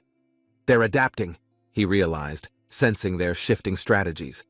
Yet his movements remained precise, leveraging his abilities to outpace their attacks. Transform, the system alerted. Gunwoo prepared himself, channeling energy into a new form, confident in his ability to overcome anything. Gunwoo's transformation burst forth, his golden wings radiating unmatched brilliance. The battlefield froze momentarily, stunned by the display of power. Skills amplified, his speed and strength synchronized seamlessly. Gunwoo struck down multiple enemies, his precision leaving no room for retaliation. This feels natural, Gunwoo thought, overwhelmed by his newfound strength. Each strike further cemented his confidence in overcoming insurmountable odds. As the last shadow fell, his allies cheered. Gunwoo turned, offering them reassurance that the tide had shifted. Not yet, he whispered, sensing an ominous presence still lingering. The fight wasn't over, and his resolve remained unshaken. The skeletal figure gazed at Gunwoo Lee, its tone condescending. Gunwoo's golden wings radiated confidence, subtly defying the creature's arrogance. Gripping its staff with renewed intensity, the figure acknowledged Gunwoo's strength but hinted at a far greater battle yet to come. A fierce red aura bursts from the dark void, unveiling a menacing presence that feels overwhelming and unstoppable in power. A monstrous figure slashes through the ground, leaving chaos in its wake, each step vibrating with tremendous force and fury. Jianwoo stares at the devastation, questioning his ability to face the creature while clutching his last hope tightly. A sudden explosion of light blinds him as he barely dodges, realizing he must act fast to survive the onslaught. He falls to his knees, overwhelmed by despair, as the immense force pushes him to the brink of giving up. Jianwoo clenches his fists as an immense energy surges through his body, his determination to fight igniting once again. The air around him crackles with energy as Jianwoo realizes a strange presence has begun merging with his very being. A searing pain shoots through his head, leaving him gripping it tightly as visions of power and despair flash simultaneously. Darkness envelops Jianwoo's mind, but a faint light deep within his soul starts to push the shadows back. He awakens in a mysterious arena, alone but alive, his head still pounding as he struggles to regain his footing. Jianwoo stands up, his surroundings eerie and unfamiliar, his mind racing to understand where he has ended up now. A faint, ghostly voice resonates in the chamber, warning him of the trials ahead, its tone both stern and mocking. An older man appears, shrouded in mystery, his presence exuding wisdom and danger as he challenges Jianwoo's worth. Jianwoo lunges forward, gripping a glowing weapon as an intense battle erupts between him and the enigmatic figure. With every clash, his strength grows exponentially, shocking both Jianwoo and his adversary, as his newfound power begins to show. Jianwoo's eyes widen in shock as blood trickles, revealing his struggle against the overwhelming power threatening his resolve. A figure falls from the heavens, casting an ominous shadow, as Jianwoo questions the strange turn of events. Options flash before Jianwoo's eyes, forcing him to make a critical choice that could change his fate forever. He selects a path, steeling himself for what lies ahead, knowing this decision will mark a turning point. Jianwu's determination sharpens as he faces another character, bracing for an inevitable confrontation that could define his journey. Jianwu embraces a familiar figure, relief flooding his expression as he realizes he is not alone in this ordeal. The figure playfully pushes him back, their banter lightening the moment amid the heavy tension surrounding them. They share a brief laugh before discussing their next steps, strategizing how to overcome the challenges in their path. Two new allies approach, their serious demeanor contrasting with the earlier lightheartedness, hinting at the gravity of their mission. A mysterious being observes the group from afar, its expression unreadable, as though evaluating their strength and resolve. Jianwu and his companion prepare for an intense battle as the enemy manifests, exuding an aura of pure menace. The enemy attacks with brutal force, shattering the ground, forcing Jianwu to dodge with a speed fueled by desperation. Jianwu's ally unleashes a powerful strike, light radiating from their weapon as they aim for the enemy's weak spot. The enemy retaliates, its strength shocking everyone, as Jianwu struggles to find an opening to turn the tide of battle. With renewed determination, Jianwu launches a counterattack, his power surging as he begins to match the enemy blow for blow. Jianwu leaps into the air, his agility tested as he prepares to strike the towering enemy with precision and force. His blade meets the enemy's chest, releasing a burst of energy that sends shockwaves throughout the battlefield. A sudden prompt appears, challenging Jianwu with difficult choices that could either elevate his strength or put him at risk. The enemy roars in pain, its anger intensifying as it retaliates with a ferocious strike, shaking the ground below. Jianwu narrowly dodges, his focus unwavering as he calculates his next move in the heat of the battle. Jianwu and his companion share a brief but heartfelt moment, their bond evident as they prepare for the next trial. The ground splits beneath them, the chaos of the battle escalating as their surroundings become increasingly unstable. Jianwu is momentarily thrown off balance but regains his composure, quickly analyzing the situation and guiding his companion to safety. A surprising ally arrives, their presence giving the group a glimmer of hope amidst the seemingly insurmountable odds. Together, they strategize, combining their skills and resources to stand a chance against the relentless enemy pursuing them. Jianwu moves cautiously, his mind racing as a new challenge materializes before him, testing his resolve and cleverness. A prompt warns of impending danger, urging Jianwu to adapt quickly or face dire consequences in this unfamiliar scenario. The enemy unleashes a devastating attack, its strength unrelenting as Jianwu narrowly avoids the deadly blow aimed at him. Jianwu retaliates with newfound determination, his skills sharpened by the constant trials as he outmaneuvers the enemy's ferocious strikes. With a final surge of energy, Jianwu charges forward, his resolve unyielding as he prepares for the ultimate confrontation. Jianwu stands firm as the enemy charges, his heart racing as he prepares to confront the overwhelming threat ahead. A wave of determination washes over him as he tightens his grip on his weapon, his resolve unshaken despite the odds.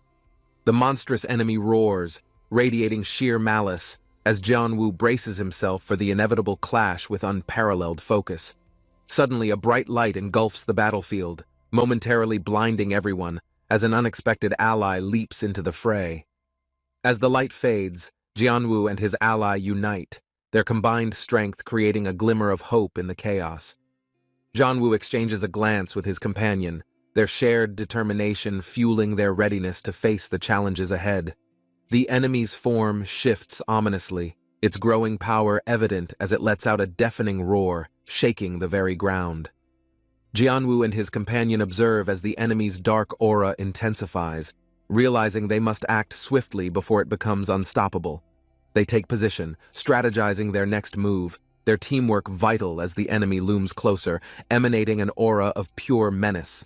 With a final burst of resolve, Jianwu charges forward, his weapon glowing as he faces the ultimate test of courage. Jianwu feels a strange energy surging through his body, his hands glowing with an intense light he cannot control. His sudden transformation shocks his companion, who watches in disbelief as Jianwu's body starts to radiate an unfamiliar power. Jianwu struggles to move as an unknown force binds him, leaving him vulnerable and uncertain of what will happen next. A towering, fiery demon emerges before him, exuding pure malice and power, as Janwoo prepares for his most dangerous battle yet. A demonic figure glares fiercely, its crimson eyes blazing as if to pierce Gyeonwoo's very soul in the darkness. Gyeonwoo grits his teeth, sweat rolling down his face, fear mixing with determination as he stares down his foe. The demon smirks, declaring ominous words about power and destiny, sending a wave of dread rippling through the surrounding air. Gyeonwoo's hands tremble momentarily, then clench into fists as he readies himself, sensing an unknown force swirling around him. A sudden burst of energy ignites, and the people behind Gyeonwoo shout, urging him to hold on for survival. Gyeonwoo stands firm despite the intense pressure, his allies watching nervously, some visibly shaken by the overwhelming situation. As a warning blares in his mind, a crimson light flares up, signaling something significant is about to happen. The demon launches an attack, its power radiating destruction, but Gyeonwoo raises his weapon, bracing for impact with raw courage. A system notification chimes mid-battle, declaring the completion of a mysterious fusion, leaving Gyeonwoo momentarily confused by its implications. The scene erupts in chaos as Gyeonwoo releases a powerful strike, deflecting the attack and sending shockwaves through the battlefield. Gyeonwoo collapses into a surreal void, his consciousness floating weightlessly as stars and energy pulsate in the cosmic space. His body glows faintly, surrounded by intricate symbols, as an unknown force begins rewriting his very essence and abilities. Gyeonwoo screams in defiance, his inner spirit awakening as the system glitches, seemingly overwhelmed by his unyielding willpower. Notifications flash wildly, declaring a series of malfunctions, and yet Gyeonwoo feels a strange clarity overtaking his turbulent emotions. As his allies gather near, someone steps forward, sensing an unexplainable transformation brewing within Gyeonwoo's energy, a shift altering everything. A storm of swirling blue energy envelops Gyeonwoo, spreading outward as icy winds whip across the battlefield with undeniable force. Gyeonwoo's silhouette is framed in ethereal light as his body stabilizes, floating weightlessly amidst the surging waves of mana. The glow solidifies, and he touches the ground, eyes glowing fiercely, while stunned onlookers gaze at his unexpected transformation. The demon's mocking words are cut short by Gyeonwoo's overwhelming aura, which silences doubt as reality warps under the pressure. With determination surging, Gyeonwoo steps forward, his enemies panicking at the sheer force of his presence and its terrifying implications. Magical shards rain down from the sky, each imbued with immense energy, spreading across the battlefield like a celestial tempest. Gyeonwoo spreads his arms as power floods through him, the atmosphere trembling as cosmic energy bends to his unbreakable will. His enemies are struck by awe and fear as the torrent of shimmering particles reshapes the once devastated landscape around them. As the energy settles, the demon roars furiously, declaring Gyeonwoo's newfound power to be impossible in the rules of their world. Gyeonwoo narrows his eyes, recognizing that his strength represents something beyond any recorded history, a force untamed and entirely his own. Gyeonwoo stands tall, fists clenched, as the demon recoils in frustration, realizing it may be facing extinction against his defiance. The demon warns Gyeonwoo to stop meddling, claiming the world's fate depends on him surrendering. But Gyeonwoo remains unfazed. His response is silence, his energy warping space, war drums replaced by whispers of the unknown, a prelude to something final. The demon lunges in fury, tearing through the air with destructive force, determined to end what it cannot comprehend. Gyeonwoo bursts upward into the sky, leaving the ground behind as a thunderous shockwave ripples from his ascension. Gyeonwoo raises his hand with a confident motion, causing the swirling energy around him to sharpen and surge toward the sky. His body moves gracefully as he floats upward, power radiating in a brilliant burst, mesmerizing the onlookers below in astonishment. The demon watches, bewildered, its confidence unraveling as it realizes the overwhelming depth of the energy Jianwu now controls. Jianwu clenches his jaw, declaring inwardly that corruption won't consume him. He's determined to conquer this force with his will alone. A vivid system alert flashes, confirming that deep-sea corruption has risen, signaling the weight of his extraordinary transformation. Jianwu's energy explodes outward, scattering light like shards of ice, propelling him through the air like a divine spear. The system notifies an anomaly. His sheer strength surpasses previous calculations, causing spectators to whisper nervously about what comes next. His comrades watch with a mix of concern and awe, their eyes scanning the sky for any sign of Jianwu's descent. The shockwave sends nearby debris flying as onlookers brace themselves, shielding their faces from the whirlwind stirred by Jianwu's movement. As the pressure eases, someone breaks into a sprint, shouting orders to secure the area as the battle intensifies.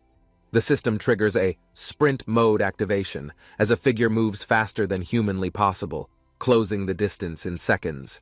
Energy crackles around the speeding figure, leaving spectators stunned by the sudden burst of speed cutting across the landscape.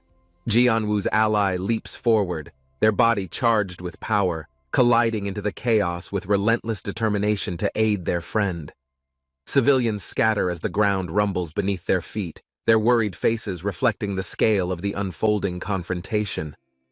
In the midst of the chaos, Jianwu's glowing figure descends like a beacon of resolve, unwavering in his path toward victory. The tension in the air is palpable as Jianwu's ally observes the destruction, their voice steady despite the looming chaos.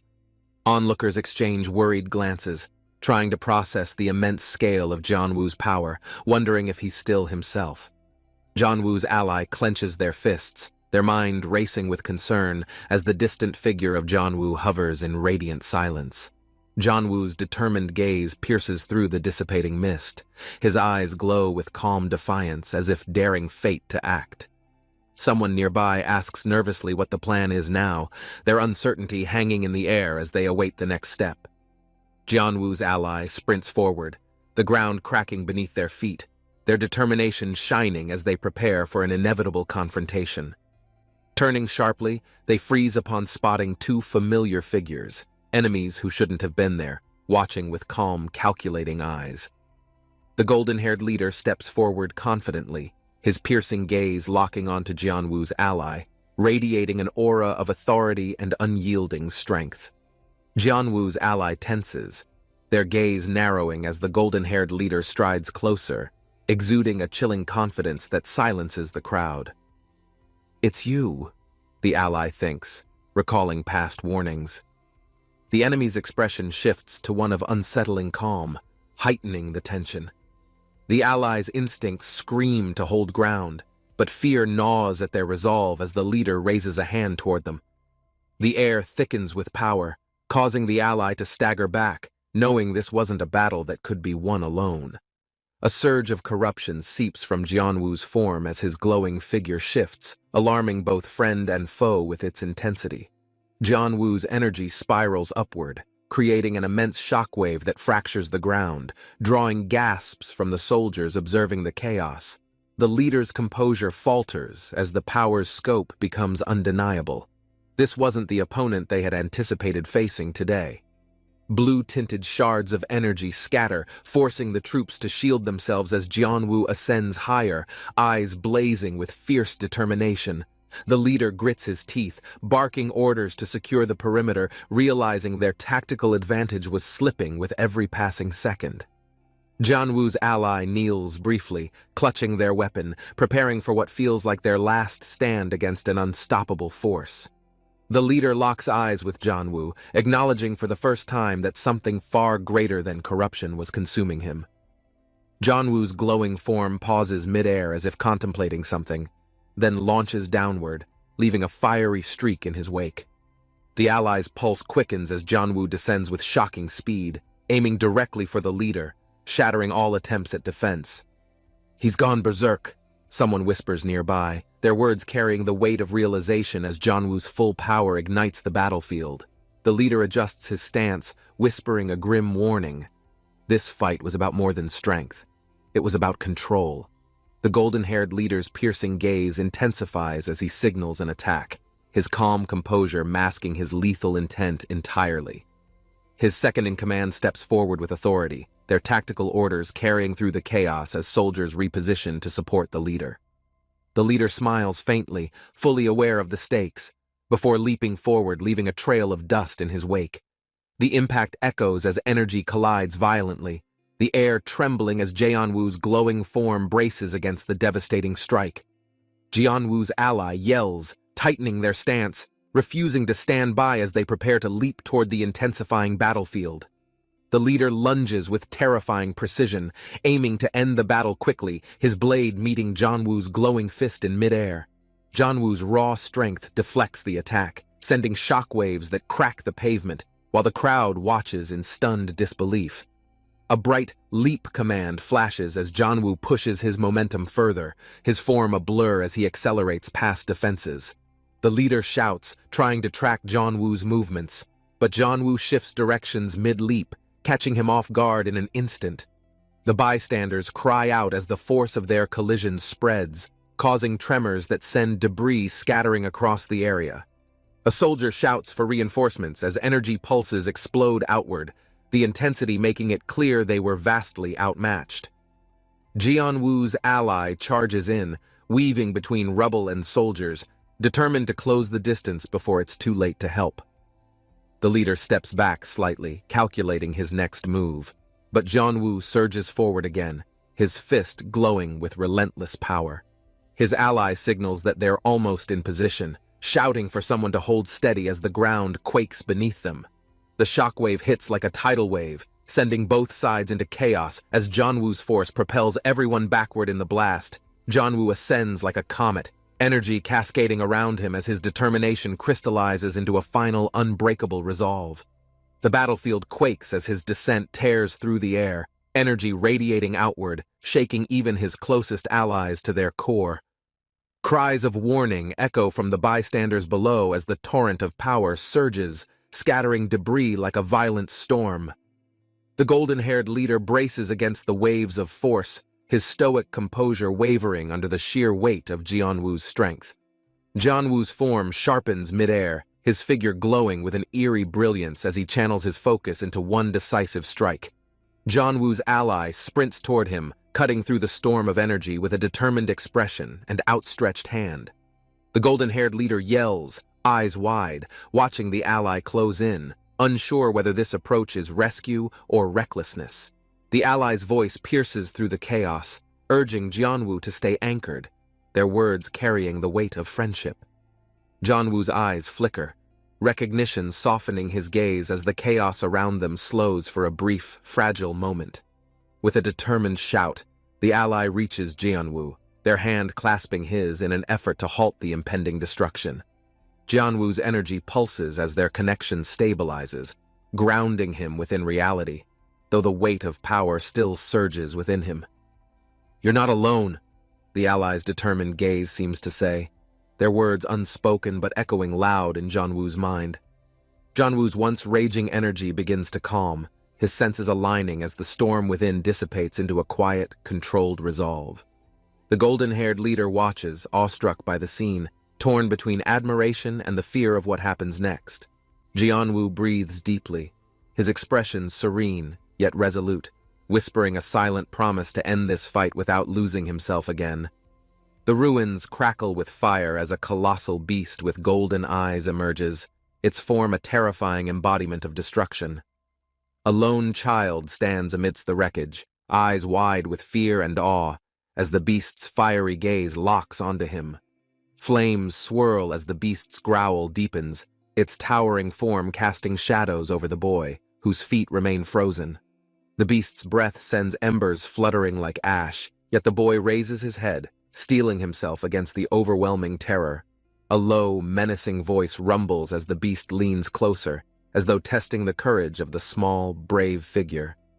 A flash of memories floods the boy's mind, the echo of laughter, the warmth of a home, and the chaos of loss. His eyes snap open, determination replacing fear as he silently defies the beast towering before him with unshaken resolve. The beast's aura darkens as the boy's quiet strength defies its threats, its golden eyes narrowing in disbelief. The boy steps forward as the distant rumble of destruction echoes, signaling a fierce return to the battlefield. Jianwu surveys the wreckage, his heart heavy with memories of the past and a vow to protect what remains. The rubble settles as Jianwu's ally lies unconscious, their battered form motionless, surrounded by shattered debris and eerie silence. Han Se-yeon's unconscious form lies among rubble, her face pale but calm as Jianwu stares with growing concern and fear. Jianwu rushes forward, calling her name with desperation as her motionless body refuses to respond, tightening his resolve despite his dread. The system's message flashes, warning of the corruption of the abyss blooms, making Jianwu's heart sink as reality closes in. What caused this? Jianwu thinks, his mind racing, but the ominous system notification offers no mercy, only grim validation of events. The realization that something far more dangerous has been triggered dawns on him as he feels the world shift once more. The golden-haired leader watches from afar, his piercing gaze full of suspicion as he pieces together Jianwu's reaction and the unfolding chaos. Jianwu looks up, his face torn with rage and confusion, but a faint flicker of hope keeps him steady. The leader's calm demeanor shifts as recognition blooms, sensing an unavoidable battle that has come full circle to this very moment. Jianwu clenches his fists, his breathing ragged, before turning toward the remaining ruins, calling out for any survivors still standing. A familiar voice cries out, and Jianwu's heart lifts as his remaining ally appears, battered but alive and ready. The tension thickens as Jianwu's ally grabs his shoulder, pulling him toward safety as the leader closes in, unrelenting. Sparks of energy crackle as the leader's weapon swings, missing narrowly as the two scramble toward the outskirts. "We need to move!" the ally yells, their panic evident as Jianwu's expression remains locked in determined concentration. The leader's next move is faster, his hand glowing as chains of energy shoot toward them, anchoring their escape path. Jianwu spins mid-run, eyes blazing as he deflects the chain with a sudden burst of energy, refusing to be cornered. Flames erupt as Jianwu shields Han Se-yeon, his arm trembling from the impact while his ally shouts for him to move. Jianwu grits his teeth, carrying Han Se-yeon toward safety as falling debris crashes around them, narrowing their chances for survival. The leader's voice rings out, demanding Jianwu stop, but Jianwu presses forward, ignoring the mounting pain in his legs. A bright leap notification flashes as energy surges around Jianwu, propelling him upward just as the ground beneath them crumbles. The glowing cityscape stretches below as Jianwu leaps, leaving onlookers awestruck by the breathtaking and impossible height he achieves. Onlookers gather around makeshift camps, eyes glued to their screens as news channels broadcast the chaos unfolding in the distance. "Do you see that?"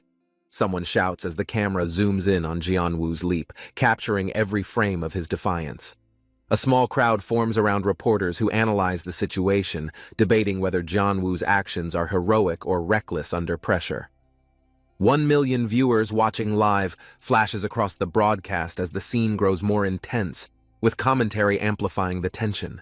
Sunlight gleams off skyscrapers as the camera tilts upward, focusing on the towering buildings that bear witness to the ongoing struggle.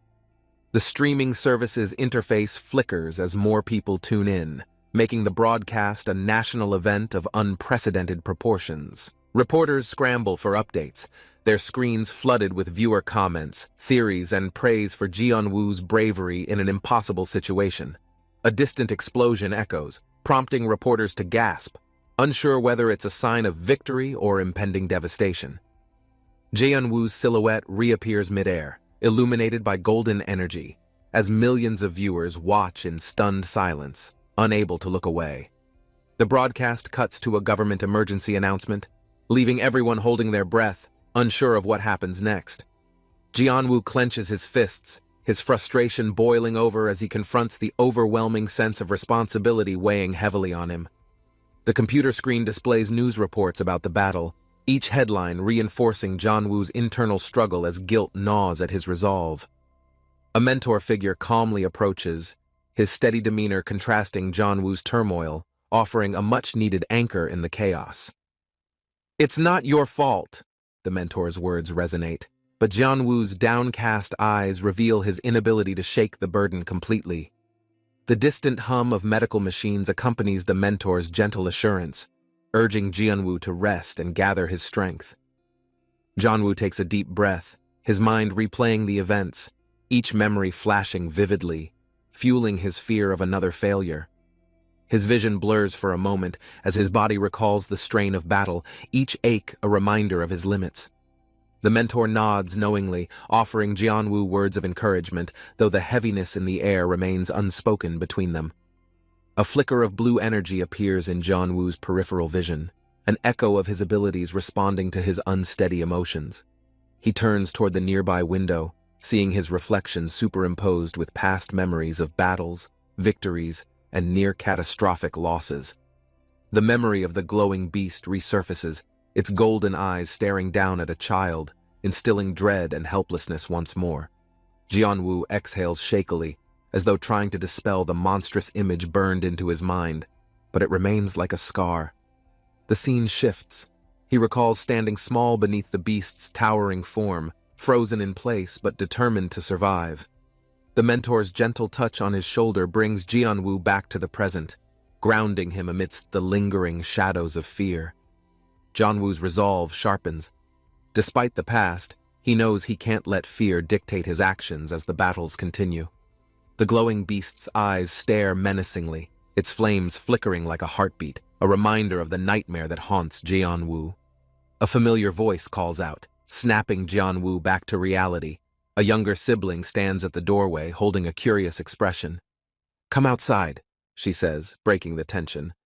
Jianwu glances back, his mind battling between haunting memories and returning to normalcy. She tugs at his sleeve, sensing something is wrong but smiling reassuringly as if willing him to escape his own thoughts. Jianwu follows her outside, inhaling the fresh air, though the beast's glowing eyes linger in the corners of his mind. Jianwu's sibling tilts her head, noticing his silence. "Is something wrong?" she asks innocently, her carefree nature cutting through the gloom. Jianwu forces a faint smile, his mind spinning, but he doesn't want to worry her or make the fear real again. Inside the house, their father watches quietly, his keen eyes understanding more than Jianwu lets on as conversations unfold around him. "You've been quiet," the father says calmly, reminding Jianwu that those who care for him notice the invisible weight he carries. The beast's memory flashes again, glowing eyes within a blazing storm, as Jianwu steels himself, determined not to succumb to fear again. Jianwu hesitated for a moment, drawing a deep breath as memories of destruction and fear began to resurface. His parents looked on, sensing the change in his demeanor, the air thick with unspoken tension as the past loomed close. The mention of the great calamity stirred something deep, the memories of chaos flooding their minds like shadows rising from the past. Jianwu's expression hardened, his gaze distant yet determined, as though bracing himself to confront a truth long buried in silence. Jianwu's gaze shifted toward the towering building as memories surged back, each window reflecting a moment of forgotten pain and resolve. His mother's expression softened, recalling where they had last stood together amidst the chaos of that unforgettable day. A warm afternoon turned into a tragedy as the city was thrown into disorder, echoing with desperate cries and destruction. Jianwu's parents shared a quiet moment of recognition. They remembered every detail of how they survived that fateful incident together. Though comforted by survival, the shadows of the past loomed in Jianwu's heart, a haunting reminder of their shared history. The air in the room thickened as memories clashed with reality, an unspoken connection forming between past events and Jianwu's presence. His mother's eyes searched for answers, her mind racing through moments she thought she understood, now clouded with uncertainty. The mention of his role in the tragedy left Jianwu bewildered, piecing together fragments of that day with growing unease. Realization dawned upon him. His younger self had been caught amid the storm, unnoticed yet intertwined with the unfolding chaos. As memories sharpened, so did the creeping dread. Jianwu's recollection clashed with those of his family, hinting at something far deeper. Jianwu's father, trying to lift the mood, spoke with reassurance, but Jianwu felt the weight of unsaid truths between the lines. The golden glow of an unrelenting memory haunted him, his reflection in the window distorted by a shadow only he could see. The urge to escape the conversation overtook him as he excused himself, stepping outside to clear the fog from his thoughts. The sky above was clear, but his mind was stormy, a silent battle waging between accepting the past and uncovering the truth. Standing alone, he resolved to confront the memories head-on, knowing that clarity lay beyond the shadows he feared to face. The frosty ground cracked beneath Jianwu's feet, his breath visible in the cold air as he surveyed the battlefield alone. The shadowy figure emerged from the distance, radiating a sinister aura, its glowing eyes fixated on Jianwu's determined gaze. Jianwu clenched his fists, feeling the abyssal corruption fade as his surroundings shifted from icy destruction to calm resilience. Memories of his earlier struggle flashed through his mind, a reminder of how fragile victories could be in an unstable world. His resolve strengthened as familiar voices greeted him, a sign that for now peace had returned, though shadows loomed close behind. Jianwu sat quietly, his gaze distant as the news of the world's turmoil filled the screen with ominous warnings. Jianwu's friend leaned in, nudging him with a worried smile, asking if he was truly fine after everything he'd endured. The air in the room felt heavier as the alert screen flashed, indicating another critical update from the defense headquarters. As Jianwu reached for the remote, he sensed an eerie stillness, his instincts sharper than ever after countless battles. When the leader's face appeared on the screen, his expression was grim, announcing a threat Jianwu had feared for too long. The news revealed unsettling truths about the chaos spreading through the nearby districts, with Jianwu bracing for another grim mission ahead. As Jianwu and his allies stepped outside, the sun's warmth seemed to mock the dangers lurking just beyond the horizon. A loud thud from behind made them spin around, only to see a figure rushing towards them with urgent purpose. Jianwu recognized the man approaching and felt a wave of relief, yet the man's panic hinted that danger was closer than expected. The sound of approaching footsteps grew louder as another figure appeared, signaling that time to act was rapidly slipping away. Jianwu clenched his fist, frustration surging as he struggled to connect the scattered pieces of the mystery surrounding him. His friend interrupted, sharing an outrageous rumor about Choi Daeho, sparking skepticism but igniting a flicker of curiosity in Jianwu. Jianwu sighed, glancing at his phone, where a photo of Choi Daeho revealed hidden details he'd overlooked before. The group realized they'd been manipulated, the situation orchestrated to divide them. Jianwu suggested a strategy to uncover the truth together. As the realization dawned, Choi Daeho's warning resonated ominously, hinting at secrets darker than any of them had anticipated. Jianwu demanded clarity, his determination unwavering despite the weight of mistrust between him and the reluctant informant across the table. A mysterious item was revealed, a dusty journal containing cryptic entries that seemed to link directly to Choi Daeho's ominous warnings. Holding the journal, Jianwu felt the significance of its contents but hesitated, sensing a hidden danger he couldn't yet understand. His friend urged him forward, insisting this discovery was crucial, but Jianwu couldn't shake the growing sense of impending doom. A sudden burst of light enveloped the room as the journal's secrets unlocked, setting their fateful journey into motion. The group stood in awe, the journal emitting radiant energy that revealed a map etched with otherworldly symbols and coordinates. Their excitement turned to fear as the map projected a warning about the consequences of unveiling Choi Daeho's true identity. Jianwu, driven by resolve, vowed to confront the mystery head-on, knowing the risk but feeling he had no choice. As they prepared to leave, Jianwu noticed an enigmatic figure watching them from the shadows, intensifying the foreboding atmosphere. The journey began, their bond strengthened by shared purpose, as the group ventured into the unknown, ready to face whatever awaited. Han Seun stared at the sealed priest's invitation in his hand, the crimson glow flickering like a heartbeat in his palm. The ancient symbols etched across the parchment seemed alive, their meaning unraveling slowly as though testing his resolve. A sense of foreboding surrounded him as the weight of the artifact pressed down on his thoughts like a quiet storm. Questions formed in his mind, tangled with memories of past failures, but resolve burned in his eyes, silencing his doubts. Slipping the invitation into his coat, he felt a familiar calm settle over him, a readiness for whatever awaited ahead. The warm morning breeze carried whispers of unease as Jianwu's gaze drifted curiously to Siyun's hand, sensing a hidden truth. The shift in energy thickened the air, a reminder that some mysteries carried burdens too heavy for most to bear. Suddenly, Taehyun's approach shattered the moment, his stride filled with restless urgency like a man chasing a fading chance.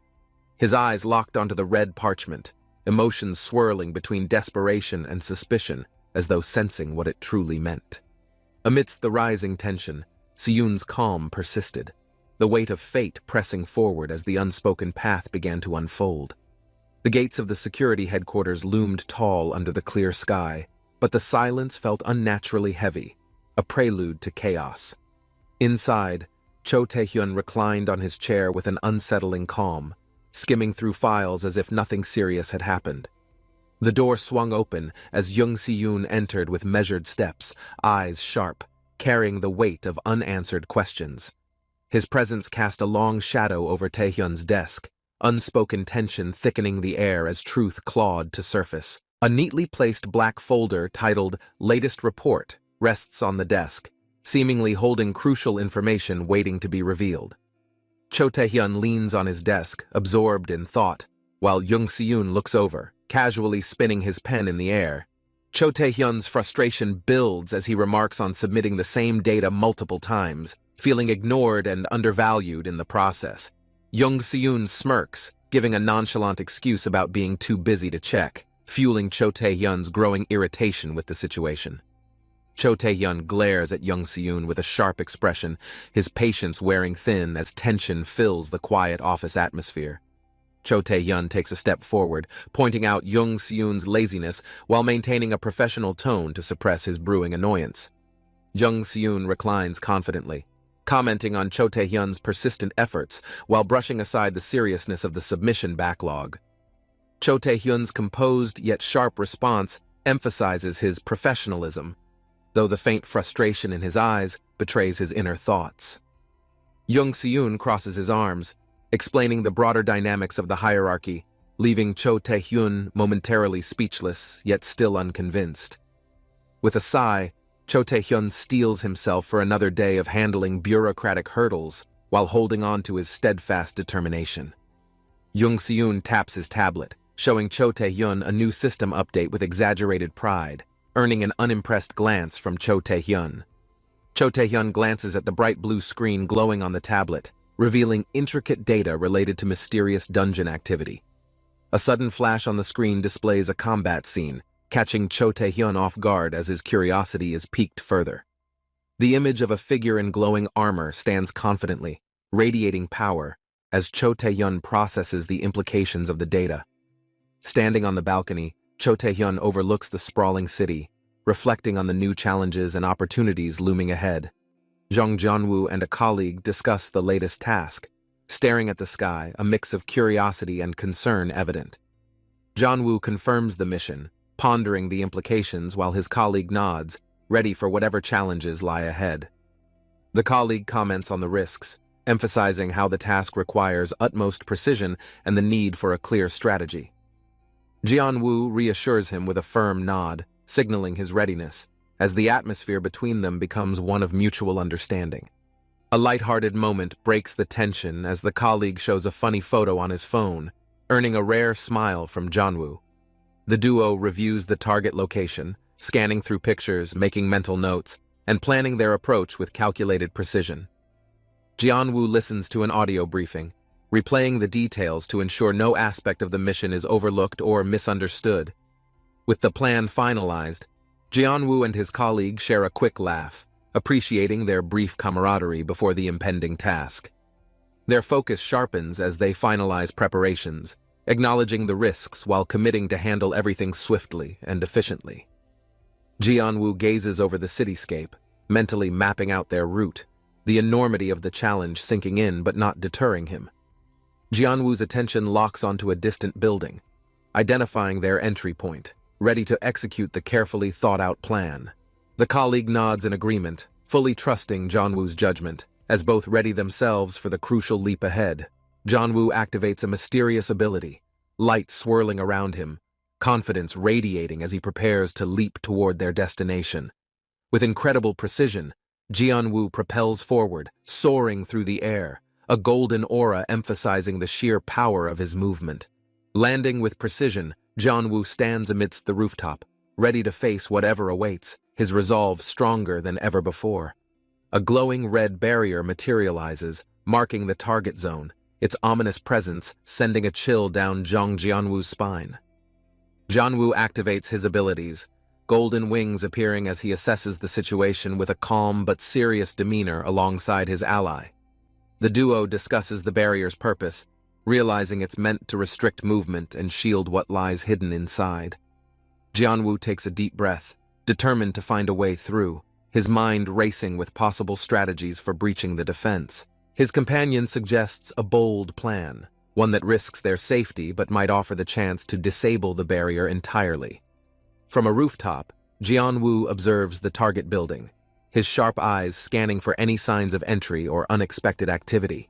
Inside the building, a prisoner watches through bars, his eyes filled with desperation as muffled voices echo in the distance. Clanging noises erupt from the metal doors, the prisoner instinctively recoiling as his hopes of escape dwindle with each second. Guards patrol the corridors, their vigilance unwavering, as the prisoner's resolve falters, questioning whether freedom is still within his grasp. Jianwu's shadow looms over the building, unnoticed by the guards, as he silently maps out his infiltration route with precision. The prisoner slouches against the wall, his weariness evident, but a flicker of hope ignites as faint footsteps grow louder. A faint blue glow catches the prisoner's attention, his eyes widening as energy begins to ripple through the dimly lit cell. The glow intensifies, creating a fissure within the barrier, a momentary distraction that the prisoner realizes might be his chance. With a sudden crash, the barrier shatters, leaving guards in chaos as Jianwu swiftly moves through the disrupted corridor. Amid the confusion, Jianwu's determined figure emerges, his mission clear as guards frantically question what just occurred in the facility. The alarm rings, alerting the guards as the building descends into chaos, while Jianwu silently moves toward his target. A guard rushes to the cells, only to find flickering lights as Jianwu's presence disrupts the security system. Jianwu's agility allows him to slip past unnoticed, his focus unwavering as he reaches the area where prisoners are held. Within the cell, the prisoner hears the faint sound of footsteps, his heart racing as he senses a possible rescue. The prisoner peers through the bars, spotting Jianwu's shadow, a flicker of hope igniting as the moment finally arrives. The prisoner gasps, his emotions conflicting between fear and relief, as the dimly lit corridor illuminates Jianwu's approaching figure. Jianwu examines the cell's lock, assessing its mechanisms, while his calm demeanor reassures the prisoner of his capable presence. The prisoner feels a surge of excitement, believing rescue is imminent, but Jianwu's restrained actions hint at unforeseen complications. Just as the atmosphere builds with anticipation, the door swings open slightly, raising doubts about whether it's truly freedom or a trap. Jianwu steps forward confidently, ready to face any challenge, signaling to the prisoner that their escape is closer than ever. Jianwu appears out of nowhere, startling the guards in the pitch-dark room, his sudden presence causing visible confusion. One guard hurriedly orders Jianwu to move into the designated area, showing his impatience while Jianwu pretends to comply calmly. In the cell, the prisoner watches in disbelief, gripping the bars tightly, realizing the situation is spiraling further out of control. The city is bustling, but there's a distinct tension in the air. Jianwu walks, fully aware of the danger ahead. Jung Si-yoon questions Cho Tae-hyun's confidence. "Are you sure this will work out?" he asks. Though Jianwu shows no hesitation, Jianwu smirks, calm yet determined. "Yes, I'm more than ready for this. This is my moment," he responds confidently. Young Se-yoon watches with a mix of concern and curiosity, still uncertain about Jong-woo's unflinching confidence as they move forward. The plan unfolds as Cho Tae-hyun signals to proceed. The moment of truth arrives and everything hinges on their next move. As Cho Tae-hyun speeds towards his target, the world blurs in a rush. His focus is razor-sharp, adrenaline kicking in. Cho Tae-hyun's bike leaps into the air, defying gravity. The cityscape spins wildly below him. He's pushing himself to the limit. The bike races through the sky, nearing the skyscraper. Time seems to stretch. Every second is an eternity. A moment of stillness passes and Jong-woo looks over, planning his next move.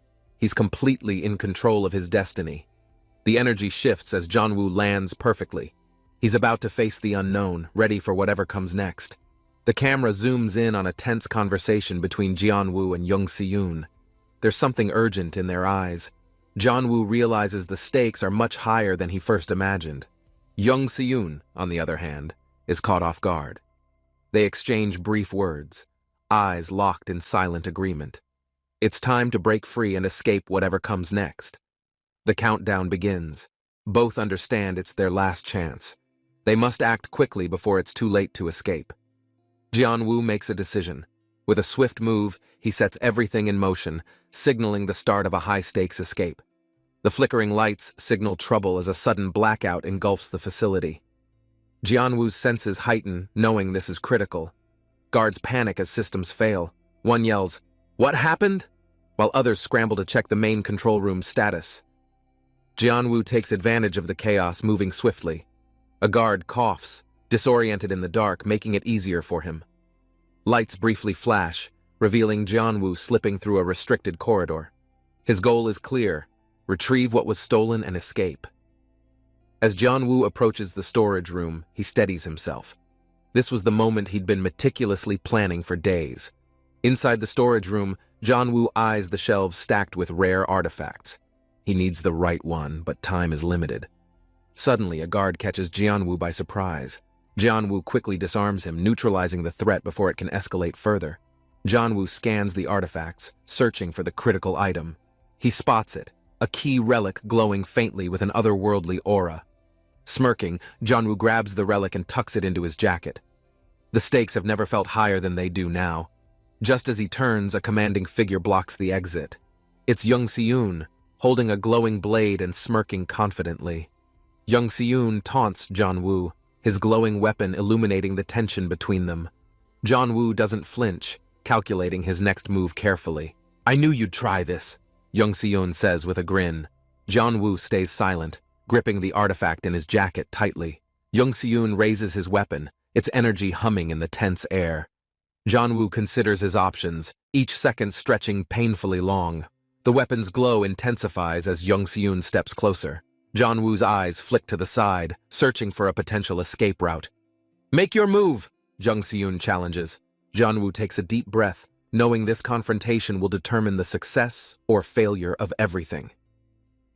Young Se-yoon's smirk deepened, his glowing weapon radiating an ominous light. The air grew thick with tension as he stepped closer. Jong-woo tightened his grip, his calm demeanor hiding the intensity building within. His body shifted, ready to face the incoming strike. Young Se-yoon's weapon slashed through the air, releasing a searing wave of energy.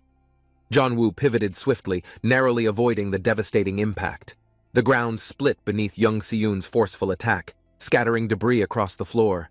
Jong-woo stood firm, his gaze fixed and unwavering. With a surge of energy, Jong-woo's wings burst into view, radiating light. The fight had escalated to its peak. Jong-woo surged forward, his movement fluid and precise. The clash of energy sent ripples through the room, shaking its foundations. Young Se-yoon retaliated with unmatched ferocity, but Jong-woo matched every strike. The intensity of their battle left no room for hesitation. In one fluid motion, Jong-woo broke through Young Se-yoon's defenses, landing a critical blow. The force sent Young Se-yoon staggering backward. The shift in momentum was undeniable as Jong-woo pressed his advantage. Young Se-yoon's movements slowed, showing cracks in his once unshakable confidence. The balance tilted, the overwhelming pressure from Jianwu forcing Jung Se-yoon to realize he was no longer in control of the fight. Jung Se-yoon raised his shield desperately, trying to withstand the relentless assault. His breathing grew heavier, each second more grueling than the last.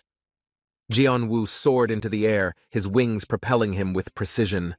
The energy coursing through him ignited the space around them.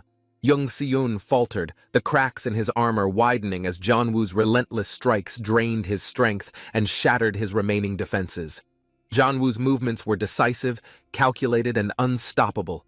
Every strike landed with purpose, pushing Jung Se-yoon to the brink of collapse.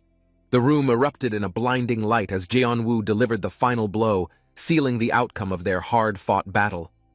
Jianwu descended like a meteor, his glowing wings casting an intimidating silhouette. Jung Se-yoon's instinct screamed danger as he raised his weapon. A crushing strike hit Jung Se-yoon, forcing him to stagger back. The attack had left a visible scar on his armor. Blood splattered as Jianwu's relentless strike pierced through Jung Se-yoon's defenses. The sheer force of the blow left no room for retaliation. Jung Se-yoon grinned through the pain, the ferocity of the battle awakening a fire in him. He refused to yield easily. Jianwu's pressure was unrelenting, driving Jung Se-yoon into a corner. Each successive strike seemed to carve closer to the endgame. Sparks flew as Jung Se-yoon channeled the last of his power into a desperate counterattack. Energy rippled violently around the room. Jianwu's eyes locked on the swirling energy Jung Se-yoon summoned, reading his moves carefully. His precision gave him an undeniable advantage. The ground cracked beneath their feet as energy surged upward. Jianwu leaped, his wings creating shockwaves, positioning himself above Jung Se-yoon. Jung Se-yoon's reckless power became unstable, creating a blinding light. Jianwu acted swiftly, seizing the opportunity to execute a decisive, flawless maneuver. With a single leap, Jianwu plunged through the chaos. His unshakable determination marked the final step toward complete victory. As Jianwu's final strike landed, a massive explosion of energy erupted. Lightning crackled, debris scattered, and windows shattered violently. Jianwu Li leaps into the air, golden energy propelling him forward, determined to confront the chaos before him. His skill, Leap, activates, and his figure surges through the sky like a golden comet, unwavering in his purpose. Jianwu gracefully lands, energy still radiating, scanning the ruined battlefield, where silence seems to weigh heavier than the dust. From the rubble, a man with piercing eyes and an amused smirk watches Jianwu's arrival, intrigued by his audacity.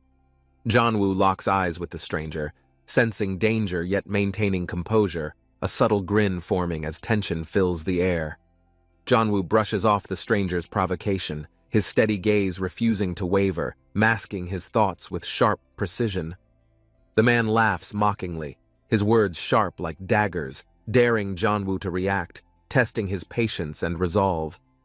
Jianwu moves forward decisively, closing the distance with an air of confidence, his shadow looming over the seated stranger. A sudden strike from Jianwu's hand catches the man off guard, the force echoing through the crumbling remains around them. The stranger's composure breaks for a moment, his body jolting from the impact, yet a sly smirk persists on his face. Jianwu points his glowing hand, a faint smile hinting he's holding back, teasing the stranger to reveal his intentions. The stranger feigns calm, but Jianwu's unrelenting gaze cuts through, his stance silently issuing a challenge without words. Maybe, but not today, Jianwu seems to imply as his power sparks, unsettling the stranger's facade of confidence. Jianwu spins abruptly, throwing his cloak over the stranger's face, using the distraction to retreat into the smoky ruins. Watching Jianwu vanish, the stranger chuckles faintly, his eyes sharp. That kid, he's got some luck, he mutters to himself. A golden aura erupts as Jianwu's leap activates again, scattering rubble around him as his figure soars through the air. The blonde man, Cho Tae-hyun, shouts Jianwu's name in frustration, scanning the scene, realizing he's lost sight of his target.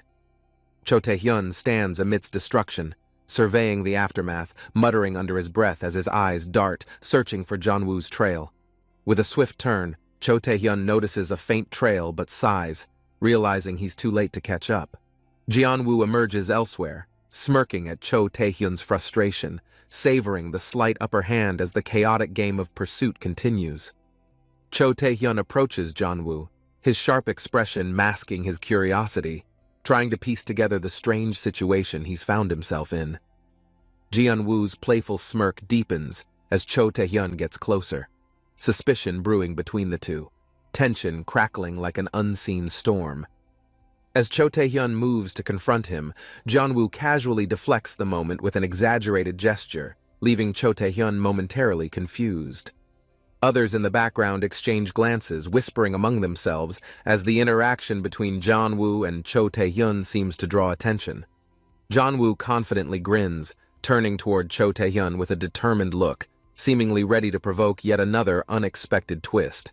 Cho Tae-hyun tightens his expression, clearly annoyed, but Jeonwoo's confidence grows as he steps forward, relishing the situation's unpredictability. Amidst the growing crowd, Cho Tae-hyun's patience thins, and Jeonwoo's mischievous demeanor seems to fuel the rising tension between them. The group of onlookers, dressed in official attire, begins to close in, their presence hinting at an even larger conflict. Jeonwoo adjusts his stance, prepared for what's to come, as Cho Tae-hyun's focus sharpens, sensing the weight of their surroundings. The scene shifts to a quiet skyline, contrasting the tension as the moment settles, leaving only questions in its wake. Jeonwoo steps forward cautiously, the sound of his footsteps echoing, confirming the eerie silence around the desolate area. He glances around, muttering to himself, confirming there's no one nearby, his confidence bolstered as he prepares to act. Pulling out his notebook, Jeonwoo flips through its pages, his expression calm but focused, searching for guidance on his next move. With determination, he activates a skill, golden letters appearing mid-air, their light illuminating his resolve and filling the empty space. His phone buzzes unexpectedly, and he glances at the screen to see Kim Min-seok's name, briefly breaking his concentration. Jeonwoo hesitates, gripping the phone tightly, the call conflicting with the dangerous task he knows he must continue. He activates another ability, his finger tracing the air as he pulls up a map of red, glowing pathways ahead. The ominous red vortex appears before him, crackling with power, its intense energy pulling his focus back to his mission. With resolve, Jeonwoo steps forward toward the portal, his mind calm despite the unknown dangers awaiting beyond the crimson energy. The fiery vortex roars louder, a voice-like presence whispering within, its tone daring him to face the impossible challenge ahead. A message materializes mid-air, describing the abyss before him as a place of unrivaled danger, its words sharpening his resolve. Jeonwoo reads the text carefully, noting the warning and choice it offers, his hand trembling as he hovers over yes. The portal's glowing core intensifies as Jeonwoo presses forward, the sinister atmosphere around him amplifying with every step he takes. A menacing silhouette emerges within the darkness, golden eyes glowing fiercely, their gaze meeting Jeonwoo's as tension fills the space. Jeonwoo freezes momentarily, his eyes wide, as the portal's power surges, pulling him closer to a fateful and inevitable confrontation. Jeonwoo stands before the swirling red portal, its ominous energy pulsing wildly, as if daring him to take the first step. His expression hardens, golden light igniting around his hands as he channels his strength, preparing for the dangerous unknown ahead. A faint smirk escapes Jeonwoo's lips as he whispers to himself, pushing aside fear and committing fully to the challenge.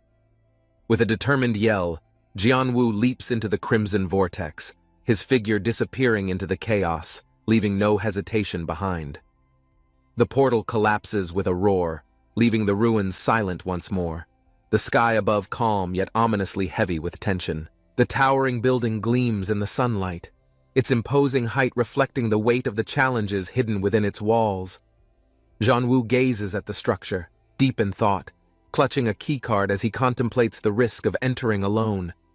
He mutters under his breath, feeling the unease of the situation as the looming tower casts a long shadow over him.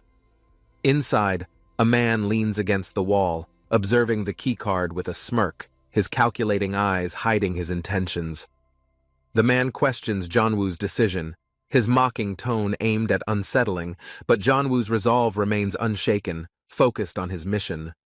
Jeonwoo steps forward, dismissing the taunts, his movement steady as the man's expression shifts, sensing something unexpected in Jianwu. The man's demeanor hardens, a glint of red flashing from his hand as he reveals a blade, threatening Jianwu silently. Without flinching, Jianwu counters the pressure with his calm, his focused expression making the atmosphere grow increasingly tense between them. The man taunts Jianwu further, questioning his choices, his words like venom aim to provoke and exploit any hesitation within him. A sudden entrance interrupts the scene. A woman bursts in, her presence adding urgency, as Jianwu recognizes her immediately with surprise. The woman warns Jianwu urgently, her determined expression highlighting the severity of the danger lurking inside the labyrinthine building. Jianwu listens intently, his grip tightening on the keycard, realizing that every second wasted edges them closer to unavoidable peril. Within the mysterious realm, lava and flames rage violently, the searing heat creating an unforgiving environment for any unprepared entrant. Jianwu steps forward, determination in his eyes as the glowing portal reflects his readiness to embrace the daunting challenge ahead. A prompt appears before Jianwu, offering choices. He hesitates only briefly, his resolve growing sharper as he makes the fateful decision. Jianwu checks his interface, scrolling through skills with focus, carefully deciding which to activate for the challenges awaiting him. The interface displays numerous inactive skills, each tempting him with potential, yet requiring strategic selection for this unpredictable battle. With resolve, Jianwu activates flight, gripping his dagger tightly, preparing to face whatever the crimson abyss holds in store. A blast of energy propels him upward, his body spiraling through the air as fiery winds engulf his surroundings. Jianwu lands hard, coughing from the impact, but he quickly steadies himself, determined not to let pain slow him down. The ominous expanse of the abyss stretches before Jianwu, its eerie silence interrupted by faint, ominous crackles of glowing red energy. He cautiously advances, scanning the terrain with sharp eyes, aware that every step could lead to either discovery or peril. Suddenly, a shadowy figure emerges from the flames, its form distorted yet menacing, making Jianwu halt in his tracks. The figure splits into multiple fiery creatures, each radiating power as they circle Jianwu, who prepares himself for their first move. Despite their numbers, Jianwu grips his dagger tightly, his instincts guiding him as the creatures close in from every direction. Jianwu uses flight to escape the onslaught, soaring above the creatures, golden streaks trailing behind him as he maneuvers. The interface buzzes with updates, showing successful dodges and potential quests, each demanding focus amidst the chaos surrounding him. Jianwu lands gracefully, his strategy unfolding as he activates another skill, unleashing a wave of golden energy toward the encroaching enemies. The creatures scatter from the impact, but the system prompts a new quest: defeat all monsters and reach level 200. Jianwu smirks, his determination shining through as he charges forward, ready to conquer the challenge and rise against the odds. Jianwu faces the Crimson Demon with sharp resolve, his golden dagger glowing as he prepares for an intense and deadly encounter. The monster lunges, its glowing red eyes piercing the air, forcing Jianwu to leap back with precision and speed. Jianwu's golden wings radiate as he uses flight, soaring through the battlefield, his skills carefully chosen to outmaneuver his enemy. A bright notification appears mid-battle, confirming his quest progress. Kill 100 monsters and reach level 200 inches, a daunting task. Finally, a system message declares the quest complete, Jianwu landing amidst scattered rewards, his body glowing with victory and progress. Jianwu gazes at the glowing rewards, the ground littered with orbs of various colors, representing power and untold potential. He picks up a glowing orb, its light flickering in his hand, realizing it holds the key to upgrading his abilities.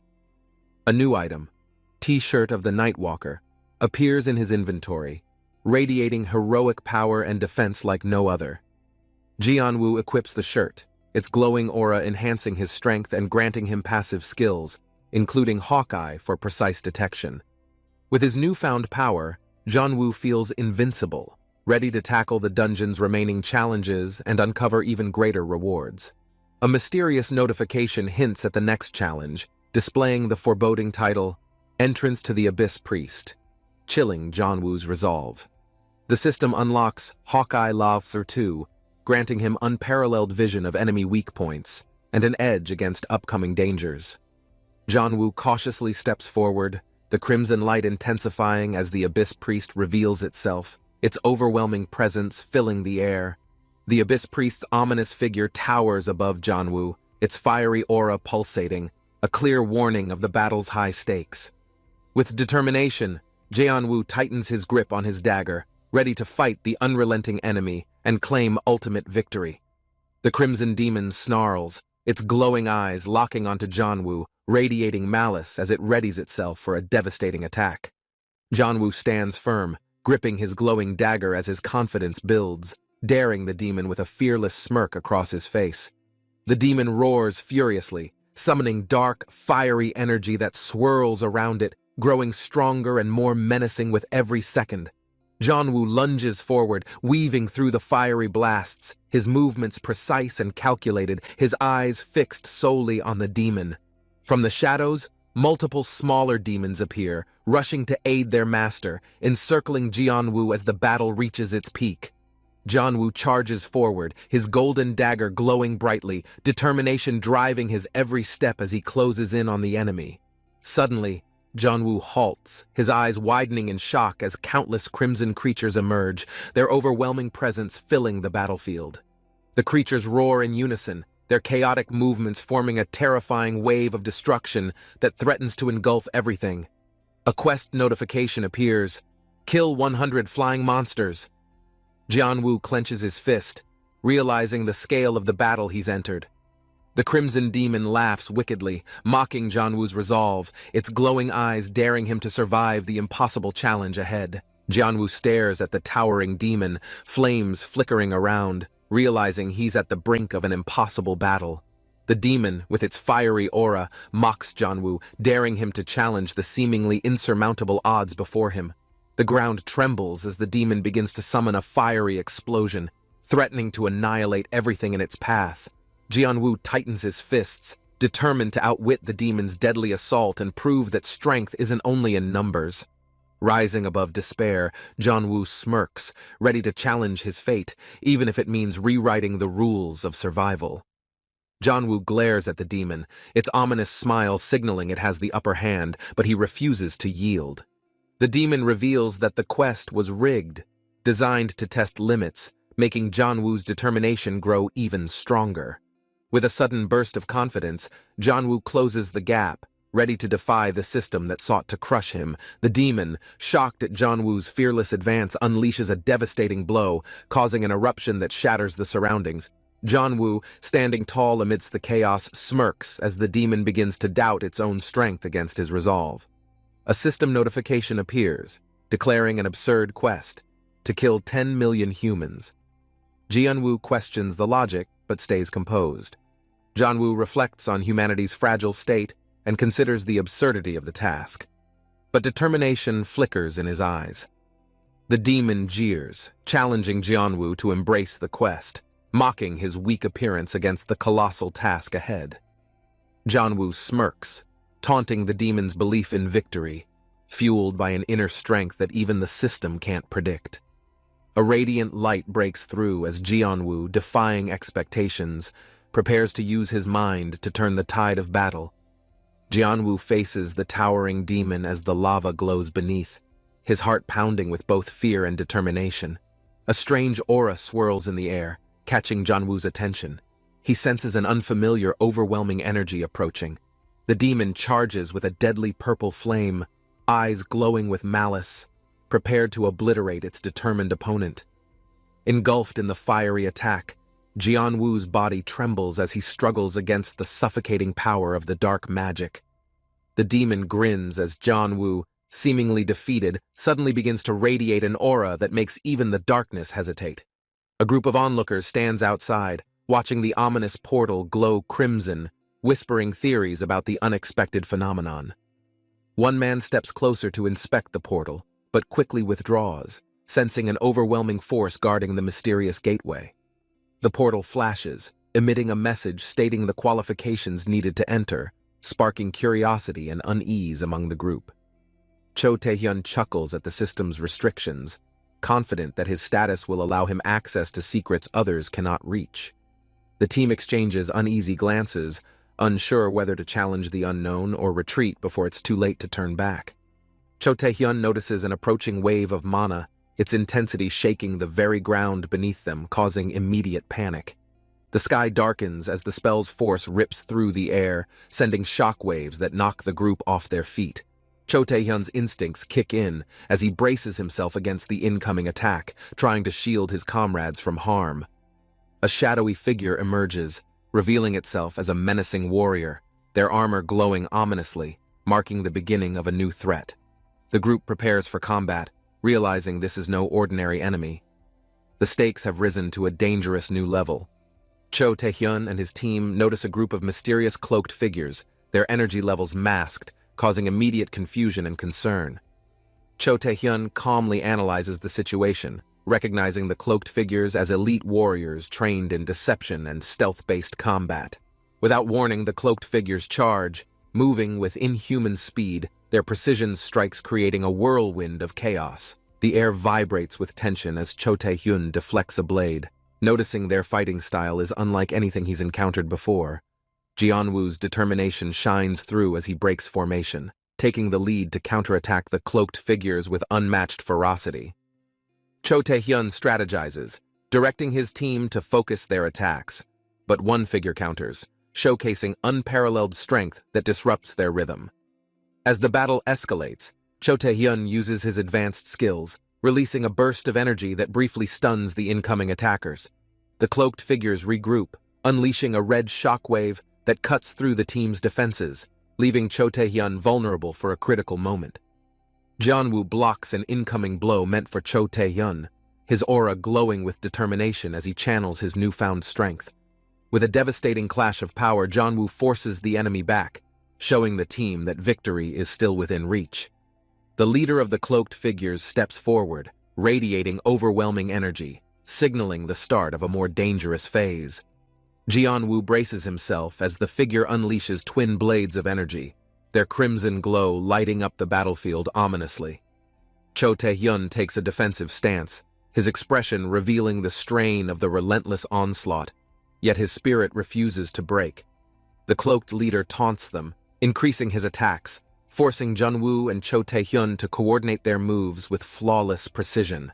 Despite the rising odds, Jeonwoo's smirk hints at an unexpected plan, ready to turn the tide against the powerful foe.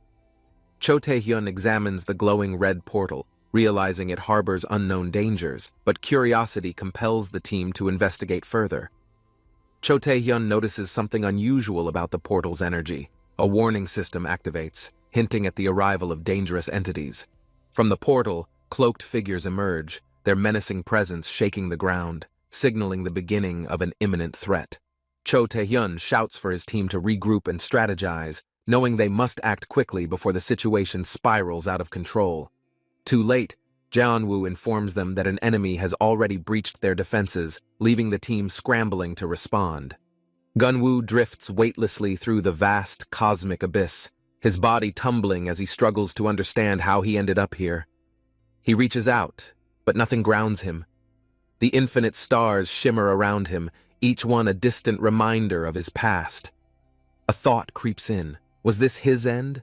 He clenches his fist, unwilling to accept fate as just another casualty. Suddenly, vibrant crystals explode into existence, their radiant energy pulsating like a heartbeat, offering a path forward in this strange realm. One crystal surges toward Gunwoo's grasp. The instant he touches it, an overwhelming energy floods his veins, rewriting his very being. Gunwoo exhales sharply, his body stabilizing as realization dawns. If this space held power, perhaps it held the key to survival. The stars around him ripple, bending reality itself. From their depths, golden symbols emerge, each one humming with boundless potential. He watches in awe as a black vortex forms, swirling violently. It births something rare, something ancient, the fabled Godstone. Legends speak of this stone's power to manifest anything. Only 10 exist, scattered across the universe, waiting for worthy hands. Gunwoo's past echoes in his mind, people he trusted, those who betrayed him. Could this stone grant him a future worth fighting for? A fleeting image of his parents appears, their faces warm with love. Memories flood back, pain and longing mixing inside him. He clenches his jaw. If this stone could create anything, could it rewrite destiny itself? Could it bring back the lost? The question lingers as his pulse quickens. If reality was shaped by this power, then perhaps nothing was truly impossible anymore. Gunwoo gazes at the floating interface, lines of stats and skills etched into existence by the stone's limitless energy. The realization crashes over him. This power wasn't just about survival. It was about reshaping everything, bending even fate itself to his will. A blinding surge of energy cracks the sky, unleashing a force that distorts reality, shaking the battlefield to its core. Gunwoo stands firm, gripping his weapon as monstrous figures emerge. Their glowing red eyes fixate on him with primal hunger. A smirk plays on his lips. This wasn't fear. It was excitement. The real fight was finally about to begin. He tightens his grip, feeling the energy pulsating through him. If fate had a plan, he was about to rewrite it. The monster lunges, but Gunwoo's movements are precise. His blade slashes through the air, igniting the battlefield with a golden blaze. A new quest materializes before him. Defeat 100 flying monsters. A challenge, but exactly the kind of chaos he thrives in. One after another, creatures rush toward him. His instincts sharpen, muscles tense, and his attacks become a deadly dance of destruction. A perfect strike sends him soaring, his blade flashing as he tears through enemies like a storm cutting through the night. Blood-red streaks paint the battlefield. Each defeated enemy fuels his momentum, pushing him toward an unstoppable rhythm of battle. The ground trembles beneath him as his aura intensifies. His presence alone radiates dominance, forcing even the fiercest monsters to hesitate. Gunwoo moves swiftly, golden wings of energy forming behind him. The battlefield shifts as countless glowing stones materialize around him. His eyes scan the treasure before him. Among the shimmering relics, one artifact radiates an immense power beyond comprehension. A prompt appears, revealing its name, Spirit of the Nightwalker, a legendary artifact known to enhance abilities beyond limits. He reaches out, the energy surging into his body. A chilling sensation spreads, reshaping his power into something extraordinary. Draped in midnight blue, Gunwoo ascends, his aura now an unstoppable force. The battlefield stands frozen before his overwhelming presence. Gunwoo smirks, confident in his next move, but as he reaches out, a glitching message suddenly disrupts his system's response. A system error flashes, an item has been duplicated. Before he can react, his quest is forcibly changed to something unknown. A new challenge appears, the difficulty sky high. He stares at the system message, realizing this wasn't supposed to happen. Gunwoo turns toward the lurking enemy. The red-skinned beast grins, sensing hesitation in his movements, its claws twitching hungrily. His instincts scream at him, warning him something is wrong. He tightens his fist, preparing for a battle unlike any before. The beast lunges, its razor-sharp claws barely missing Gunwoo. He dodges, but unease grips him. Something feels entirely off. Sweat drips down his face. His body tenses, his movements slower than expected. The monster's wicked smile only grows wider. A sharp pain shoots through his chest. He gasps, feeling something foreign crawling beneath his skin, messing with his control. Gunwoo's vision blurs, but his instincts take over. He forces his blade forward, slashing in a desperate attempt to retaliate. His attack lands, slicing cleanly. The beast recoils, but its glowing red eyes flicker with something far more dangerous, amusement. Blood splatters across the battlefield as a sharp blade cuts cleanly through flesh. A sinister grin forms in the chaos. Gunwoo's breath hitches as the blade halts inches from his face. A firm hand grips it, stopping the lethal strike. A familiar figure stands before him, her expression unreadable. The sight of Han Seo-yeon sends a chilling shock through him. The ground shakes as the monstrous entity collapses. Dust swirls through the air, marking the battlefield where only two figures remain. A shimmering portal opens, its golden glow casting eerie shadows. The system recognizes the battle's end and triggers an unexpected new quest. Gunwoo narrows his eyes as the challenge appears before him. The conditions are brutal. Survival means defeating an impossible number of enemies. Standing across from him, Han Seorin remains composed. Her gaze holds a mix of resolve and secrets yet to be revealed. Gunwoo exhales, the weight of everything settling in. He wasn't just fighting monsters. He was entangled in something far bigger. Seorin steps forward, her expression unreadable. The tension thickens as her presence alone suggests a battle far beyond brute strength. Gunwoo tightens his grip, his mind racing. If she had the knowledge to survive, why hadn't she ended the trial? A realization hits him. There was something more at play, something she wasn't saying. Secrets were woven into this very challenge. Her voice is steady, but her words cut deeper than any blade. Gunwoo stiffens, the truth unraveling in unexpected ways. Her reason is clear: the divine stone. Not for power, not for dominance, but for a cause even she can't ignore. Gunwoo processes her words, his mind flashing through memories of battles fought, choices made, and the consequences yet to unfold. Would knowing the truth have changed anything? Probably not. But now, standing here, everything felt more complicated than before. The system displays a new quest, this one with a brutal consequence. Failure meant death. There was no turning back now. Seorin's stance shifts. She wasn't running, wasn't hesitating. If this battle had to happen, then it was already decided. Gunwoo grips his weapon, his heartbeat steady. No matter what lay ahead, he would face it head-on, without regret.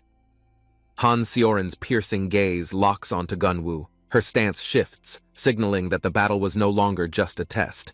Gunwoo steadies himself, watching her every move. The moment her foot touches the ground, the entire battlefield seems to tremble. In a blink, she vanishes, appearing midair, spinning toward him with blinding speed. The sheer force distorts the surroundings.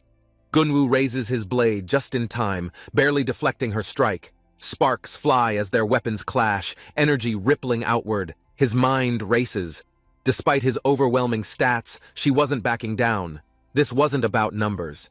This was about pure, raw skill. Gunwoo activates Hawkeye, his vision sharpening instantly. His ability reveals hidden buffs Seorin has stacked, making her unnaturally powerful. The system displays her enhancements: boosted stats, passive healing, resistance to fatigue. Each one tailored to ensure she never falters. Gunwoo exhales. Fighting her without a plan was suicide. She wasn't just strong.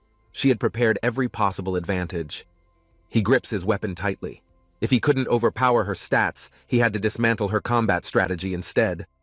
Energy surges around them, clashing violently. If this was a game of attrition, then he had no choice but to adapt. A sudden impact sends Gunwoo staggering.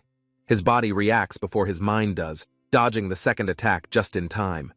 A sharp pain flares in his arm. Blood trickles down, but he barely has time to register the damage. He glances around. She's gone. His instincts scream at him. This wasn't an escape. She was repositioning for a finishing move.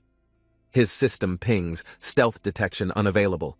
If he wanted to see her movements, he had to upgrade his Hawkeye immediately. The system offers a choice: spend his points to level up or risk fighting blind. He doesn't hesitate. He selects yes. Gunwoo's vision sharpens as Hawkeye activates. The battlefield shifts, revealing Seorin's hidden presence. His advantage was finally within reach. His eyes lock onto her as energy crackles around her form. She wasn't surprised. She had expected him to keep up. Seorin raises a hand, activating telekinesis. Gunwoo's body lurches forward as an unseen force pulls him violently across the battlefield. He crashes midair, struggling against the invisible grip. The pressure tightens as she hurls him straight toward the stone floor. Gunwoo grits his teeth, twisting his body midair. With sheer force, he breaks free, landing with a burning determination. Their blades clash again, each strike faster than the last. Sparks fly as their battle turns into a brutal aerial showdown. Gunwoo exhales sharply. Seorin's movements are relentless. Even with his buffs, her overwhelming presence makes it feel like an unwinnable fight. The system flashes. 4 minutes remain. If he didn't finish this soon, the consequences of failure would be worse than death. Gunwoo considers a risky move. Taking some intentional damage might trick Seorin into underestimating him, but the dungeon's restrictions worry him. A deep rumble echoes beneath them. The system enforces new skill limitations, forcing Gunwoo to rethink his strategy immediately. Gunwoo barely evades another attack, his stamina running low. His system warns him, continuous damage could trigger an irreversible penalty. He grits his teeth, watching Sioran charge. If she landed another direct hit, his ability to counterattack would be compromised. A red notification appears. His health drops rapidly. He had taken too many hits, but the system had already calculated something else. The more damage he received, the more his skill charged. If he played it right, his final strike would be unstoppable. Pain surges through him, his body screaming in protest. But this was it, the last step before unleashing everything he had left. Gunwoo gasps as blood drips from his wound. Sioran stands before him, her blade frozen mid-air, hesitation flickering in her eyes. For a brief moment, silence hangs between them. Her grip tightens, but something in her expression betrays a conflict within. Gunwoo exhales shakily, his voice barely above a whisper. He didn't want this fight to end like this, not like this. A sudden surge of energy erupts between them. Blue lightning crackles violently, shattering the fragile moment of indecision. Gunwoo and Sioran are thrown apart by the sheer force, their weapons sparking as raw power surges through the battlefield. Gunwoo's blade collides with a surge of blue energy. The impact crackles, sending shock waves through the battlefield with raw force. Electricity arcs between them, illuminating Sioran's determined expression. She holds her stance, refusing to be overpowered by sheer force alone. Gunwoo braces himself as the system flashes a warning. Destruction Strike's countdown reaches its final moments, forcing an immediate decision. The battlefield distorts as time slows. The golden artifact in his grasp vibrates, reacting to the immense energy building around them. Sioran lunges forward, her weapon aimed precisely. Gunwoo tightens his grip. This was the moment everything would be decided. Gunwoo swings, but hesitation grips him. The system pings. 1 second left. He curses, realizing he might be too late. A golden notification appears. Reverse activated. Time distorts, rewinding the battlefield as his body reacts before his mind can process it. The system resets his last move, extending Destruction Strike's activation window. His health drops to 0, but something else triggers. An overwhelming force floods through him as the condition is met. The entire battlefield erupts in golden light, consuming everything. Gunwoo's body crackles with energy. The notification blares, Destruction Strike fully charged. He had exactly 10 seconds before the final blow landed. Gunwoo lands, his breath ragged. Sioran's eyes widen. She expected his attack, but not for him to survive the backlash. She dashes forward, trying to finish it before he can release the final strike. Her blade gleams with piercing intent. Gunwoo instinctively dodges, barely evading the attack. The shock in Sioran's eyes confirms it. Something had changed in that instant. She grits her teeth. How? Her stance shifts. But Gunwoo had no time for explanations. His focus was on the system. Hawkeye activates, revealing everything, the timing, her weaknesses, the final strike's window. He had exactly one chance to win. A divine shield materializes before Sioran, absorbing Gunwoo's strongest attack. The system recognizes it, the Shield of God, level max. Gunwoo's eyes narrow as the system details appear, a transparent, near-invincible shield that blocks almost any incoming damage. His mind races. Even with Hawkeye, he hadn't anticipated this. Beating her meant countering something designed for absolute defense. Sioran smirks, lowering her hand. This wasn't an ordinary battle anymore. She was prepared for everything, even his most powerful strikes. Gunwoo exhales, adjusting his stance. The odds were stacked against him, but that had never stopped him before. Gunwoo clenches his fists. He had only one chance left. The system pings, notifying him that Destruction Strike's condition had been met. His health plummets, the damage notifications stacking rapidly. But in exchange, his power reaches a peak he's never felt before. Electricity surges around him as Sprint activates. His body feels weightless, raw speed amplifying beyond normal limits, pushing him forward. Gunwoo charges straight at Sioran, his blade crackling with unrestrained energy. His only chance was to break through with sheer force. Sioran braces, summoning her shield once more. Sparks fly as his attack collides, the impact shaking the very air. Gunwoo grits his teeth, pouring everything into his final strike. If he failed here, there wouldn't be another opportunity. The battlefield distorts as waves of energy ripple outward. Time slows. This was the moment that would decide everything. His system flashes. Destruction strike countdown begins. 8 seconds left. He had to finish it before Sioran could counter. The system grants him a final choice: transform or sprint. Both could turn the tide, but only one would guarantee victory. With unwavering resolve, Gunwoo selects his option. The battlefield erupts as the final clash begins, deciding who would walk away victorious. Gunwoo's body surges with energy as the system activates lift. His entire form propels upward, throwing off Sioran's calculated stance. Electricity crackles around him as his power reaches its peak. He forces himself to stay focused. This was his last chance. Sioran narrows her eyes, anticipating his next move. Her instincts scream at her. Something about his energy felt fundamentally different. The system blares. Destruction strike. 2 seconds remaining.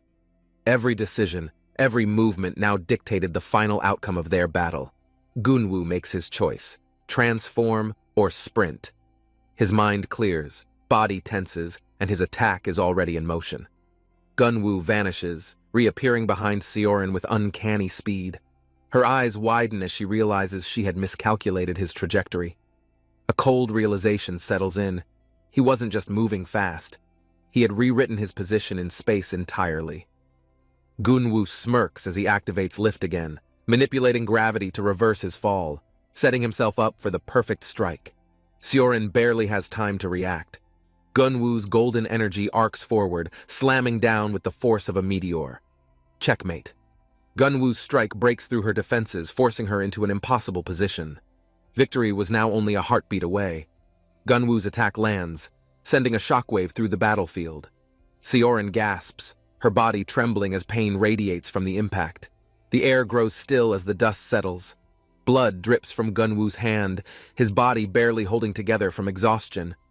Sioran staggers, gripping her wound. Her lips curl into a smirk.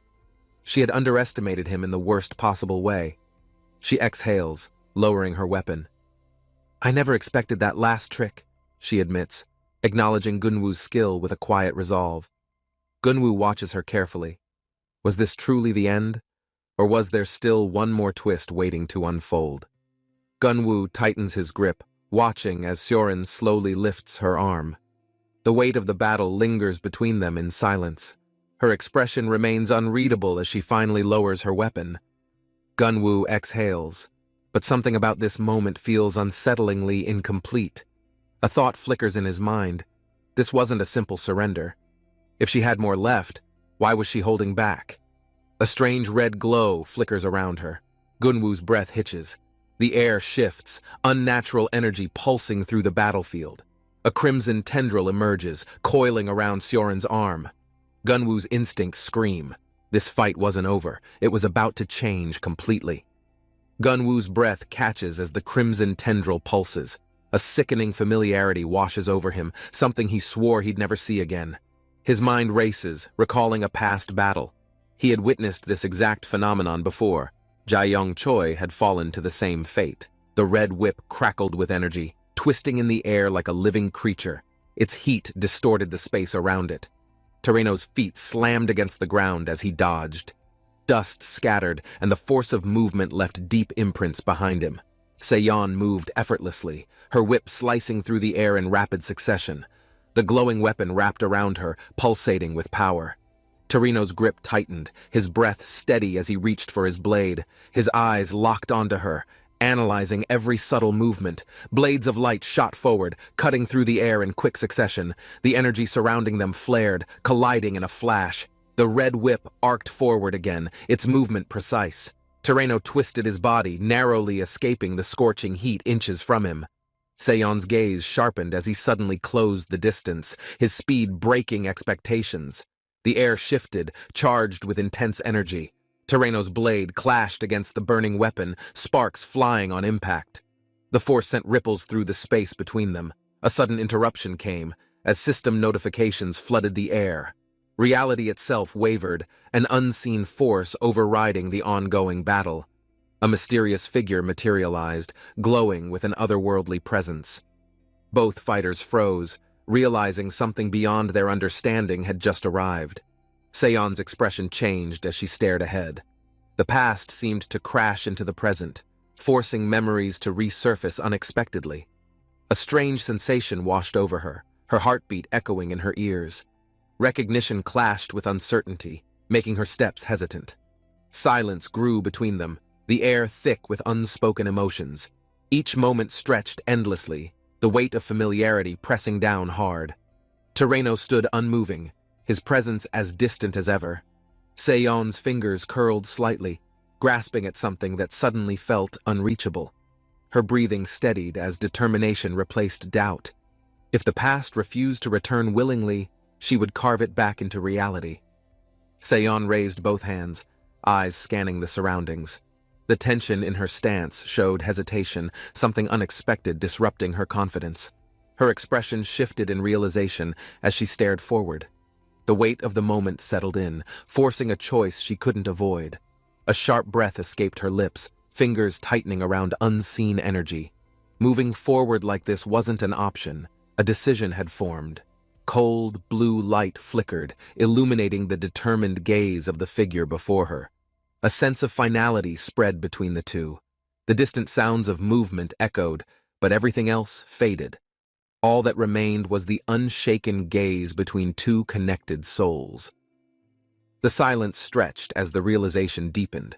The resemblance was undeniable, yet something was off, something different that couldn't be ignored. A split moment of recognition lingered before their gazes met. The contrast between past and present clashed in the space between them. A knowing smirk formed, carrying confidence far beyond appearance alone. Memories flickered, but clarity settled, forming an understanding neither expected. An explanation followed, words filled with a certainty that contradicted everything previously believed. The weight of truth settled heavily upon them. The response was instant, a forceful rejection of the idea presented. The disbelief carried through each movement, breaking the moment completely. A sharp snap cut through the tension, redirecting focus. Eyes narrowed, attention shifting as something new began to unfold. The air around them stirred, an eerie shift in energy. The realization struck too late, causing hesitation where there should be none. A collapse followed, unexpected and sudden. The weight of exhaustion mixed with overwhelming pressure, forcing an unavoidable confrontation with limits. Distant figures observed, their expressions unreadable. The consequences of past actions now circled back, forcing decisions neither had prepared for. A countdown appeared, its presence ominous. The final moments ticked away, a silent warning of something far beyond their control. The atmosphere shifted as tension filled the air. Terreno's expression darkened, realizing something critical had been set in motion already. A moment of realization struck as he connected the pieces. Seon stood frozen, the weight of those words settling deeply. A red glow burned behind him, a force surging forward. There was no more time left to hesitate or think. The revelation hit harder than expected, the implications stretching beyond what they had assumed. A hidden truth lingered beneath the surface. Between them, a dangerous thought formed. If everything until now had been orchestrated, then the future held even greater uncertainty. The weight of foresight became undeniable. If everything was predetermined, then fighting against it was like struggling against the tide. Silence filled the air as unspoken questions lingered. Doubt and realization clashed within Terreno's mind, shifting the battle's significance entirely. Seon's presence became clearer in this moment. She wasn't just another piece in this game, but something far more important. The reality of battle sharpened into focus. Their choices weren't just survival, but about disrupting something that shouldn't have existed. The fight wasn't simply against power, but against a force that dictated fate itself. Their actions now would decide everything ahead. A figure emerged, energy radiating with overwhelming force. The sheer pressure from his presence was enough to distort the surrounding space. Celestial light clashed against darkness, creating an unearthly glow. His appearance signified something beyond ordinary, an entity above normal understanding. The air vibrated as golden energy condensed into a powerful form. Power beyond measure surged, making resistance feel utterly insignificant. The moment stretched endlessly. If victory was even possible, it would come at a cost neither had prepared to face. Against a force beyond limits, the outcome seemed inevitable. This wasn't just a battle. It was a war against the impossible. Torino's mind raced as he processed the weight of responsibility. The burden left behind wasn't something he had ever asked for. Questions swirled as doubt settled deep within him. If everything was predetermined, then why was he chosen to carry this role? A steady voice cut through his hesitation, grounding him in the present. The truth of his situation was no longer avoidable. Seyon lay motionless on the ground, her breath uneven. The battle wasn't over, and the next decision would determine everything. Gunwoo looks down at a body, feeling lost and unsure. The decision feels too heavy for him to make. The figure beside him, eyes closed, is unconscious, offering Gunwoo a chance to act without triggering destruction. Gunwoo realizes there's no turning back. Something in him stirs, determined to solve this tangled mess once and for all. He voices his concern, his disbelief shaking the air. There's no way this can be a real choice. Gunwoo comes to a hard decision, accepting the truth and preparing himself for whatever comes next in this battle. The moment feels tense. Gunwoo stands still, feeling his body hum with nervous energy, unsure what's about to happen. He stares down at the unconscious figure again, the weight of the responsibility beginning to press down on him. The mysterious force behind the quest creeps into his thoughts, and Gunwoo's doubts only deepen, his frustration growing. He grits his teeth, determined, as if his mind has already decided. There's no other way but through it. Gunwoo locks eyes with the unknown, ready to face whatever challenge looms, knowing it's up to him to resolve it. The air becomes charged with tension as Gunwoo's body jerks into action, something powerful urging him to move faster. His hand grips the weapon tightly, the force of the sudden movement startling even him. The chaos begins. Gunwoo stumbles but manages to hold his ground, hearing the sound of an approaching attack that makes his heart race. The rush of air fills his ears and he launches himself forward, desperate to outrun what's closing in on him. With a mighty roar, the ground shakes under the intensity, and Gunwoo knows this fight is one he can't avoid. Mr. Chung leaps forward, his blade aimed at the red-masked figure, determined to bring down the formidable opponent. The blades clash, sparks flying in the air, both fighters pushing their limits as the tension grows with each strike. The sound of battle echoes as Mr. Chung's relentless attacks force the red mask to momentarily falter in defense. Observers watch in awe, some cheering for Mr. Chung's skill, believing the red mask is starting to lose ground. Mr. Chung, a watchman known for his precision and strength, refuses to back down, showcasing unmatched determination. The watchman's emblem radiates power behind him, an aura of strength that embodies the fierce role he proudly represents. The red-masked figure retaliates, their blades striking back with unrelenting force, causing Mr. Chung to momentarily step back. Mr. Chung grits his teeth, pushing through the fatigue as he recalls his oath to protect at any cost. With a powerful counterstrike, Mr. Chung lands a hit that causes the red mask to stumble slightly, surprising everyone. Mr. Chung's unwavering focus intensifies, his mind locked on ensuring victory despite the chaos unraveling around him. Gunwoo dashes forward, his agility unmatched as he evades an incoming strike, his eyes fixed on the advancing enemy. His weapon glows brightly, radiating energy as he swings it with precision, clashing against the red mask's powerful blade. Gunwoo's strike sends shockwaves through the air, forcing the red mask to momentarily step back, reevaluating its next move. Gunwoo steadies himself, aware that this fight is far from over, and every decision he makes now could change everything. Mr. Chung calls out, reminding Gunwoo of the importance of his actions, urging him not to falter against their formidable foe. Taeho shouts in frustration, his fiery determination clashing against the chaotic battlefield, refusing to let anyone dictate his strategy. He launches himself at the red mask, fueled by raw emotion, his blade glowing with unrestrained power as it clashes violently. The red mask stands firm, its gaze unyielding, seemingly unaffected by Taeho's intense attacks, adding to his mounting frustration. A mysterious text appears, detailing the peculiar abilities of the red mask, leaving Taeho momentarily distracted but curious about its secrets. Taeho's focus sharpens again, realizing the stakes. This knowledge could be his only chance to shift the tide of battle.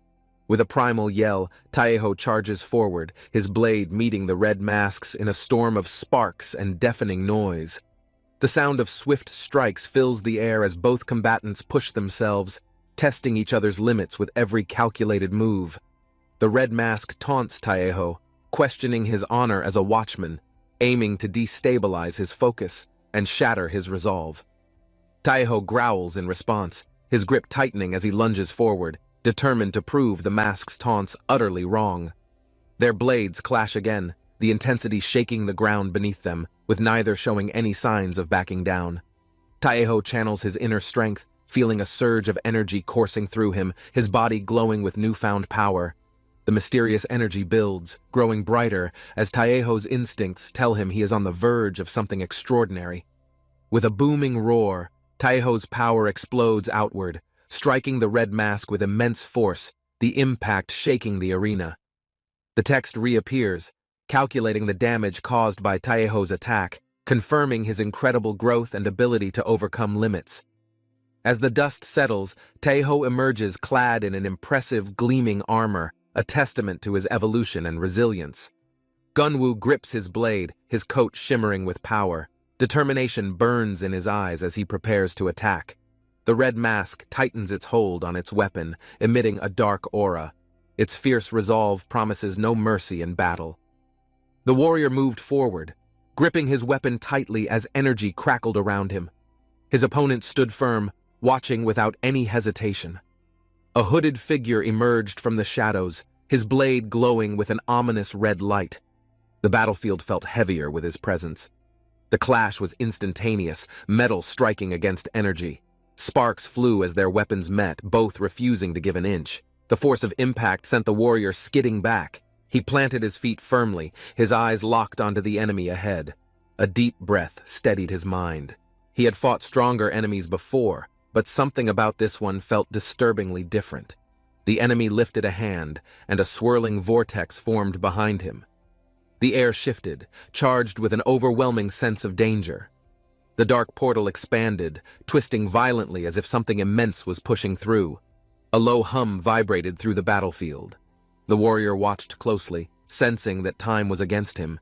His allies began preparing, their bodies glowing as energy surged. A sudden command activated the change. Blue light erupted around them, unlocking hidden power as their bodies adjusted to the transformation. The battlefield itself seemed to shift as tension grew. The enemy forces hesitated, realizing they had underestimated what they were facing. The enemy side moved first, soldiers charging in unison. Their formation was tight, their movements practiced, but there was hesitation in them. The hooded leader stepped forward, his weapon slicing the air with precision. His attacks carried weight, each one meant to end the fight quickly. The vortex behind them pulsed, expanding outward as red energy flared. Whatever lay beyond was ready to be unleashed. One of the soldiers hesitated for a fraction of a second. The force of the swirling energy suddenly pulled him inside. A figure stepped out of the glowing vortex, his presence distorting the very air. The entire battlefield seemed to stop. The masked figure hesitated, eyes glowing with uncertainty. A sharp gust of wind signaled an incoming strike from the approaching warrior. The opponent lunged forward, sword swinging with incredible speed. The warrior reacted instinctively, dodging while preparing for a counterattack. A flash of movement disrupted the air. Energy surged as another fighter entered the battle, completely changing the course of action. The unexpected newcomer struck swiftly, forcing the warrior to adjust. His instincts screamed danger, but there was no time to hesitate. A realization dawned as confusion spread. The shift in energy was unnatural, and the battlefield dynamics had suddenly become unpredictable. Tension built as the warrior's mind raced. Something felt off, like a distorted reality shifting beneath his feet without warning. The world around him blurred momentarily before snapping back into focus. His surroundings seemed oddly unfamiliar, raising even more questions. Bright light filled the space as everything changed. A cityscape replaced the battlefield, signaling an abrupt and unexpected transition. Conversations buzzed around him, distant and unclear. His thoughts struggled to piece together what had just happened in that moment. Unfamiliar faces moved past him, discussing matters he could barely comprehend. The sudden contrast from battle to peace was overwhelming. The atmosphere in the building was calm but unsettling. Memories of the fight felt distant, almost like a fading dream. Whispers circulated among people nearby, hinting at something significant. He caught bits of conversation, but none of it made sense. A sudden realization jolted his senses. His body tensed, instincts screaming that something wasn't right about this entire situation. His gaze locked onto a particular detail, a small but crucial piece of the puzzle that confirmed his worst fears. A golden dagger shimmered briefly before disappearing. His chest tightened as he understood. Something had changed permanently, and there was no turning back. The city streets felt eerily empty. Shadows moved in the distance, but any trace of the previous battle had already vanished completely. A lone figure stood in the middle of the road, scanning the area. His expression remained unreadable, thoughts racing within. A deep breath steadied his nerves as he tightened his grip on a small object. His instincts told him something felt wrong. The cold metal pressed against his palm as he examined it carefully. The weight felt familiar, but something had definitely changed. A flicker of uncertainty crossed his face. The clues weren't adding up, and the silence of the moment felt deafening. Inside the building, the air was thick with tension. Conversations were happening in hushed voices, but he ignored them completely. A small shift in the crowd's energy made him pause. Eyes followed him as he walked, sensing something was off. A man approached from the other side of the room, his expression unreadable. His sudden presence disrupted the entire atmosphere. The weight of the situation settled in. Movement around him grew slower, as if everyone was waiting for something inevitable. A sharp exhale escaped as reality sunk in. Everything was changing too quickly, and he needed to figure out why. A familiar presence entered the room, drawing immediate attention. The silent authority he carried made the tension rise even higher. His level was displayed above him, an absurdly high number that made others hesitate. The situation had escalated beyond expectations. The room felt even smaller under his gaze. His words carried weight, though the meaning behind them remained frustratingly unclear. His instincts screamed at him to react, but he held back. Rushing into things without understanding wouldn't help him here. Thoughts swirled rapidly, trying to piece together what was happening. Too many unanswered questions remained, and time wasn't on his side. Taeho adjusted his glasses, a confident smirk forming. His eyes locked onto Gunwoo Lee, radiating an unsettling sense of certainty. Gunwoo remained still, his expression unreadable. He had been watched for a long time, and the sudden attention made things uneasy. The words carried weight, hinting at something bigger. The reality of his situation was shifting faster than he could fully grasp. A firm pat on his shoulder made him tense. The gesture felt too familiar, carrying an air of forced friendliness. His gaze sharpened as he processed everything. Doubt flickered, but he needed answers. The truth was hidden somewhere in this moment. Taeho adjusted his glasses, his sharp gaze piercing through the tension. His confidence remained unshaken as he analyzed the unfolding situation. A sudden realization struck Taeho, his heartbeat racing. His instincts screamed at him, but denial clouded his thoughts in hesitation. Energy pulsed from Taeho's presence, a force too overwhelming to ignore. The weight of power shifted the entire atmosphere immediately. Taeho clenched his fists, frustration creeping in. No matter how much he calculated, every possible outcome led to the same conclusion. Taeho's presence radiated overwhelming power. His intense gaze locked onto Taeho, who struggled to mask his growing frustration. Doubt crept into Jinho's mind. Had he underestimated the situation? His pulse quickened as the reality of the moment settled in. The sudden alert from a subordinate broke the tension. The mention of an upcoming dungeon break only made things worse. Gunwoo Lee's name was spoken, making Jinho's expression harden. The weight of the situation had shifted in an instant. Determined, Jinho clenched his fists. He needed to prepare for what was coming, no matter the cost or consequences. The conversation between Jinho and Taeho took a turn. A mutual understanding settled between them, but tension still lingered. Jinho's posture remained firm, but his sharp eyes followed every movement. This was not a man he could easily trust. A subtle glance exchanged between them carried unspoken messages.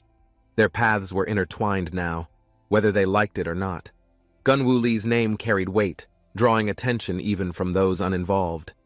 Jinho knew this wasn't something he could ignore. As Dong-Su turned away, the air remained thick with unspoken words. The game had only just begun for them. A lingering thought tugged at Jinho's mind. His instincts screamed that this situation would spiral further out of his control. The silent exchange between him and another figure spoke volumes. This wasn't just about strength, it was about survival. Steps echoed through the hallway, marking the departure of those who had made their point. The weight of responsibility pressed harder. Jinho exhaled, his jaw tightening. Too many factors were in play, and time was running out faster than expected. A shadowed smirk flickered across his face. There was something thrilling about the unknown, even if it meant stepping into chaos. Gunwoo Lee lowered his gaze, thoughts swirling. The weight of the conversation left him unsettled, though he refused to show it. Taeho adjusted his posture, exuding confidence. His words carried significance, and Gunwoo knew every detail mattered in this exchange. A moment of silence lingered between them. Gunwoo's mind worked through possibilities, trying to decipher the true intent behind everything. The air felt heavier, filled with unspoken tension. He acknowledged the situation, knowing the choices he made now would define everything. With a final glance, Gunwoo took a step forward. He wasn't someone to hesitate when the path ahead was clear. Outside, the city buzzed with activity.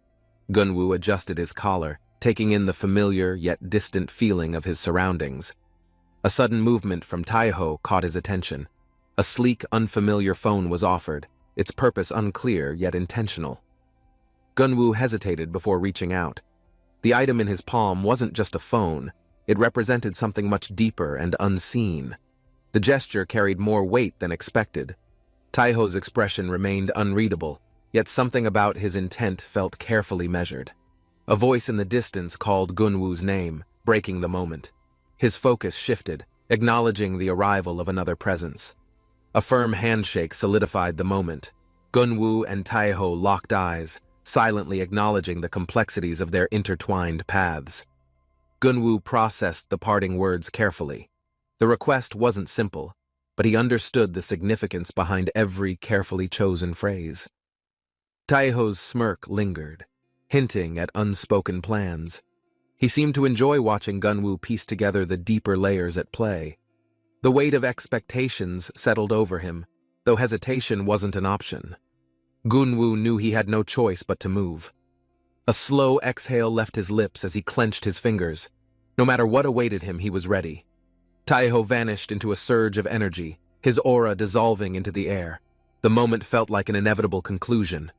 A powerful blast erupted from where he once stood, shaking the surroundings. His departure left an undeniable imprint on the world. Seo-ha Kim watched the scene unfold, her expression calm yet thoughtful. The weight of the situation was not lost on her. Gunwoo Lee's fingers tightened around his phone, his thoughts lingering. Her presence felt different, as if she carried unspoken words. A sudden realization struck him like lightning. The implications of this moment ran deeper than he initially understood, leaving him restless. Gunwoo's phone screen flashed, revealing an unexpected notification. His bank balance had changed drastically, and the sight left him momentarily stunned. The absurd amount of money in his account confirmed it. His status had shifted significantly, bringing new possibilities and responsibilities. The ocean breeze carried the scent of salt and freedom. A rare moment of peace finally settled into his existence. Gunwoo leaned back, letting his mind wander. The sound of waves crashing against the shore was a welcomed change from chaos. Voices echoed in the background, breaking his thoughts. Others enjoyed the beach, their laughter contrasting the silent burdens he carried. Gunwoo watched as his teammates played in the sand, carefree. Their presence reminded him of a world he hadn't fully embraced. A knowing smile crossed his face. Despite everything, they stayed close, honoring their promise to never abandon him again. A sleek black card flipped through the air, landing perfectly in his palm. The gesture carried more meaning than simple words. With a sigh, Gunwoo let his shoulders relax. Even if uncertainty lingered for now, he could allow himself a break. The sun hung high as he closed his eyes, letting the warmth settle. For the first time, he felt at ease. Gunwoo Lee glanced at his account balance. The sheer amount of money was surreal, a reflection of how much things had changed. Luxuries surrounded him: a grand hotel, a high-end security detail, expensive watches, and a gleaming sports car parked out front. A gourmet feast lay before him, yet the satisfaction felt hollow. The comfort of wealth didn't erase the weight of reality. Leaning back, Gunwoo ran a hand through his hair. He had gained everything he once dreamed of, but something felt missing. The ocean breeze carried his thoughts away. No matter how much he achieved, there was still an empty space inside. Gunwoo Lee turned his head, eyes narrowing at the water. The swirling vortex in the ocean looked far from ordinary or natural. The whirlpool spun violently, its center impossibly dark. Something about it felt unnatural, as if an unknown force was lurking beneath. A small voice called from behind, breaking his focus. Gunwoo turned, meeting the curious gaze of a child standing nearby. The young girl extended a small pinwheel toward Gunwoo Lee. A simple gesture, yet something about it felt oddly significant. Gunwoo hesitated before accepting it. The child's words carried unexpected weight, stirring emotions he hadn't confronted in a long time. She smiled brightly, as if offering silent reassurance. Despite her age, her words carried wisdom beyond what Gunwoo had expected. Gunwoo looked out at the ocean, waves crashing gently. His mind wandered, piecing together emotions he had long buried. The breeze carried the pinwheel's gentle spin. Gunwoo felt a strange sense of peace, something he hadn't truly felt in years. The ocean stretched endlessly, shimmering under the bright sun. Gunwoo exhaled, letting the salt-filled breeze clear his lingering thoughts. The girl giggled, breaking the moment of silence. Her carefree attitude contrasted sharply with the heaviness Gunwoo felt inside. Laughter echoed, light-hearted yet distant. Gunwoo's gaze softened as he realized how rare such simple happiness had become in his life. A warm meal sat before them, the aroma rich and comforting. Despite everything, sharing a meal felt oddly grounding. The girl eagerly picked up her utensils, eyes bright with anticipation. Gunwoo, amused, realized he hadn't shared a meal in ages. The girl casually explained her situation. Left alone on vacation, she seemed unfazed, treating it as an adventure rather than abandonment. Gunwoo listened, his instincts questioning how someone so young managed alone. Her confidence, however, told him she was more capable than expected. A notification appeared, displaying her level. Gunwoo blinked in surprise. Her strength was far beyond what he had initially assumed.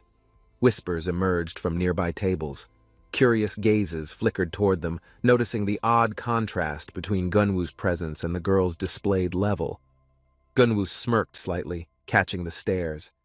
It didn't matter to him. Strength was never just about numbers. It was about survival. Laughter erupted nearby as two strangers snapped photos. The careless amusement in their expressions clashed with the atmosphere surrounding Gunwoo Lee. A sharp sound echoed as a hand slammed against the table. The sudden action cut through the lively chatter instantly. The young girl, unfazed, confronted them. Her voice carried confidence, demanding respect as she addressed their invasive actions directly. Their excuses fell flat, but she wasn't easily deceived. The tension between them and her unwavering stance made the situation heavier. Whispers spread among the diners. Some disapproved, while others admired the girl's fearless approach in challenging those acting without consideration. With reluctant expressions, the strangers left. Gunwoo watched the encounter with curiosity, impressed by how naturally she handled the confrontation. She sat back, unfazed. Her confidence was not just an act, she was used to standing her ground in any situation. Gunwoo's attention shifted as she casually explained her strengths. Her intelligence and adaptability were her strongest weapons in a structured world. Though she had impressive stats, she seemed dissatisfied. The weight of expectations from her family clearly dictated her chosen path. Gunwoo considered her words. He had assumed she followed this route naturally, but now he saw the burden hidden behind her confidence. She hesitated before speaking.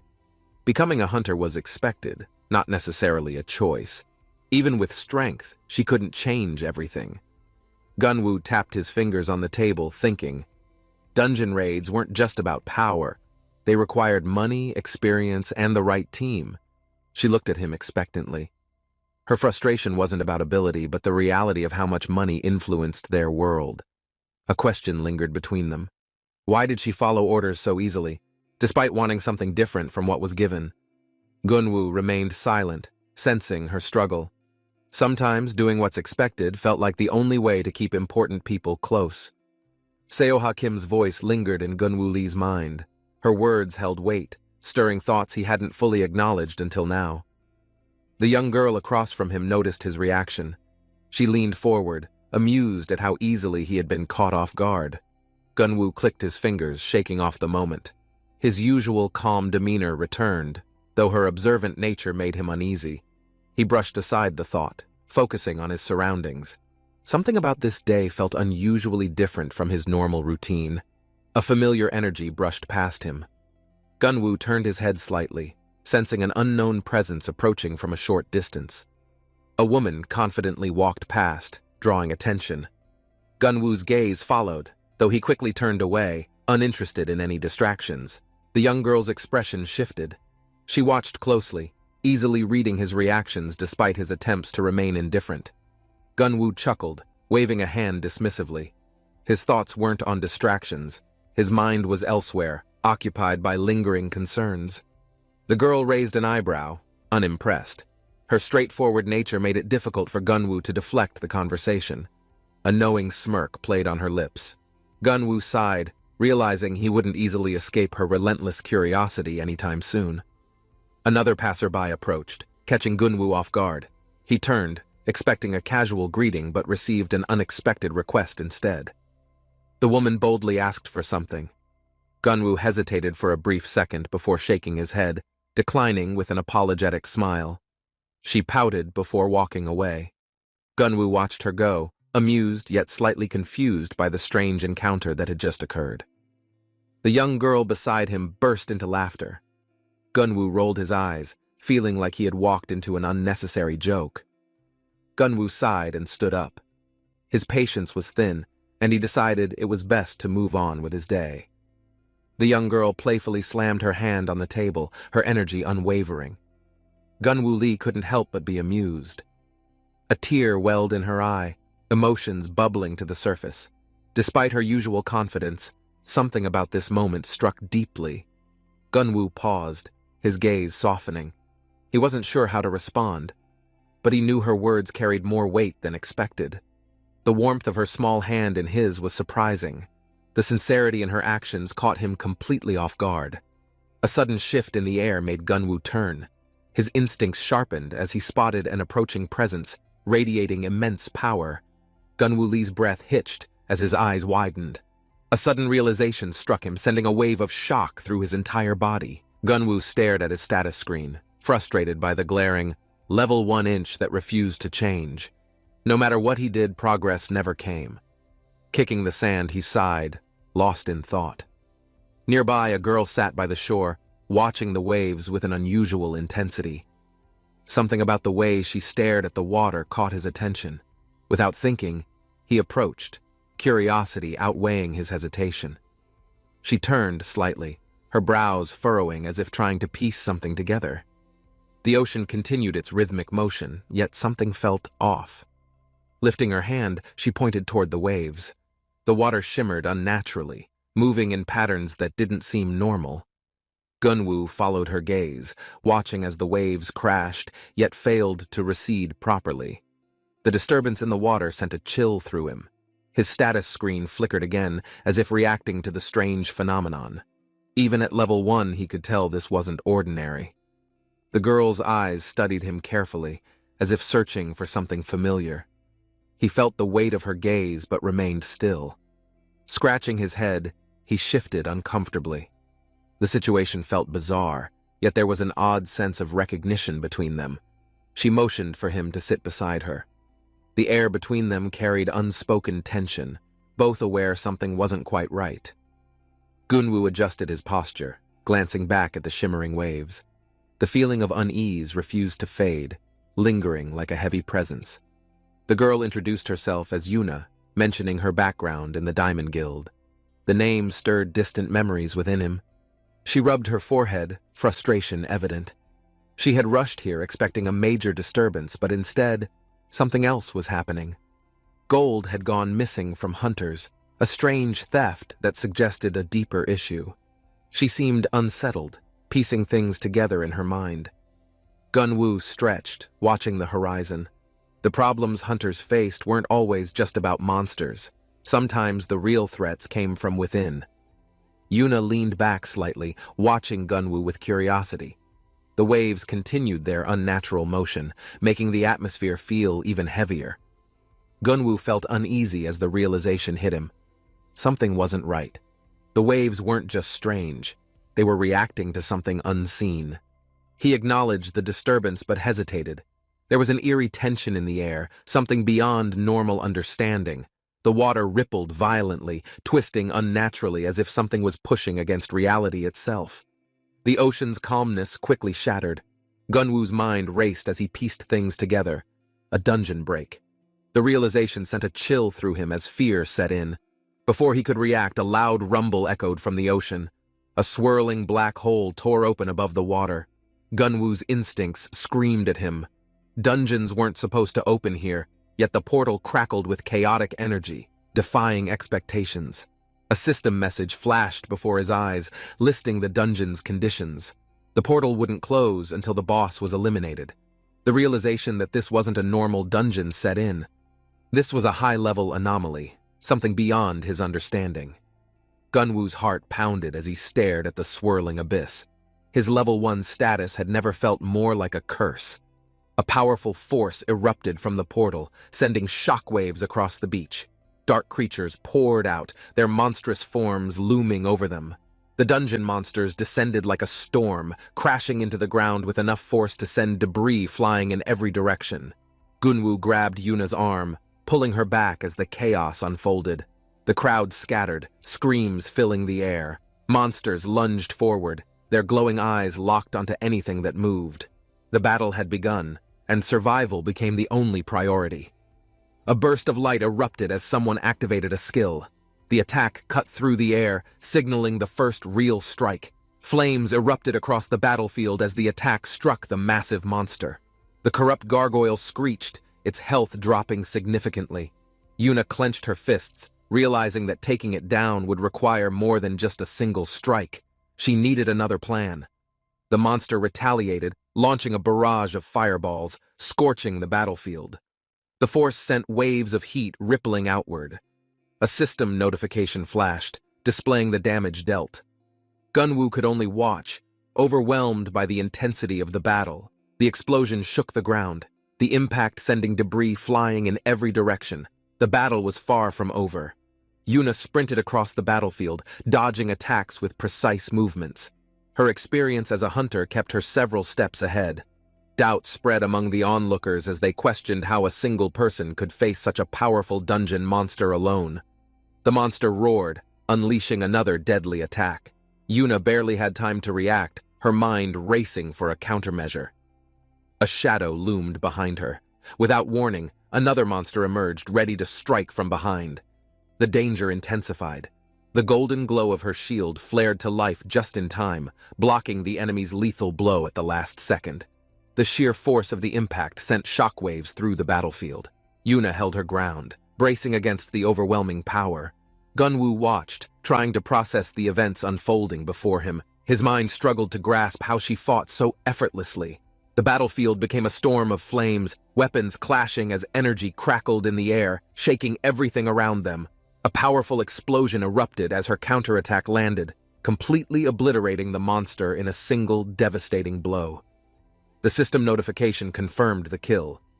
Dust settled around her as she stood victorious, shield in hand, battle far from finished. Gunwoo gripped his shield tightly, the golden surface reflecting the fading battlefield light. His smirk hinted at confidence buried beneath past struggles. Gunwoo held his shield tightly, the golden glow reflecting in his eyes. He stood firm, showing confidence hidden beneath his calm demeanor. Yuna's gaze sharpened as she processed his words. His past as a hunter, hidden beneath an ordinary life, suddenly felt significant. Gunwoo adjusted his grip, the weight of responsibility settling on his shoulders. The shield in his hands was more than just defense. A chilling screech pierced the air, sending shivers down their spines. The monsters in the distance were regrouping for another attack. Gunwoo and Yuna braced themselves as the enemy advanced. The battlefield was shifting, and the real challenge was about to begin. Blades of fire erupted across the battlefield, slicing through the ranks of the monstrous horde. The corrupt gargoyles shrieked as they took damage. Yuna observed the battle with a mixture of surprise and admiration. The raw power behind the attack was something beyond expectations. The system notification confirmed the massive damage inflicted. Yet despite their efforts, the monsters still stood, their resilience proving a challenge. Dark energy crackled in the distance, an ominous force gathering strength. A new threat was about to reveal itself in battle. A deep, resonating hum filled the air, sending waves of dread through the battlefield. Something powerful was awakening from the shadows. A burst of purple energy surged forward, consuming everything in its path. The overwhelming force sent shockwaves, shaking the battlefield violently. Yuna barely managed to shield herself, her footing slipping under the sheer force of the explosion. The air was thick with energy. Gunwoo instinctively raised his shield, deflecting the worst of the blast. The golden glow clashed against the dark energy, resisting destruction. As the dust settled, the battlefield lay in ruins. Despite the destruction, the fight was far from over. Something far worse remained. Gunwoo's grip tightened. The challenge ahead was unlike anything he'd faced before, but he had no intention of backing down. Explosions erupted across the battlefield as Gunwoo's attack landed. The notification confirmed multiple kills, but the fight wasn't over yet. A child stared in shock at Gunwoo, unable to understand how someone at his level possessed such a powerful weapon. Yuna remained cautious, scanning the battlefield. The destruction was immense, yet the air remained thick with lingering threats. The child hesitated before stepping forward, clutching a small charm. A sense of urgency was clear in her wide, desperate eyes. Gunwoo knelt down, meeting her gaze. Whatever she had to say, he knew it would change the course of battle. The girl's voice trembled as she spoke. There was something stronger coming, something beyond anything they had faced so far. Gunwoo nodded, standing tall as he reassured her. He had no intention of running, not when people were counting on him. Yuna watched closely, a strange feeling settling in. Gunwoo's presence felt stronger, more like a veteran than a beginner. A sudden warning rang in the distance. The sky darkened as a powerful force began to gather, crackling with unstable energy. The ground trembled beneath their feet, the pressure in the air shifting. The true enemy had finally revealed itself. A surge of purple energy erupted forward, consuming the battlefield. Gunwoo barely had time to react before it engulfed everything. The air crackled as the energy grew stronger. The sheer force of the attack sent shockwaves rippling through the surroundings.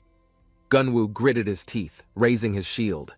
The impact was overwhelming, pushing him back as he struggled to hold his ground. His shield cracked under the force, the golden glow flickering. The weight of the battle was finally beginning to take its toll. With a final deafening explosion, the energy shattered everything in its path, leaving nothing but destruction in its wake. The battlefield lay in ruins, thick dust swirling in the air. The aftermath of the explosion left silence where chaos once ruled. Yuna coughed, struggling to regain her balance. Her body ached, but the first thing she did was scan for survivors. Gunwoo lay motionless on the ground, his health dangerously low.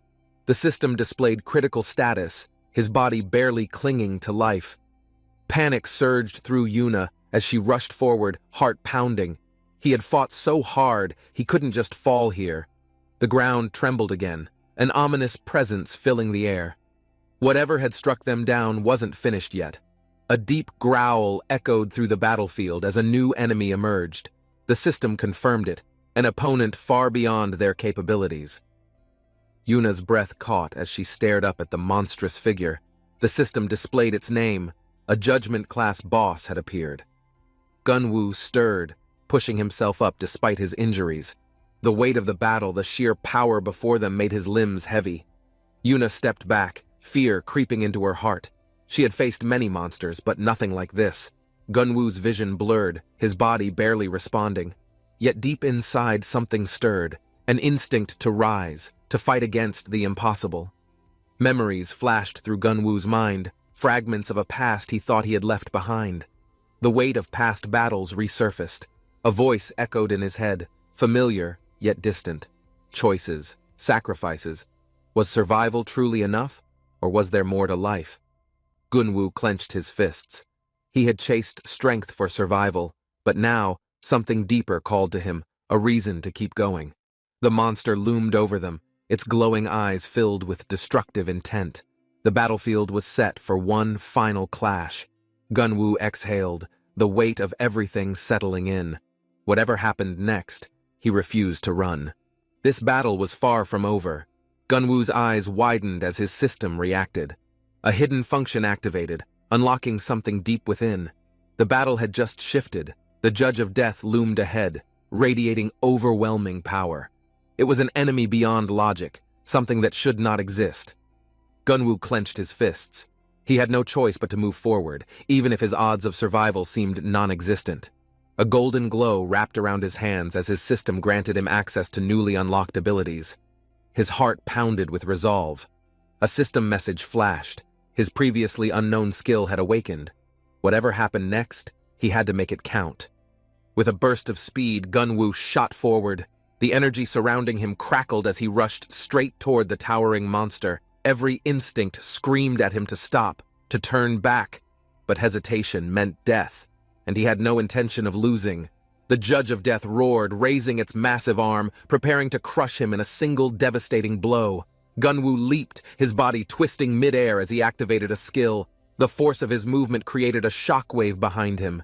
The system notification confirmed it. His ability bounce triggered, letting him redirect the enemy's attack energy back at it. Gunwoo's movements accelerated as another skill activated. The air around him vibrated with power, his attacks gaining a deadly precision. His weapon struck true, a powerful explosion rippling outward. The system flashed. He had dealt massive damage to the Judge of Death. The boss reeled back, its massive form shaking. Another message appeared, confirming that its health had dropped significantly. However, another notification appeared. Its passive ability, Inevitable Death, had triggered. The battle wasn't over.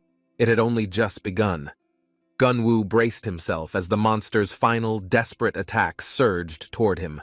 His shield cracked, but his determination never wavered. The battlefield shook violently as Gunwoo's attack landed. Dust and debris flew in all directions, obscuring everything in a thick cloud. Gunwoo staggered, pain shooting through his body. His strength was draining fast, but he couldn't afford to collapse now. Yuna rushed forward, but the monstrous figure of the Judge of Death loomed between them, cutting off her path completely. Gunwoo gritted his teeth, forcing his body to move. He had to finish this before the enemy could recover. The Judge of Death turned toward him, eyes glowing with malice. The fight wasn't over yet. It was only getting started. A deafening roar split the air as the Judge of Death unleashed a wave of destruction. The battlefield trembled under its power.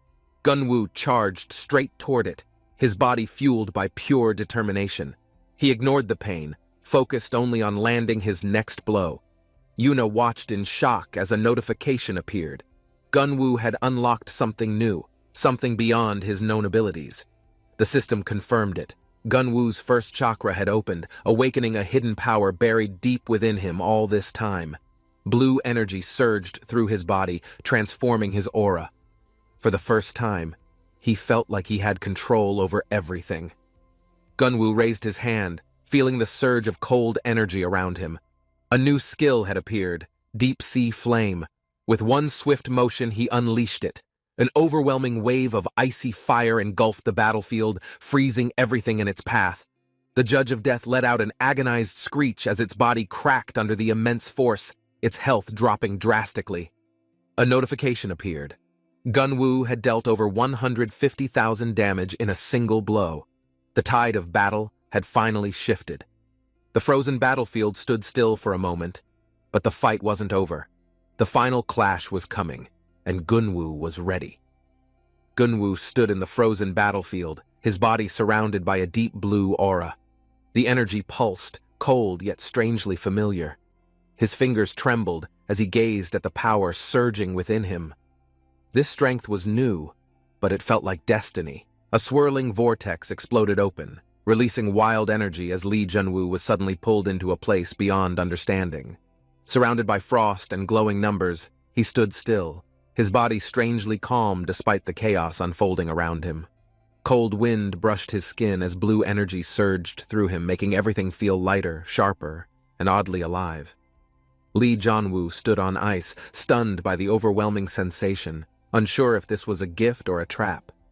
Text flashed again, offering strange abilities and techniques as his eyes narrowed, trying to make sense of this madness. Bright sunlight hit his face as Jianwoo checked his inventory, surprised to find the dagger completely gone without explanation. Looking around the beach, confusion sank in deeper, everything normal again, but nothing inside him felt normal anymore. Familiar faces called out, rushing toward him, unaware of the surreal experience he just went through only moments before. He smiled nervously while his mind raced, wondering how to hide what just happened from people who knew him well. Turning his head, he locked eyes with Young Shiwoon, who had clearly noticed something strange about Jianwoo already. Shiwoon stepped forward confidently, acting casual, but Jianwoo knew he was already being watched and possibly tested without warning. Jianwoo followed silently, unsure how much he should reveal, still trying to understand the bizarre changes inside himself. The small clinic felt quiet, almost too quiet, as he glanced around, hoping no one else noticed anything odd. The stats remained exactly the same, no visible upgrades, which only deepened the mystery and raised even more questions. Shiwoon scanned his tablet, glancing over, silently judging. Jianwoo knew this was just the beginning of something far bigger than expected. Jianwoo stood quietly, unsure how to explain the strange event, still trying to piece it together himself with no luck. He lowered his gaze, uneasy and nervous, as unfamiliar energy still lingered faintly under his skin like a hidden signal.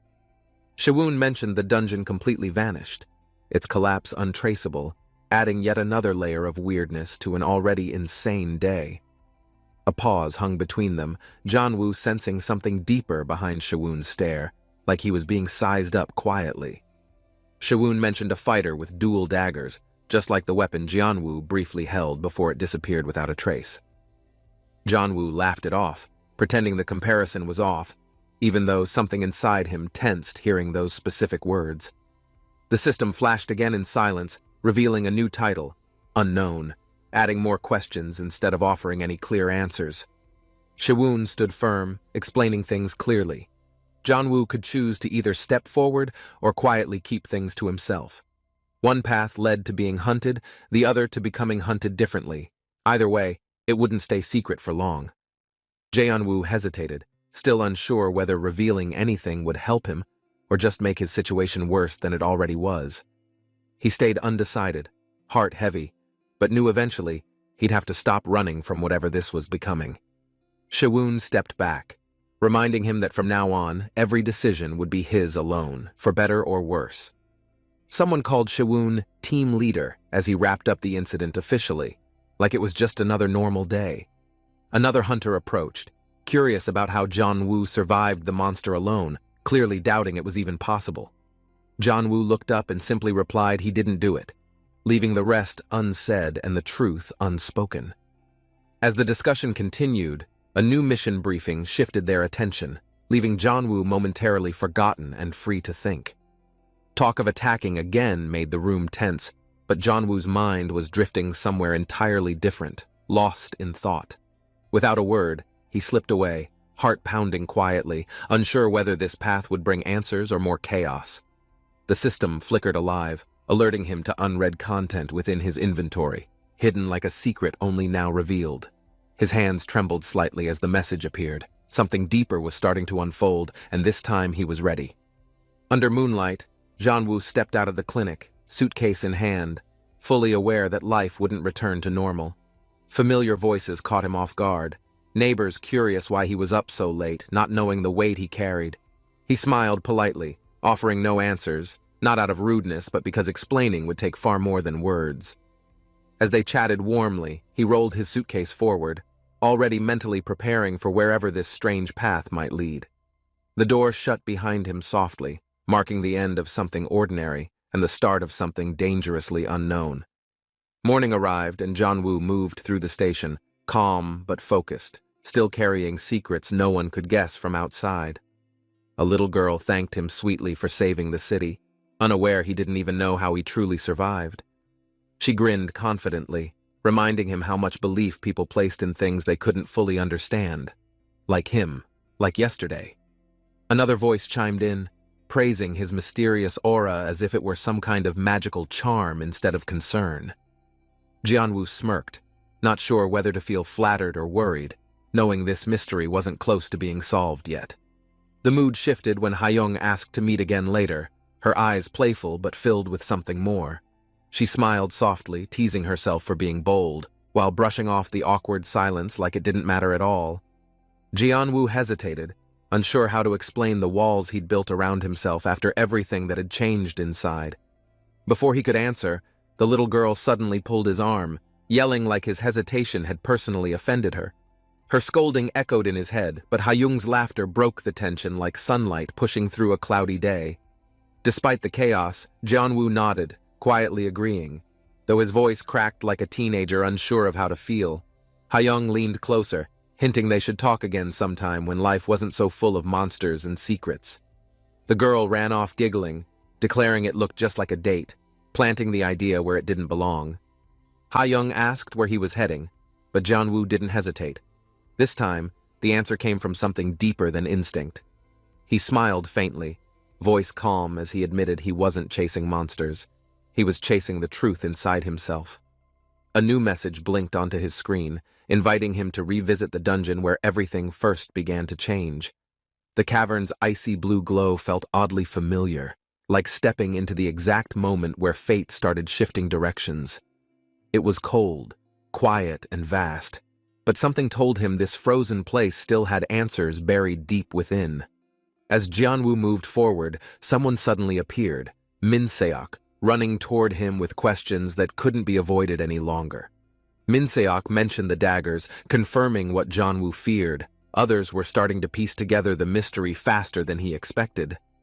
Minseok recalled the moment the dagger changed form, confirming what Jianwoo already suspected. It wasn't an ordinary weapon at all. Jianwoo stared, surprised Minseok knew more than expected, wondering who else had caught on to the truth, hidden in plain sight. Minseok urged him not to give up the dagger, eyes filled with something deeper, maybe worry, maybe something unspoken. He insisted Jianwoo could quit hunting now, live easy with money. But Jianwoo's silence said that was never his goal. For him, this journey had nothing to do with wealth. It was about finding out what this power truly meant. Minseok pushed again, asking what he'd do if the next quest demanded something darker, like killing another person for progress. Jianwoo paused, breathing slow, mind swirling with thoughts, torn between reason and whatever fire had started burning inside him. He finally answered, saying he wouldn't run. Not this time. Not from whatever fate had placed that dagger in his hands. Minseok chuckled, calling him dramatic, but the look in Jianwoo's eyes said he meant every word of it. Without another word, they moved deeper into the dungeon. Ready or not, they were going to find the dagger again. Minseok gave a playful grin, confident but cautious, still unsure if this was genius or just complete recklessness in motion. He warned Jianwoo seriously, if it ever feels wrong, he has to stop before it crosses a line too far. They touched the gate together, energy crackling around them as the portal roared awake, buzzing with power and something unknown. With no hesitation, they both leapt forward, lightning swirling around them, diving straight into whatever this new dungeon would hold. A massive level 122 monster stood tall, its energy unstable. Jianwoo instantly knew this wouldn't be an easy encounter. Its eye glowed with fury, and the blade in Jianwoo's hand pulsed like it could feel the threat too. Minseok ducked low beside him, clearly shaken by the pressure. This wasn't their usual kind of dungeon run at all. They watched the monster shift violently, forcing themselves to stay focused, as its health bar ticked down far too slow. With tension rising, Min-seok turned and asked if Janwoo was ready, voice tight but confident beneath the fear. Janwoo gave a quick nod. There wasn't time for hesitation now, not with the monster possibly breaching the portal. Lightning flared behind them, the gateway still unstable, offering no escape if the fight spiraled out of control. Min-seok cracked a smile, eyes sharp, then lunged forward like it was the beginning of something wild they couldn't undo. Janwoo followed without hesitation, legs moving before thought, trusting the strange pull guiding his instincts more than anything else. Their blades clashed against the boss's armored skin, the fight igniting like fire and metal crashing together in rhythm. The enemy's health dropped again, 30% now, but it moved faster, angrier, like it knew things were spiraling out of its control. Janwoo scanned quickly as enemies poured in from behind. This fight wasn't just about strength, it was about timing. A whole horde emerged from the shadows, drawn by the chaos, forming a wall between them and any retreat. Min-seok gritted his teeth, swearing he wouldn't let things end like before. This time, he'd change how it played out. Janwoo sprinted toward the glowing seal ahead, heart pounding, hoping it held the answer or at least a chance. Skeleton warriors swarmed the battlefield, shrieking as they closed in, their bony frames clattering like broken glass on stone. Janwoo charged in, lightning surging across his blade as enemies fell, the system logging each kill with mechanical precision. He noticed the barrier weakening, the pressure dropping. Progress, but not nearly fast enough against the rising enemy wave. He glanced at the pulsing seal, realizing they had seconds before the dungeon triggered another deadly self-destruction sequence. A deep growl echoed from behind, the boss monster raging as its countdown neared 0. It wasn't done fighting yet. Flames erupted around them like a volcanic blast, the ground splitting open as if the entire dungeon was collapsing inward. Janwoo dashed through the chaos, fire dancing behind him, knowing one misstep meant getting buried in molten rock. System warnings popped up mid-run, visibility gone, communication offline, and the portal's path unreadable from this unstable zone. Silence followed the blast. Smoke rolled through the air, until a familiar figure slowly stepped forward through the ash. He looked around the hollow chamber, his breath visible, heart pounding, unsure how or why he was still standing here. Fog swallowed the dungeon floor, hiding everything. Janwoo's voice echoed, but nothing answered back, not even the system. The golden text, "Unbeatable LV1," flickered briefly in the mist like a cruel reminder rather than a status. Frustrated, he muttered about his right arm, confused whether the strange sensation was a warning or something new awakening. Min-seok stood nearby, equally confused by the silence, both of them unsure what the dungeon was doing or hiding now. From deeper inside, another hunter spoke darkly, wondering if Janwoo's strange level had finally pushed the system into breaking entirely. As exhaustion crept in, they realized their food supply was gone. No buffs left, just raw instinct and tired bodies. Min-seok warned they were too fatigued to continue recklessly. One mistake now could mean dying inside this unstable dungeon. Janwoo froze, that word, die, triggering a flashback to the moment everything changed, the collapse, the silence, and the pain. He remembered lying broken, HP nearly 0, unconscious before being pulled out by a force he never fully understood. That realization struck hard. He had somehow survived before, and maybe that same logic could be the key again. The monster's HP hovered at 30%, but its energy flared violently, making every second feel like borrowed time. Min-seok stepped forward, saying he'd stall the boss. Janwoo nodded, knowing what came next might decide everything. Skeletons screeched behind them, charging, but Janwoo rushed toward the seal again, lightning flashing from his steps. He slipped through a gap, barely avoiding the horde, sweat dripping as he realized how close that had been. Breathing heavy, he steadied himself. He couldn't press forward recklessly, not without checking the seal's condition or status first. A timer appeared. 2 minutes left. Pressure built fast, but Janwoo's eyes scanned every flicker for a chance. The seal responded to his approach, glowing brighter as if recognizing him from before. Then the entire space erupted in light. Power exploded outward, lifting debris as Jianwu stood tall, transformed, energy coiling around him like a second skin. His body moved on its own, fists clenched, the light warping everything like time and space twisted around him. From that blinding flash, he launched upward, unstoppable now, rising like a storm, carrying the weight of everything unresolved. The explosion's aftermath left the entire dungeon crumbling, dust clouds swallowing everything, broken stones falling like thunder from above. Jianwu hit the ground hard, coughing through the smoke, every muscle aching. But he was still breathing, somehow still alive. He stood shakily, stunned by the silence, realizing he'd survived something no one else probably could have walked away from. Then he saw it, a portal glowing faintly in the distance, like a final invitation back to the surface. His heart pounded as he stumbled toward it, eyes wide. Finally, this time, he was out for real. Jianwu barely had time to breathe before another noise echoed, loud footsteps again from above. He instantly froze in place. Panic set in as he looked up. More creatures were descending, and the dungeon wasn't done with him just yet. Someone shouted, "Entering!" from afar, a full raid team dropping in, unaware of the chaos still unfolding beneath their feet. Jianwu tried to run, but his legs failed him, exhaustion locking him in place like invisible chains. His vision blurred, everything spinning. He muttered faintly that he couldn't move, body trembling as he slumped to the floor. A girl appeared through the fog, ears pointed, eyes wide. Jianwu wasn't sure if she was real or part hallucination. She gasped when she saw him collapse, then screamed, terrified, begging anyone nearby to come help her immediately. Jianwu asked who she was, still dazed, struggling to stay conscious through the dizziness and ringing in his ears. She claimed to be a contract NPC. His jaw dropped.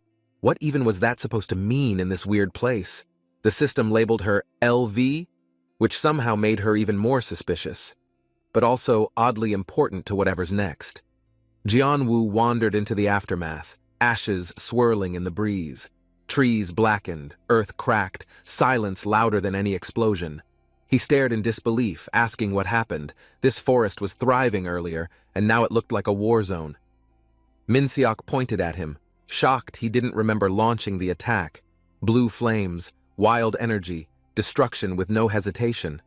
A mission prompt flashed suddenly, seal the heart of flame, confirming the disaster wasn't random, but something directly triggered by him.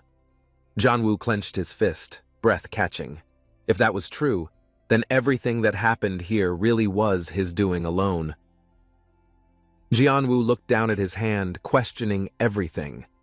Could he really be the one who burned the entire forest? The gauntlet still pulsed faintly. He recalled the moment he was nearly crushed, now wondering if this power saved him. He spotted the NPC girl again, watching quietly, as if she knew more than she let on from the start. He asked her about the name Torino, why it sounded familiar, and why it kept coming up around this power.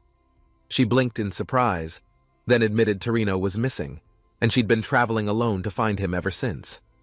Pasay pointed across the field, confident Torino was nearby. Something about the burned path felt like it matched his energy. Jianwu introduced himself properly, still recovering, but curious why she seemed so calm being part of something this dangerous. She gave a cheerful wave, calling herself Paz, short for something far more complicated and fantasy-like than expected. Turns out she's not just a kid. She's a rare contract-type NPC born from an ancient beast lineage. Her wings spread slightly as she twirled in the air, her lightheartedness clashing with the ruins surrounding them. Suddenly, she froze mid-flight, eyes wide, ears twitching. Something nearby triggered her senses like danger had just entered the field. Jianwu glanced around, asking what she sensed. Pasay looked spooked, unsure where the strange, sweet smell was even coming from. He casually pulled a wrapped item from his pocket, realizing too late it was chocolate, apparently strong enough to trigger confusion. Pasay's face lit up, stars in her eyes, and before he knew it, she had snatched it from his hand. She devoured it instantly, then looked up with puppy eyes and shouted with full seriousness, "Any more chocolate?" Jianwu asked what kind of threat could destroy the world. He hadn't realized how deep this situation had already gotten. Paz stared ahead seriously, explaining a powerful entity was awakening, one that could wipe out everything unless the seal holds. If the seal failed, humanity would fall. No reset, no safety net, just full extinction waiting in the shadows. Jianwu's eyes widened as she described it. A literal godlike force waiting to break through, devour and rewrite the world.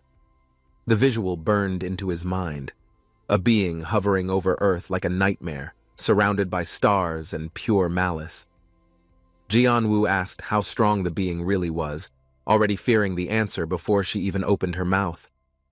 Pazzi explained the entity had once ruled as a god, capable of awakening avatars just to bend the rules. Humanity barely sealed it last time using the Divine Stone, an artifact forged from sacrifice, desperation, and raw magic. The seal worked, but barely, and if it cracks again, not even the best hunters could contain what's coming next. Even Han Xiangjun, the strongest known hunter, could only seal the being, never truly damage or defeat it directly.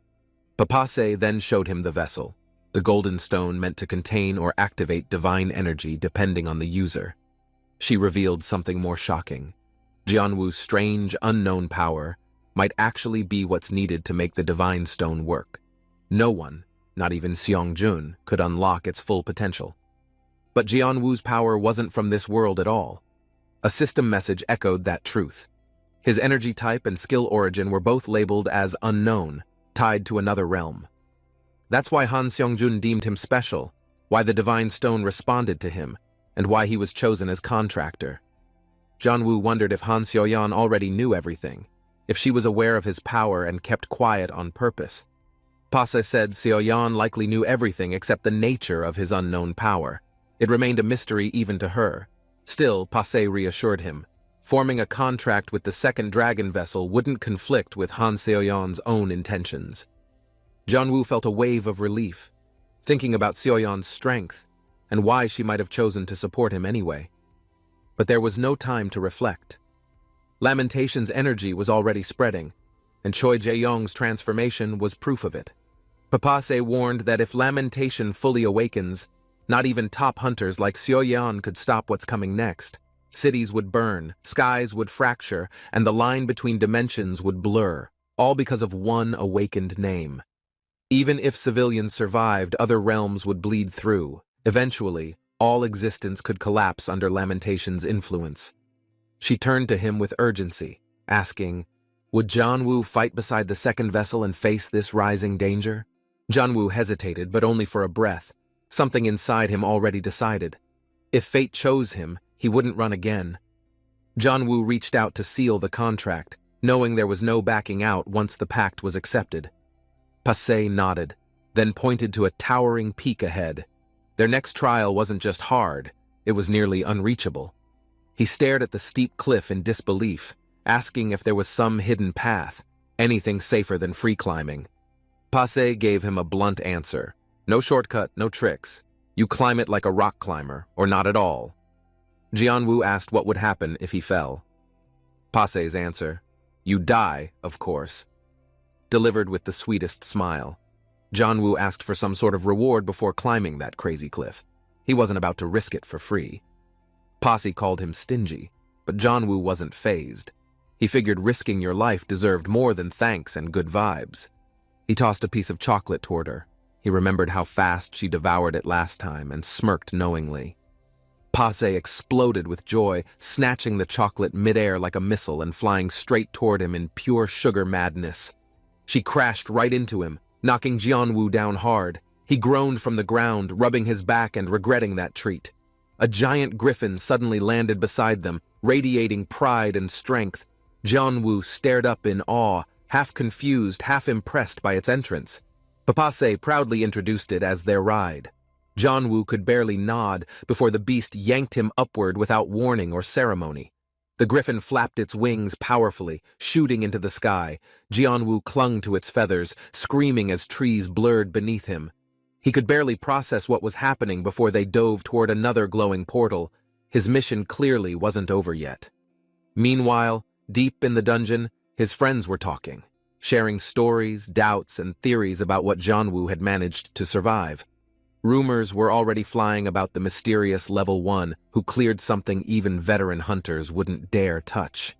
Nobody could figure out how he did it, or why he'd risk it, especially when he could have died alone. Most assumed it was dumb luck or some trick, brushing off his win as a fluke they wouldn't repeat. But someone spoke up, an old friend who'd known Jianwu longer than anyone, shaking his head at their assumptions. With clenched fists, he defended Jianwu's heart, saying his friend might be reckless, but he'd never be selfish or fake. Jianwu emerged from the light, crackling with power, his presence overwhelming, leaving his friend speechless in awe and quiet fear. Jianwu's body was slumped against the cave wall, barely conscious, as Minseok spotted him and rushed in immediately, heart pounding. Arms wrapped tightly around Jianwu, Minseok's relief poured out uncontrollably, laughter mixing with tears in the cold, dimly lit cave. Jianwu coughed hard, still weak, clearly annoyed at the hug, but not strong enough to shove Minseok off completely just yet. The rest of the group stood frozen behind them, watching as emotions overwhelmed Minseok, who kept wiping his eyes silently. Slowly standing, Jianwu clutched something tightly and said he'd register the item, brushing off everyone's concerns like nothing had happened. Minseok hesitated, clearly thinking Jianwu needed rest, but Jianwu's calm focus made it clear he had something else in mind.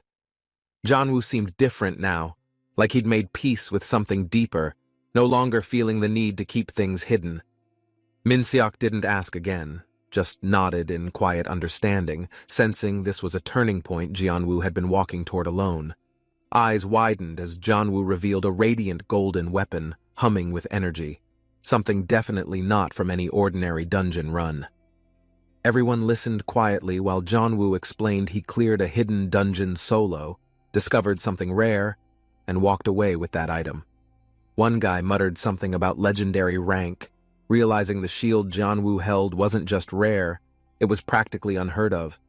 Jianwu didn't act impressed, just offered it for use with quiet confidence, like it was no big deal despite the power. Before anyone reacted, the system bound the item to Jianwu, locking it permanently, stunning everyone who'd hoped to get involved. The weapon responded instantly, slamming into the ground with blinding energy, the cave shaking slightly under the sudden weight of power. Silence fell as someone realized what it really was, a soul contract item, capable of ending anything instantly with one clean strike. Jianwu held the glowing dagger, its golden edge pulsing with energy, clearly nothing like its humble name suggested at all. The words mythical rank felt unreal. No beginner's item should shine like that, yet here it was, blazing in his hand. With a quick motion, he hurled it, the blade slicing through air so fast it left glowing trails behind. The beast didn't even get to roar. One hit was enough, and the massive creature dropped instantly with a heavy crash. Standing over the body, Jianwu looked almost bored, while others stared in disbelief at the insane strength he casually displayed. Whispers spread like wildfire. No one expected Jianwu to be that powerful, especially not while holding something labeled a beginner's dagger. One officer clenched his jaw, thinking if this item really was mythical, it could change the balance between entire factions. A message arrived mid-thought, breaking tension. The urgent report was about the dagger, now officially registered under Jianwu's name. Everyone stiffened at the news, and the chief asked if it was true, glancing toward the one who brought the update. The confirmation dropped like a bomb, leaving the group speechless. Jianwu really had claimed a mythical weapon right under everyone's noses. The chief's expression darkened, clearly frustrated that something this powerful slipped through without anyone noticing until it was already too late. Another officer tried to reason it out, but the chief waved him off, eyes fixed on Jianwu's name in records. They realized Jianwu didn't just hold power. He registered it properly, bound it legally, and moved faster than any of them predicted. A grin spread across the chief's face. He didn't want to take it by force. He wanted to earn it. The sky cracked with noise as his attack launched forward, scattering birds and leaves, signaling he'd fight Jianwu himself for it. Jianwu smiled proudly as he held the spear high, celebrating his win against an F-rank dungeon monster with zero hesitation. His companion looked a little stunned, processing the way Jianwu defeated the creature so quickly without traditional skills or levels. A new system message floated in the air, signaling that Jianwu had triggered something important related to the dungeon's core. He looked up, accepting the outcome, even though it meant calling attention to himself far sooner than he planned. A quiet countdown appeared, 2 out of 5, and Jianwu knew this wasn't the end, but the beginning of something larger. Jianwu now understood things were slowly falling into place, and it was finally time to return what he had borrowed. His companion nodded in agreement, saying that returning the monkey relic would reset a key part of the broken balance. 3 days passed quickly, and Jianwu continued battling creatures non-stop, gaining experience and answering system requests without slowing down. The system rewarded him with confirmation. The final stage was complete, and he threw his arms up, relieved it was finally over. A new system message appeared, notifying him that a quest scroll had been granted and placed near his feet. Jianwu unrolled the scroll and realized it wasn't just paper. It was a quest item meant to reveal a hidden truth. His companion explained that if they followed its clues, it would show the location of the next dungeon tied to change. The scroll shimmered, glowing faintly, as a hidden message activated beneath Jianwu's fingers and revealed the map coordinates. Lightning sparked around Jianwu as the system activated teleportation, sending him toward the new quest destination without time to hesitate. In seconds, Jianwu arrived high in the snowy mountains, where silence ruled and danger lingered just beyond the blizzard. Rain fell steadily as Jianwu listened closely, learning that this hidden place wasn't just a dungeon. It was tied to history. He stared toward the trees, sensing something familiar. This dungeon hadn't appeared randomly. It was chosen for a very specific reason. A system message appeared in the air, welcoming him to the beginning, a stage long forgotten by modern adventurers. Jianwu looked around and noted how the place felt still, unusually quiet, as if something big had just ended. His companion corrected him. This wasn't the end. The real disaster had happened 6 years ago, hidden from the public. The memory of that disaster still lingered, even if most people never knew when or how it truly started. Jianwu watched the shadowy figures ahead in the rain, his companion quietly pointing out 2 people who stood out. One was Han Xiangjin. The other wore a uniform Jianwu recognized, though he couldn't place the memory right away. Jianwu thought back, realizing he'd seen the second man many times before, always in the background, never clearly identified. His companion confirmed it. That man was from the Awakening Management Bureau, a place Jianwu hadn't fully trusted since day one. Cha Seijin stood at the center of attention, his past buried deep beneath the weight of the guild's legacy. People watched with admiration as Seijin became the symbol of strength, leading the All-Hunter Guild with unmatched authority.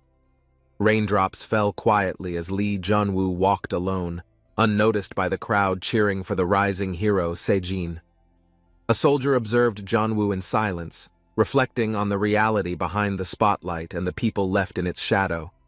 Jianwu stared into the distance, unsure what lay ahead, until the soldier pointed silently toward something hidden beneath the rubble. Jianwu stepped closer to the cracked ground, recognizing the dungeon entrance that had quietly emerged beneath the city ruins. His companion confirmed it, her small voice steady despite the storm that soaked them both from head to toe. Soldiers exchanged concerned glances, knowing this place had claimed too many lives before and might do so again today. Rain dripped off helmets as they prepared for the descent, hesitant but unwilling to ignore the threat growing below. Sergeant Cha stepped forward first, leading the search team into the darkness without hesitation, unaware of who was watching nearby. Jianwu listened to his companion explain dungeon behavior, her knowledge unexpectedly sharp despite her youthful appearance and small frame. She mentioned overlapping dungeon zones, something rare but dangerous, pulling both monsters and people into the same unpredictable mess. Without waiting, the search party descended deeper, drawn by duty and desperation, unaware of what had already been disturbed. Jianwu nodded, deciding to follow, not because he had to, but because something inside him told him this path mattered. Lightning flickered above them as the words, "Unbeatable LVL-1," glowed faintly beside a long-forgotten spear buried in the stone. Jianwu hesitated, drawn toward the glowing stone while chaos simmered in the air, curiosity stronger than the warnings around him. Soldiers yelled at Jianwu to stop, but his hand had already moved, closing the gap between hesitation and instinct. He reached out and touched the strange stone, unaware of what had been sealed within its quiet, radiant light. A shockwave blasted through the chamber, throwing the soldiers back, light surging in every direction like a waking storm. Energy burst into the sky, a blinding pillar erupting from the dungeon, felt even by those far beyond the ruins. Dust settled slowly as a soldier called for Ozgen, searching for him in the chaos left by the explosion. The artifact was gone. All that remained was a strange emptiness and the tension hanging thick in the silence. Then the air began to rumble. Light flickered again, but this time it felt colder, darker, far more alive. A massive monster emerged, red eyes glowing with rage, its breath thick with menace as it stepped from the portal. Panic spread fast. Soldiers screamed and opened fire, bullets echoing through the dungeon as they tried to hold the beast. Gunfire filled the air, but the monster didn't flinch, charging forward as if nothing could pierce its thick hide. It lashed out violently, sending one soldier flying into the wall, pain and fear written across his face mid-air.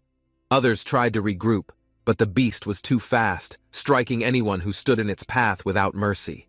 A soldier stumbled backward, coughing blood, reaching for help that wouldn't come as the monster turned its gaze toward him.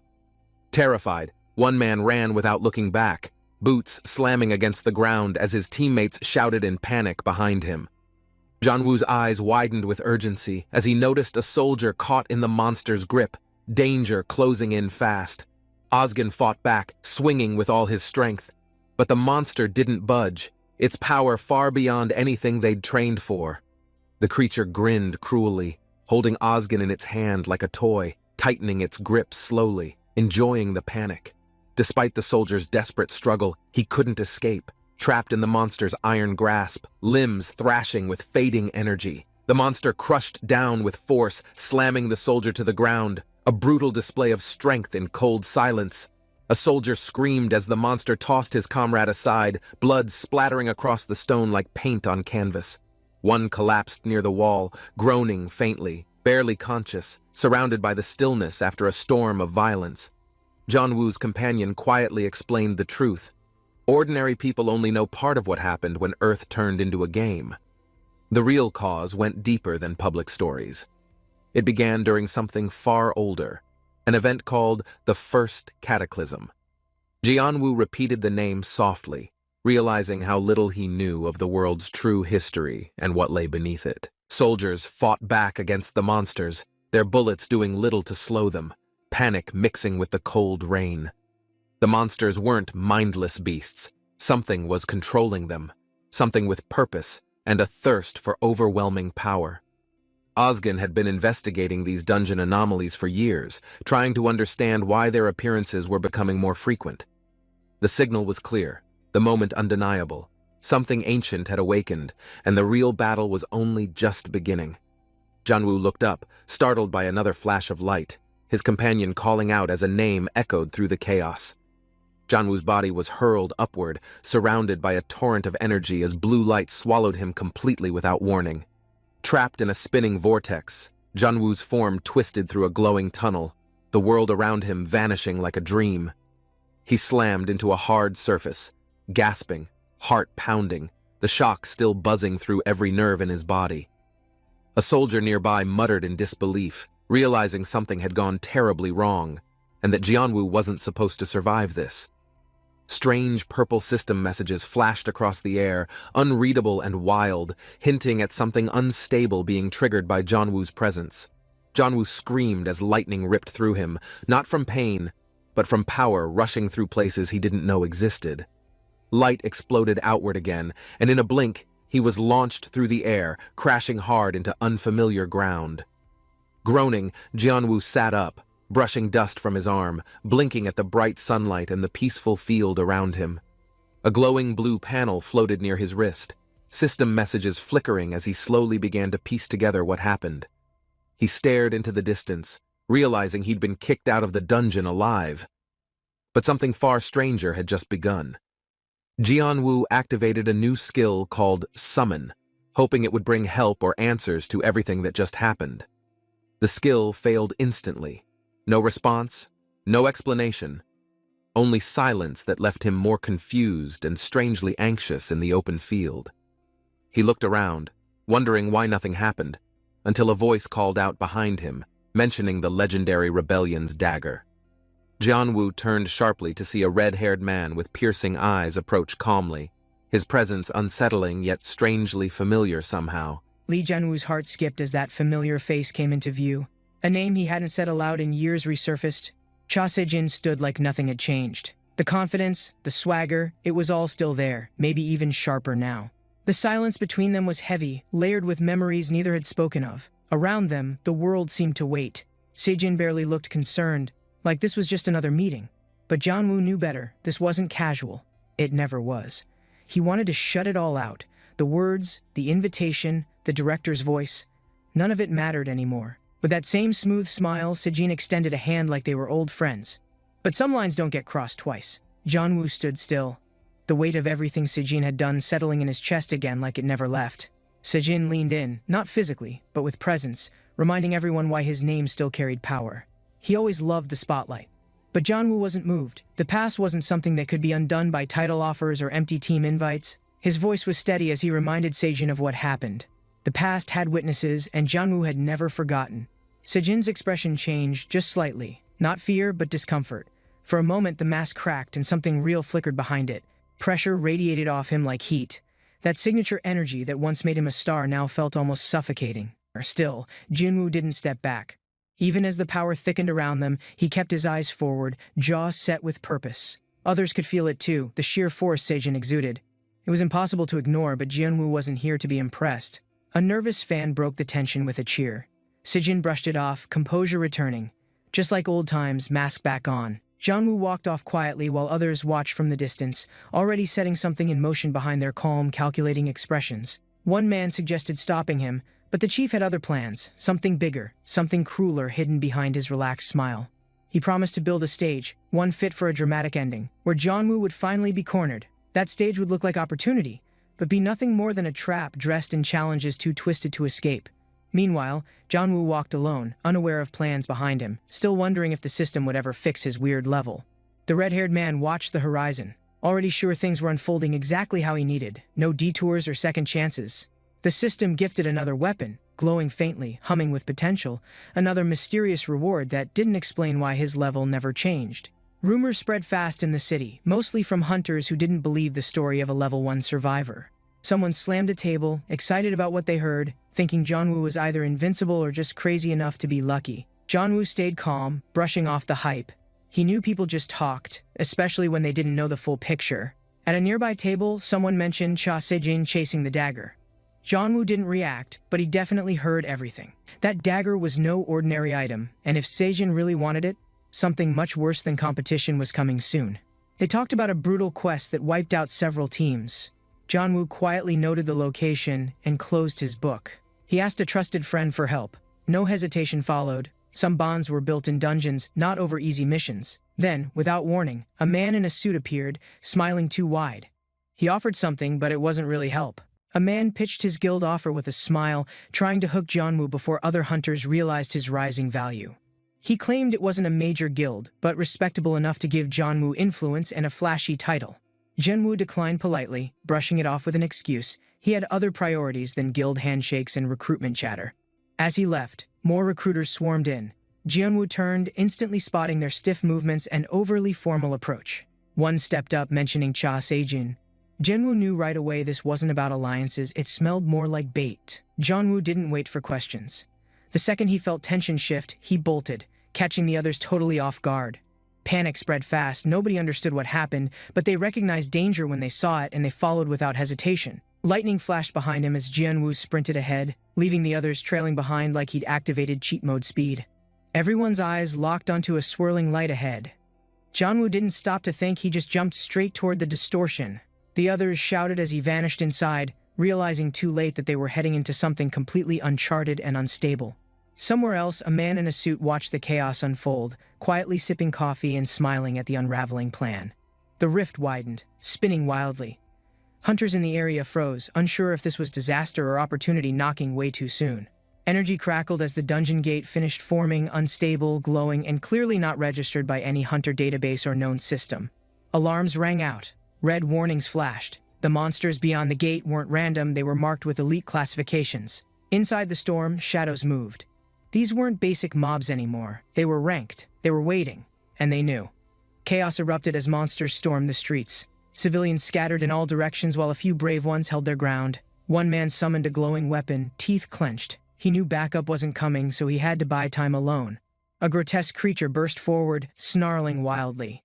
The air warped around it like something pulled straight from a nightmare dungeon tier. Jianwu stepped into the scene, eyes locked on the monster. He'd seen worse, but something about this felt unusually wrong. The system triggered again, flooding his vision with blue panels, each one warning him that this wasn't a standard raid scenario. The system attempted to summon Basai, his griffin, but the signal hung in the air with no answer coming back. Jianwu stared at the notification, uneasy. Basai's silence wasn't normal. Something was clearly wrong beyond just a failed summon attempt. Jianwu followed his teammate deeper into the cave, not expecting things to get weird just 5 minutes into the mission. When the walls started shaking and rumbling, they looked at each other with that classic "ennui messed up" kind of fear. A giant scaly monster burst through the floor, making everyone realize this wasn't going to be one of those easy jobs. One of the kids nearby screamed, completely frozen, while the others tried to scramble out, slipping over their own panic. Jianwu spotted a chest glowing near the beast, but saving people came first. He sprinted toward the terrified kid instead. A man in a suit shouted orders, trying to keep things under control, but his voice cracked louder than his courage. His leg gave out as he ran, and now he was stuck, face to face with reality and a very angry monster. The creature roared again, swinging its clawed arm, and the man could only cover his head and scream for mercy. Jianwu saw everything. His body moved before his brain could process, grabbing that nearby chest like it owed him money. The gold light exploded as he opened it, and suddenly, time slowed down like the universe was waiting on him. The monster lunged, but Jianwu dodged, barely, crashing into the pavement, something in his bones cracking just as the system screen popped up. His level shot 2 in an instant, but the number stayed frozen at 1, like it was lying somehow. He rolled onto his feet, pissed and dizzy, but the power in his limbs felt like a caffeine overdose times 10. A second monster grabbed another person, and without thinking, Jianwu ran into the chaos, arms glowing from whatever just awakened inside him. Right before he could act again, a voice echoed inside his head, calm and digital, and capturing progress class selected loading skills now. More monsters spawned in the plaza, and Jianwu barely had time to think before instinct shoved him straight toward the danger. Blood splattered as someone else got hurt nearby. Jianwu tightened his grip, realizing this wasn't something he could walk away from. A man shouted that people had been taken. His voice was desperate, echoing across the empty space like a final warning. Jianwu's chest tightened. He glanced toward the swirling dungeon gate. Saving them meant stepping in and not knowing if he'd come back. Another voice warned about difficulty, but Jianwu was already pacing forward. His mind was made up before his feet even moved. "I wrecked the gate once today," he muttered, brushing off concern. There was no time for doubt. People were still trapped. His friend called out nervously, but Jianwu gave a short nod. This wasn't bravery, it was just what needed to be done. Electricity swirled as he passed through, the dungeon pulling him in like it knew him, like it had been waiting. A glowing weapon appeared mid-air, data flashing blue across his vision, another system prompt, another upgrade. But that level still said 1. He stepped inside the dungeon hall, shoes echoing on metal. Even his heartbeat sounded loud in the strange, sterile silence. A scream echoed through the corridor. He took off running, each footstep faster than the last, instincts locked on high alert. He reached the room and froze. Dozens of monsters. Jianwu wasn't sure if he was brave or just real stubborn. One beast lunged toward the hostages. Without thinking, he struck its leg mid-air, sending the monster crashing like a sack of bricks. The freed captives looked up, shocked. One of them smiled through tears and called out to him, thankful, overwhelmed, alive. Jianwu asked calmly if there were others. One woman nodded quickly. More people were deeper inside, trapped further down the corridor. As Jianwu walked further in, golden lights flickered around a pedestal. He stopped, confused, staring at what looked like an old book. He picked it up, flipping it over. "This better not be cursed," he muttered, already suspicious of its weird glow. When the pages lit up, runes blasted into the air, like knowledge itself was screaming to be shoved inside his head. Notifications exploded in his vision again, line after line of upgrades, but the number one still refused to change. Meanwhile, more survivors ran across a wide hall, chased by monsters that looked too organized to be your average dungeon spawn. One woman whispered, "Why would the monsters gather like this?" The fear in her voice made it hard to breathe. A man guessed the dungeon was breaking apart, like it couldn't handle what was coming next, and honestly, he wasn't wrong. Suddenly, silence fell. The air shifted. Something heavy approached. Everyone knew it wasn't just another mob, it was something far worse. The monster appeared, towering, armored, glowing red eyes. A name appeared, Dragonic General. No level, no stat, just death on feet. Its roar shook the walls. The weaker lizard monsters backed off as the general stared down the hallway with a grin. A strange blue dome dropped from above, trapping everyone inside. It wasn't a fight anymore, it was a test of survival. The crowd panicked. Cries echoed. Some begged, others froze. No one knew what that glowing cage really meant. As the dome tightened, system messages popped up again. More restrictions, more conditions, and penalties just for standing in the wrong place. Everyone's stats dropped hard, like gravity itself increased. Even breathing felt like lifting weights with their lungs. One guy checked his screen. "Un century saw, my levels glitching out," he gasped. Someone else nodded, trembling. I think, I'm losing strength every second." A woman's scream echoed behind the barrier. Jianwu turned sharply, eyes narrowing as the system flashed another weapon into existence. A golden spear blazed to life, spiraling through the air with impossible force. Its destination clear, its aim pure rage. The weapon struck like thunder, blowing the general back and cracking the tiles beneath them like eggshells under a hammer. Before the monster could recover, another spear followed. Jianwu didn't hesitate now, not after seeing how well that first one landed. The second spear drilled straight into the general's chest, and for the first time, that beast looked stunned, maybe even afraid. The dome flickered, then shattered like glass. Notifications bloomed again, restoring strength, like the dungeon itself was surrendering to Jianwu's insane power. Strength restored, buffs removed. More messages rolled by. The oppressive weight lifted, and everyone started breathing like they hadn't in minutes. One woman looked at her hands, dazed. "Ohms, my strength. It's back?" Hope crept into her voice like a sunrise after a storm. Jianwu stepped forward, glowing spear still in hand. His shoulders relaxed, but his eyes were sharp. He wasn't done, not yet. Smiling to himself, Jianwu let out a breath. That was close, he thought. Any slower, and we'd be pancake soup. Jianwu's eyes flickered, something clicked. The symbols in his mind rearranged, and suddenly, he understood every word the monster said. He realized that old book had rewritten his brain, like downloading a translator app, but ancient, magical, and maybe slightly cursed. The general laughed, low and guttural. "Human, don't joke." But Jianwu didn't flinch, he just grinned wider, heart pounding like a drum. The night skyline glowed quietly while important names gathered inside, unaware of just how far things had already spiraled elsewhere. Cha Sejin walked confidently through the room, his presence enough to quiet even the boldest voices around the table. One subordinate tried to interrupt, but Sejin brushed it off, until the name Enli Jianwu froze him mid-step without hesitation. That name shifted the mood instantly. Sejin excused himself, sensing something significant was unfolding beyond their plans or predictions. His curiosity lit up. Jianwu was supposedly inside an S-rank dungeon alone. The outcome would shift more than just rankings. The report explained everything. Jianwu entered alone, facing overwhelming odds just to protect civilians caught in the chaotic breach. Hearing it confirmed, Sejin paused. Sending a retrieval squad was protocol, but something told him to hold back and just watch. He believed Jianwu could clear it, not from hope, but strategy. If he failed, someone else would clean up. Others called it madness, but Sejin just smirked. For once, the battlefield had shaped itself exactly how he wanted. The moment was perfect. No more interference. Just Jianwu, the dungeon, and whatever truth he uncovered beyond that sealed gate. Inside the dungeon, the Dragonic General's glare pierced Jianwu. He didn't see a human, he saw something unfamiliar and dangerous. Jianwu froze, confused. His heartbeat quickened. The monster's words echoed, accusations that hinted at something buried even deeper than memory. The monster lunged, convinced Jianwu was pretending whatever truth existed didn't matter anymore. Now it was just about destruction.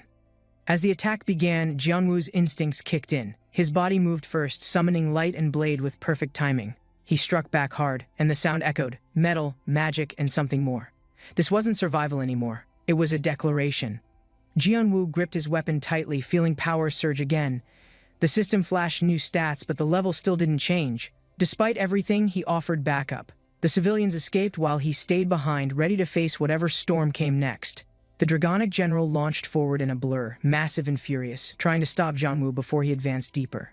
Jianwu dodged quickly, barely avoiding the impact. His thoughts raced, every second counted, and the monster wasn't slowing down.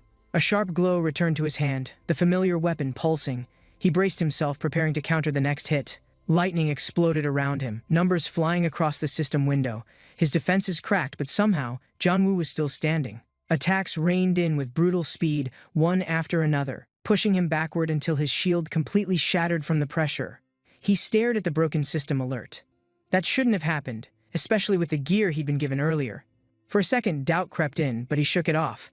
Overthinking would get him killed faster than any monster. The general grinned darkly and stepped forward, eyes glowing. More attacks gathered, and Jinwu was still standing right in range. A command echoed. Fire, arrows, and beams rained from above. The attack zone expanded far beyond what Jianwu could cover. He spun around and realized they weren't aiming at him. They were targeting everyone else behind him in the room. Eyes wide, he stepped forward. The range was massive, too large to block, but he had no time to think. Teeth gritted, hands raised, he charged something, anything, hoping it would reach far enough to shield those still standing behind. His body lit up, energy twisting around him wildly. Even he wasn't sure what would happen if it failed. Jianwu's hand shot forward, bursting with light as a final spell activated, reacting faster than even he thought possible. The system confirmed activation. A chain spell layered behind his defense, expanding instantly into a wave of pure force. It slammed forward, tearing through incoming projectiles. The entire room shifted, wind and light mixing in chaotic, blinding swirls. The general's eyes widened. He recognized the energy. It wasn't borrowed. It was awakened. It was real. And it was rising. A howl burst from his throat, rattling the walls. For the first time, the monster was clearly afraid of something. Jianwu steadied his breath as the system reset again. Notifications scrolled, but his mind stayed focused on keeping everyone alive. Civilians opened their eyes. The room hadn't collapsed. The strike hadn't landed. One by one, they realized they were saved. People shouted thanks. Some cried, but Jianwu waved them off, urging them to move fast before the next wave hit. As they ran, laughter echoed. The general's voice returned, dark and amused. Something twisted had just clicked into place. He finally confirmed it. The relic they were chasing wasn't lost. It had chosen Jianwu, a human. The worst-case scenario. Power pulsed through the general. His body surged with rage as he declared his purpose, to reclaim what humanity should never wield. The entire room darkened. A corrupted ritual began to glow, marking the space with unstable purple and red notifications. Jianwu took a step, but staggered. His stats were draining rapidly. It wasn't damage. The system itself was being overwritten. He clutched his chest, struggling to breathe. Whatever this was, it wasn't just energy. It was designed to strip him completely. The general stepped forward, laughing. "Hand it over," he said. The power of the Gold Road wasn't Jianwu's to keep. Jianwu stood frozen behind the barrier, breath shallow, eyes locked on the enemy's movements through the crackling hexagonal shield. The general confirmed his theory. Jianwu's power wasn't awakened by chance. Even chakra flowed unnaturally for someone claiming to be human. Shock hit Jianwu hard. The word chakra wasn't common knowledge. That name hadn't been spoken aloud since his earliest memories. Before he could respond, the general struck, the force of his blow enhanced by something deeper than magic. Pure ancestral energy. Crystal light shattered as Jianwu was flung back, overwhelmed by a force tied not just to the world, but its roots. Jianwu activated a chakra flame skill, releasing concentrated energy. It surged forward, striking with force that surprised even the general. The blow landed cleanly. But the monster only grinned, impressed that a human could use chakra with such raw precision. He shouted with renewed fury, lunging to end it, declaring that Jianwu's tricks had finally reached their last pathetic limit. The system blared again. Jianwu's vitality dropped fast. He could barely stay upright as fatigue dragged down his every breath. Struggling to recover, Jianwu scanned the system. His body felt heavier than ever, and escape was no longer realistic. He turned back, vision flickering. The corrupted interface glitched. Something was wrong with the system, or something else was overriding it. Messages kept flooding in, unregistered codes, forbidden mechanics. Whatever was happening, it didn't belong to any known dungeon programming. A hidden force was rewriting the rules. And somehow, Jianwu was caught between both systems, neither side fully claiming him. The general attacked again. Jianwu couldn't dodge in time. His ribs cracked under the impact, throwing him hard into the wall. Pain seared through his side. Notifications flashed. The system warned he'd taken major damage, but he didn't need a pop-up to know. Jianwu staggered up as the monster advanced again. His health dropped low, and even backup skills had started shutting down. He braced for impact again, pushed back across the chamber, barely keeping consciousness as the system calculated his collapsing stamina. The general mocked humanity, disappointed in their weakness. His voice carried the weight of someone who'd watched empires crumble before. Jianwu listened closely. The general wasn't just fighting. He was judging, questioning why powers like the Gold Road were ever entrusted below. Wincing, Jianwu steadied himself. His curiosity finally rose. These enemies knew something he didn't. Something older, deeper, and it centered on him. The general revealed they met before, years ago, hinting that this wasn't the first time power and fate had collided. A golden dragon flashed in Jianwu's memory. He questioned if that strange dream from childhood was actually something real. Many had tried and failed to awaken the Gold Road. Jianwu was just the one who succeeded by accident. The general approached slowly, intent on reclaiming the power Jianwu hadn't asked for, but was never supposed to receive. Wounded, breathing hard, Jianwu gritted his teeth. This felt like the end, but his heart refused to call it quits. Despite everything, his instincts screamed to stand. The general roared, fists glowing purple, declaring his own legendary rise through destruction. Jianwu blocked the strike just in time, using the dagger as his only lifeline between victory and absolute defeat. Their strength clashed mid-air. Jianwu pushed upward, eyes fierce. He was done listening to declarations from monsters pretending they were gods. The general's eye twitched. That confidence, it reminded him of someone long gone, someone who once stood where Jianwu now did. But Jianwu wouldn't ask for understanding. His power wasn't borrowed, it was earned, and this battle would end on his terms. With a shout, Jianwu leapt high. The blade in his hand glowed like a beacon, breaking through the dark air. The monster charged again, but the light was too much. One clean strike pierced through, stopping everything in a heartbeat. The system confirmed the final hit.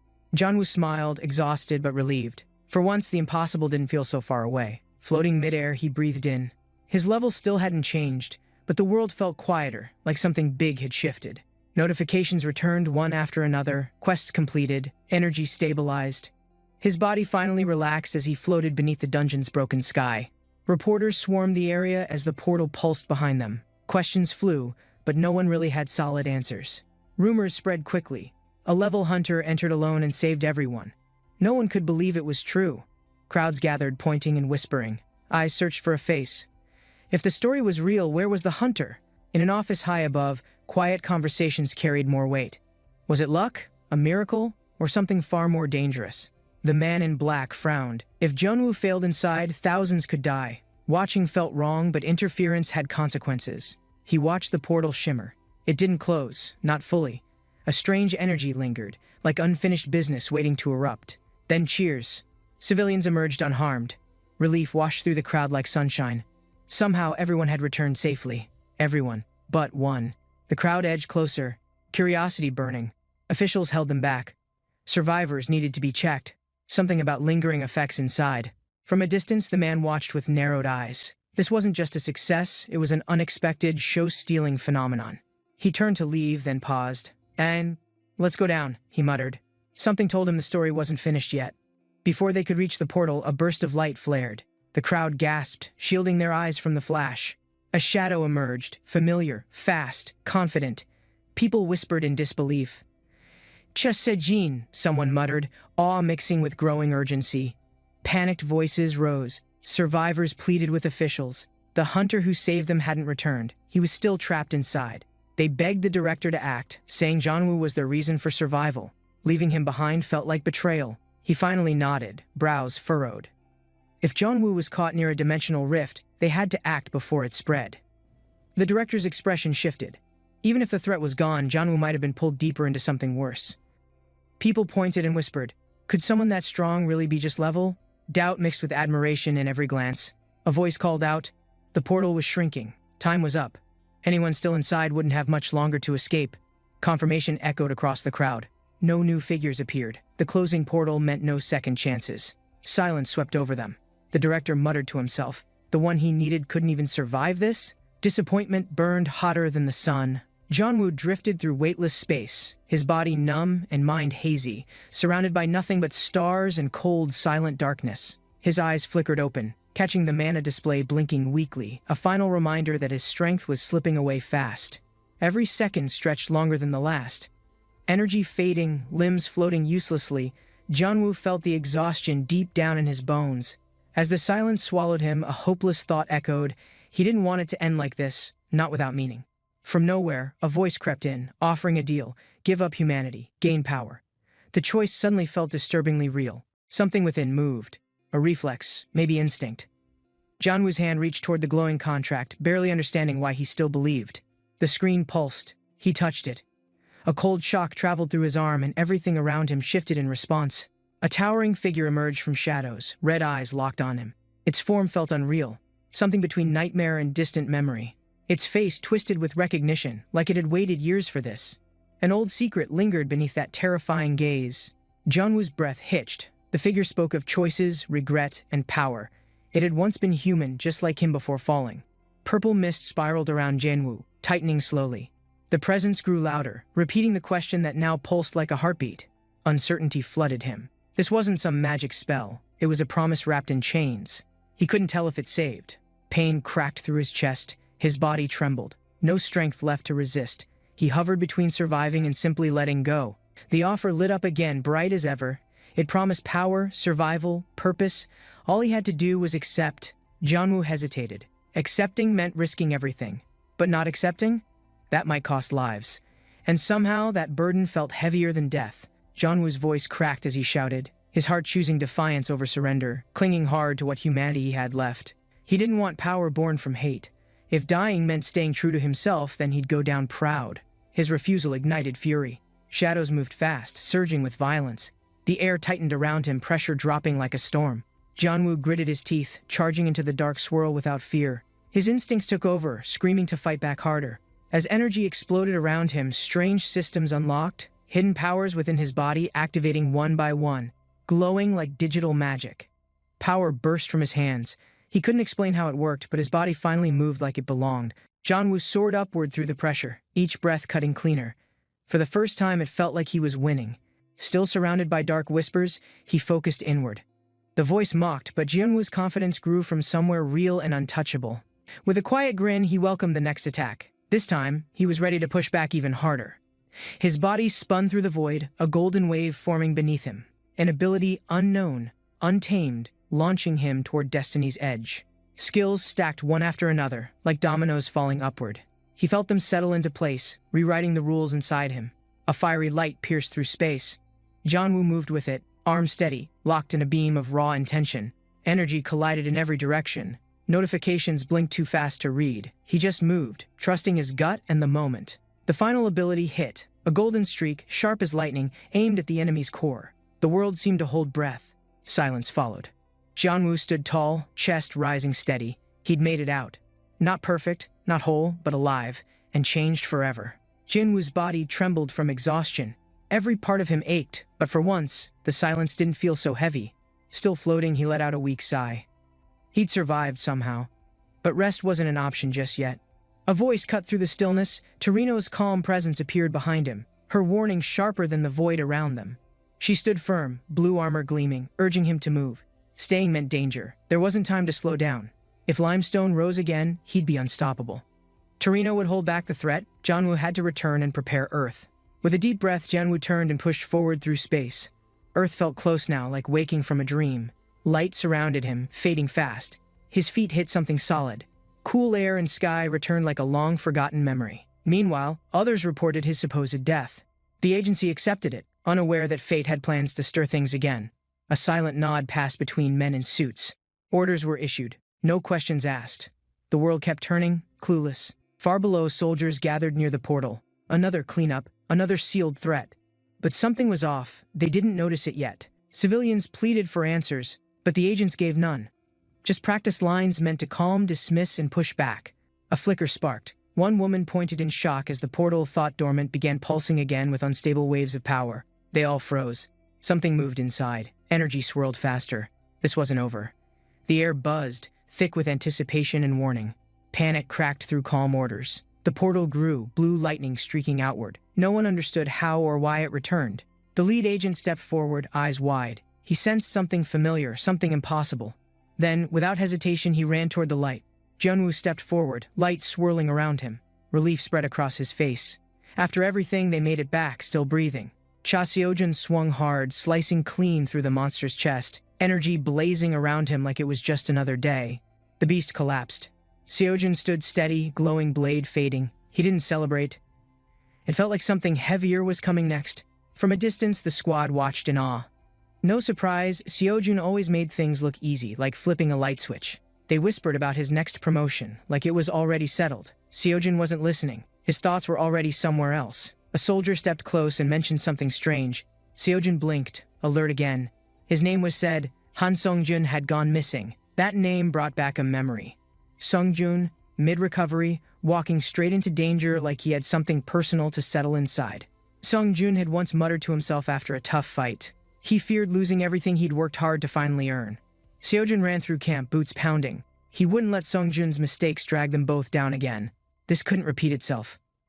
Whispers followed fast. Songjun had returned, stronger, stranger, wielding a new weapon, eyes colder. People said every country now wanted him. He wasn't just back, he was famous. Headlines, interviews, recruitment offers. Seojin didn't care. Something about it all felt too clean. Inside the building, Songjun stood in uniform, surrounded by applause. He smiled, but it didn't reach his eyes at all. Everyone wanted pictures. He posed like he belonged there. Seojin stayed back, watching. This version of Songjun didn't feel familiar. Seojin made his way through the group, not saying anything. His expression was flat, focused, trying to read Songjun's face.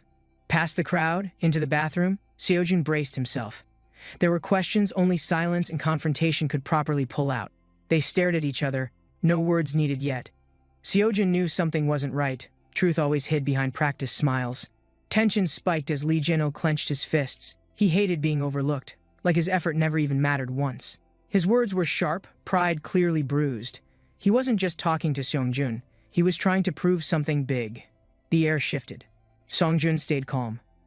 Lee jabbed the air, making wild promises to surpass him and earn real recognition. Songjun pulled out the dagger quietly. The room fell still.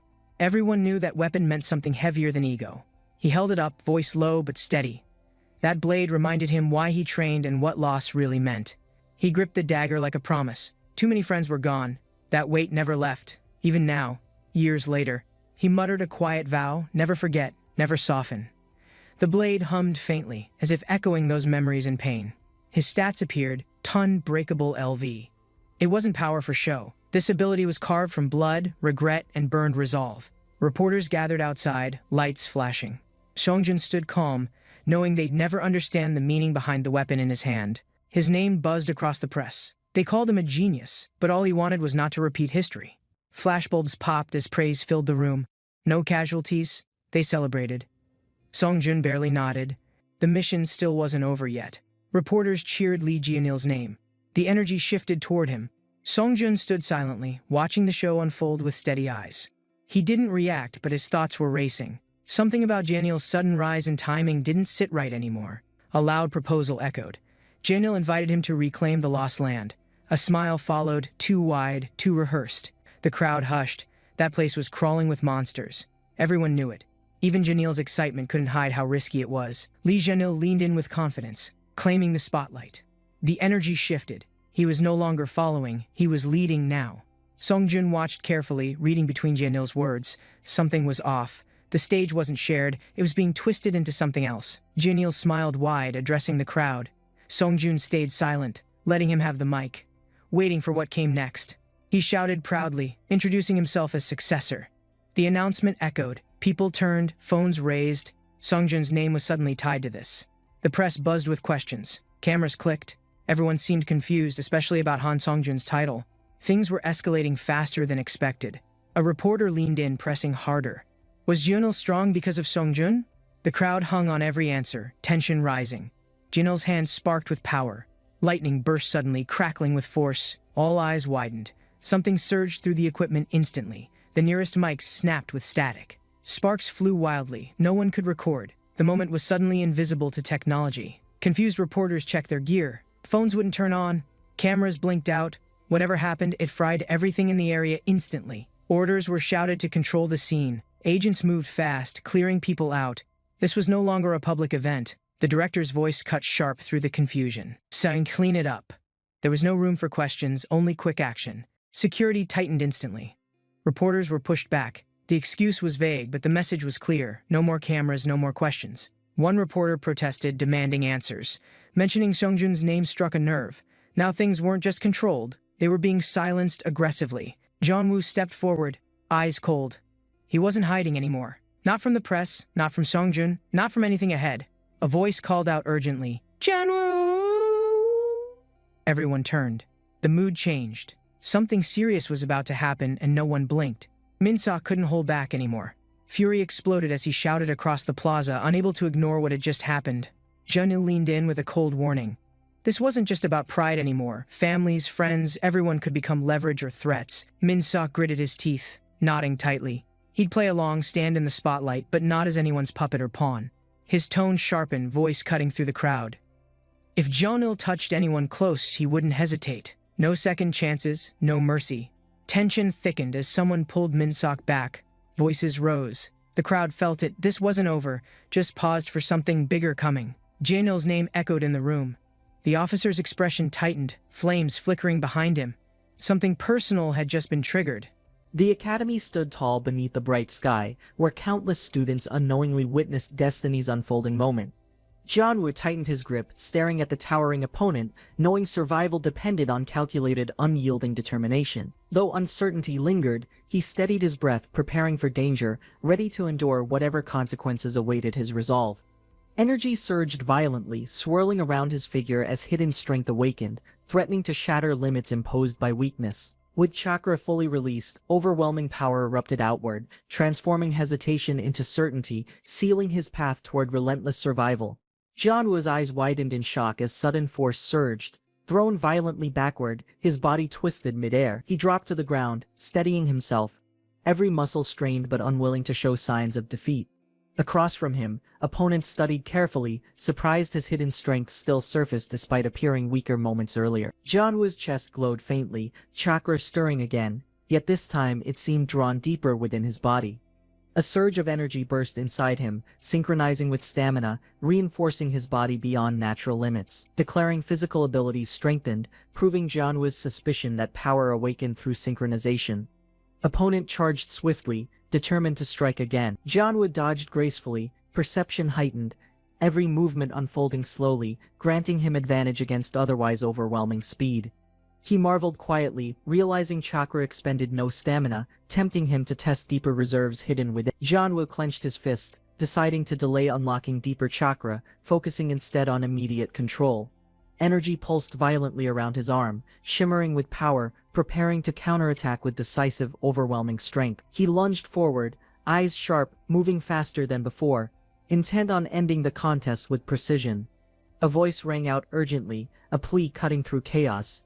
Yet his strike had already gathered force, ice-coated power racing outward. The clash ended abruptly, leaving his opponent staggering backward, shocked by the overwhelming force displayed unexpectedly. Jong-woo steadied his breath, body trembling slightly, chakra swirling stronger than before, synchronization rising to dangerous level. His power soared, system confirming enhanced stamina, physical abilities greatly strengthened beyond limits, achieved during training. Concerned voices broke the tension, reminding him of risks, urging restraint before strength consumed his control. He offered a faint smile, promising caution, though determination lingered, refusing to abandon newfound strength's path. Jong-woo stood calmly when a sudden alert reached him, signaling unexpected trouble approaching without warning. He glanced down, reading the message carefully, confusion rising as danger loomed closer with each second. A shadow descended swiftly, forcing him to react instantly, body tightening as instincts prepared for combat. The attacker's strike cut through the impact, echoed loudly. Enemy staggering backward, while Jong-woo steadied himself, fully committed to facing this new threat. Jong-woo steadied himself, recalling the sudden fall, realizing the stranger's arrival carried deliberate hidden intention. The group exchanged wary glances, sensing danger, but the adults urged caution, stepping forward to confront. Children moved aside reluctantly, leaving space as tension thickened, eyes fixed on the unexpected visitor's stamp. The stranger smirked confidently, revealing he carried something valuable obtained directly from a dangerous dungeon raid. Jong-woo's expression hardened, confusion deepening, realizing the items mentioned could shift battles and determine survival. He accepted the items cautiously, realizing their significance, each piece holding potential influence over battles ahead. Among weapons and potions, one object stood out, glowing faintly with a mysterious and ancient presence. It was revealed as the legendary key, an artifact capable of opening the Radiant Gate's entrance. The proposal followed swiftly, urging participation in a dangerous expedition to the Forbidden Lost Land. Curiosity grew stronger, yet uncertainty lingered, for beyond the gate lay mysteries even veterans could not explain. The revelation of the final quest settled heavily, marking the beginning of something greater and dangerous. System notifications appeared rapidly, altering conditions, confirming objectives, and reshaping the path Jianwu must undertake.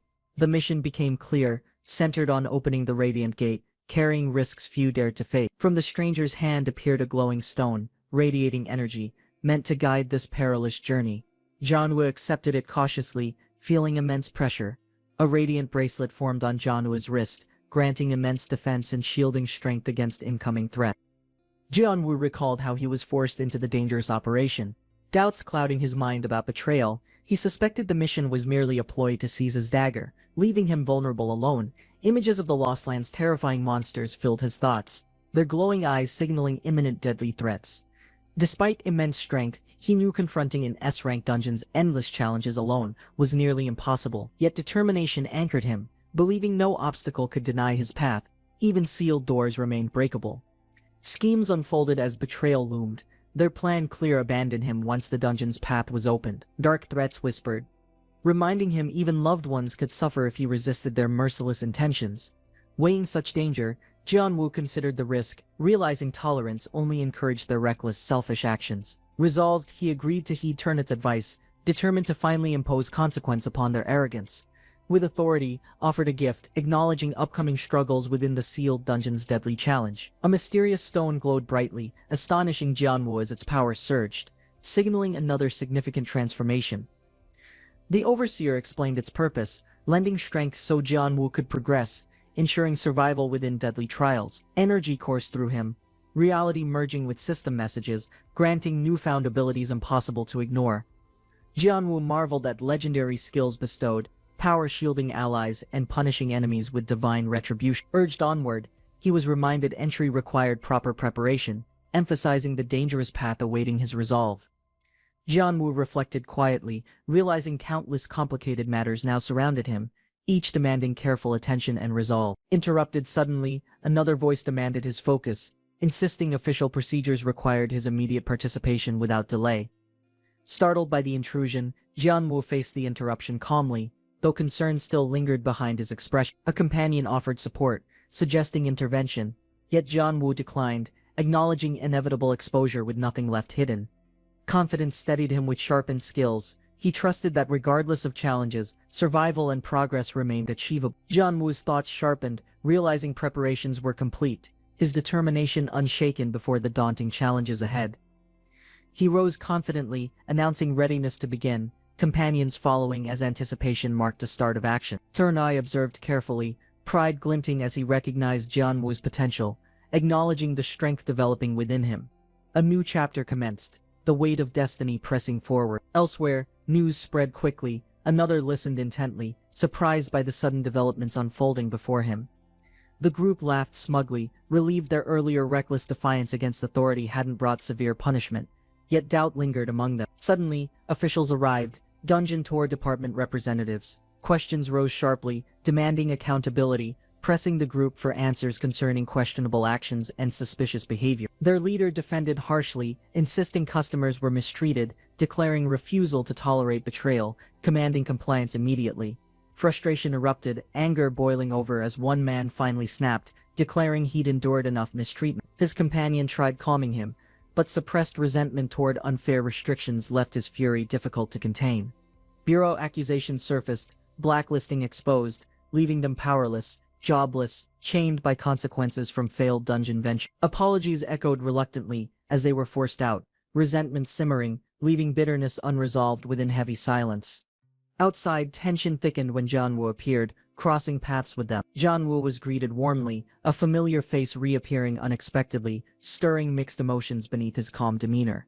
Surprise spread quickly, the group rallying around, suggesting collaboration and unity for the upcoming difficult journey. They proudly claimed success in their recent raid, emphasizing fortune favored them, fueling arrogance and confidence. Jianwu listened quietly, uncertain, as recruitment began, pressuring him to join their ambitious, uncertain plans. Laughter erupted. Companions insisted cooperation was essential, boasting about shared gains while masking hidden selfish motives. The recruiter praised their loyalty, offering wealth and security as incentives, tempting the group toward compliance. Yet suspicions stirred. Jianwu refused bluntly, unwilling to entangle himself further in deceitful schemes again. Accusations surfaced, claiming his presence brought only misfortune, blaming him for hardships haunting their path. Jianwu rejected the guilt, determined not to be shackled by blame, refusing manipulation through false sympathy. Desperation overcame them, swearing loyalty on their knees, pleading desperately for his approval to join. Curiosity rose as someone asked the guild's name, eager to know the identity behind leadership. Jianwu responded confidently, revealing its chosen title. The name spread quickly, reaching the towering Hunter Management Bureau. Reports confirmed Jianwu's establishment of the guild, recognizing his growing influence after previous difficult, dangerous battles.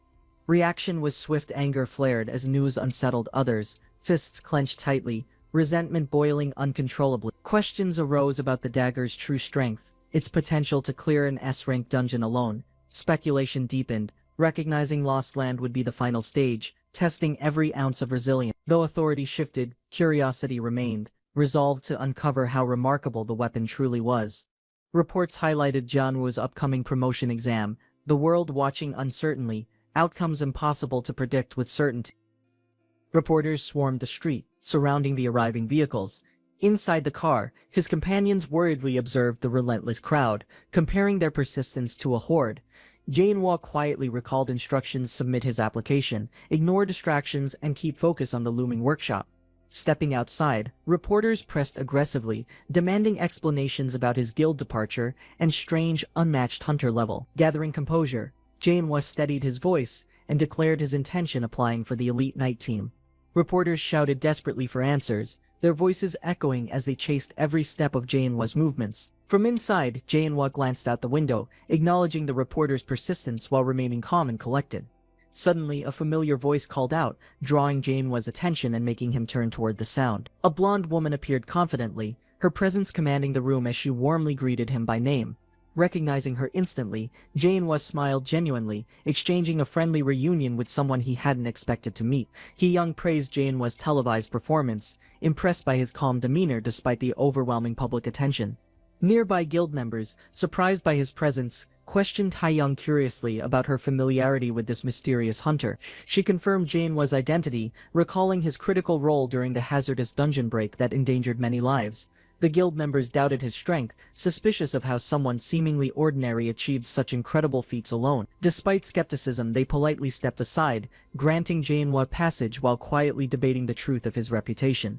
He-young explained the guild members' behavior, apologizing sincerely while acknowledging their caution toward unfamiliar hunters. Jianwu reassured her kindly, admitting he understood their suspicions while shifting focus back onto her presence. He-young revealed her purpose joining the night exam, surprising Jianwu, who was preparing for the same challenge. He suggested they head together, though Haiyang hesitated, realizing Jianwu might misunderstand the exam's actual structure. Nearby guild members whispered, questioning his knowledge of procedures while clarifying the night exam's weekly scheduling system. Guild members discussed the night exam's frequency, emphasizing how demanding the trial was for applicants. As they departed, He-young prepared to leave as well, but Jianwu noticed her hesitation curiously. She asked warmly if their previous promise to share a meal together still remained valid today. Jianwu agreed immediately, his sincerity making He-young's eyes brighten with genuine happiness and eager anticipation. Meanwhile, Jianwu recalled another girl from the hospital, her memory unexpectedly surfacing amidst the unfolding moment. Friends teased Jianwu, claiming his sudden fame and reputation might be overwhelming for him to handle. A girl pointed excitedly, remarking on his unusual appearance, questioning how he looked so handsome now. Whispers spread quickly, with observers astonished by his sudden transformation, struggling to comprehend the drastic change. System notifications exploded, announcing his charm surpassing extraordinary thresholds beyond imagination, shocking even Jianwu himself. New passive skills unlocked rapidly: beauty, voice, charisma, leaving onlookers stunned at his unnatural, overwhelming growth and charm. The system halted abruptly, declaring no further points could be allocated as charm exceeded limits. Observers gasped in disbelief, stunned by Jianwu's sudden transformation. Confused, Jianwu turned toward the crowd, puzzled by their shocked expressions and intense, unexpected reaction. He questioned the outcome, wondering if even surpassing 1,000 charm points carried unforeseen consequences. One companion urged desperately, insisting Janewoo allocate every remaining point immediately before anything worse occurred. Janewoo stepped into the city streets, instantly drawing attention as crowds admired his striking appearance. People whispered in awe, questioning how someone could radiate such impossible charm beyond ordinary human limits. Janewoo adjusted calmly, realizing constant stares and whispers might soon become his unavoidable new reality. Passing by, even strangers debated his perfection. Reflecting quietly, he considered how to handle situations ahead, acknowledging charm brought burdens alongside unexpected admiration. Janewoo waited anxiously at the park, scanning the area and wondering if Hashing had arrived yet. His eyes widened in relief when she appeared, though her expression seemed unusually distant and cold. To his shock, Hashing walked straight past him, ignoring his presence as if he were invisible. Confused, Janewoo called after her, only to hear her startling question she didn't recognize him anymore. Realization struck hard. His overwhelming charm had altered his appearance so drastically, even Hashing couldn't identify him.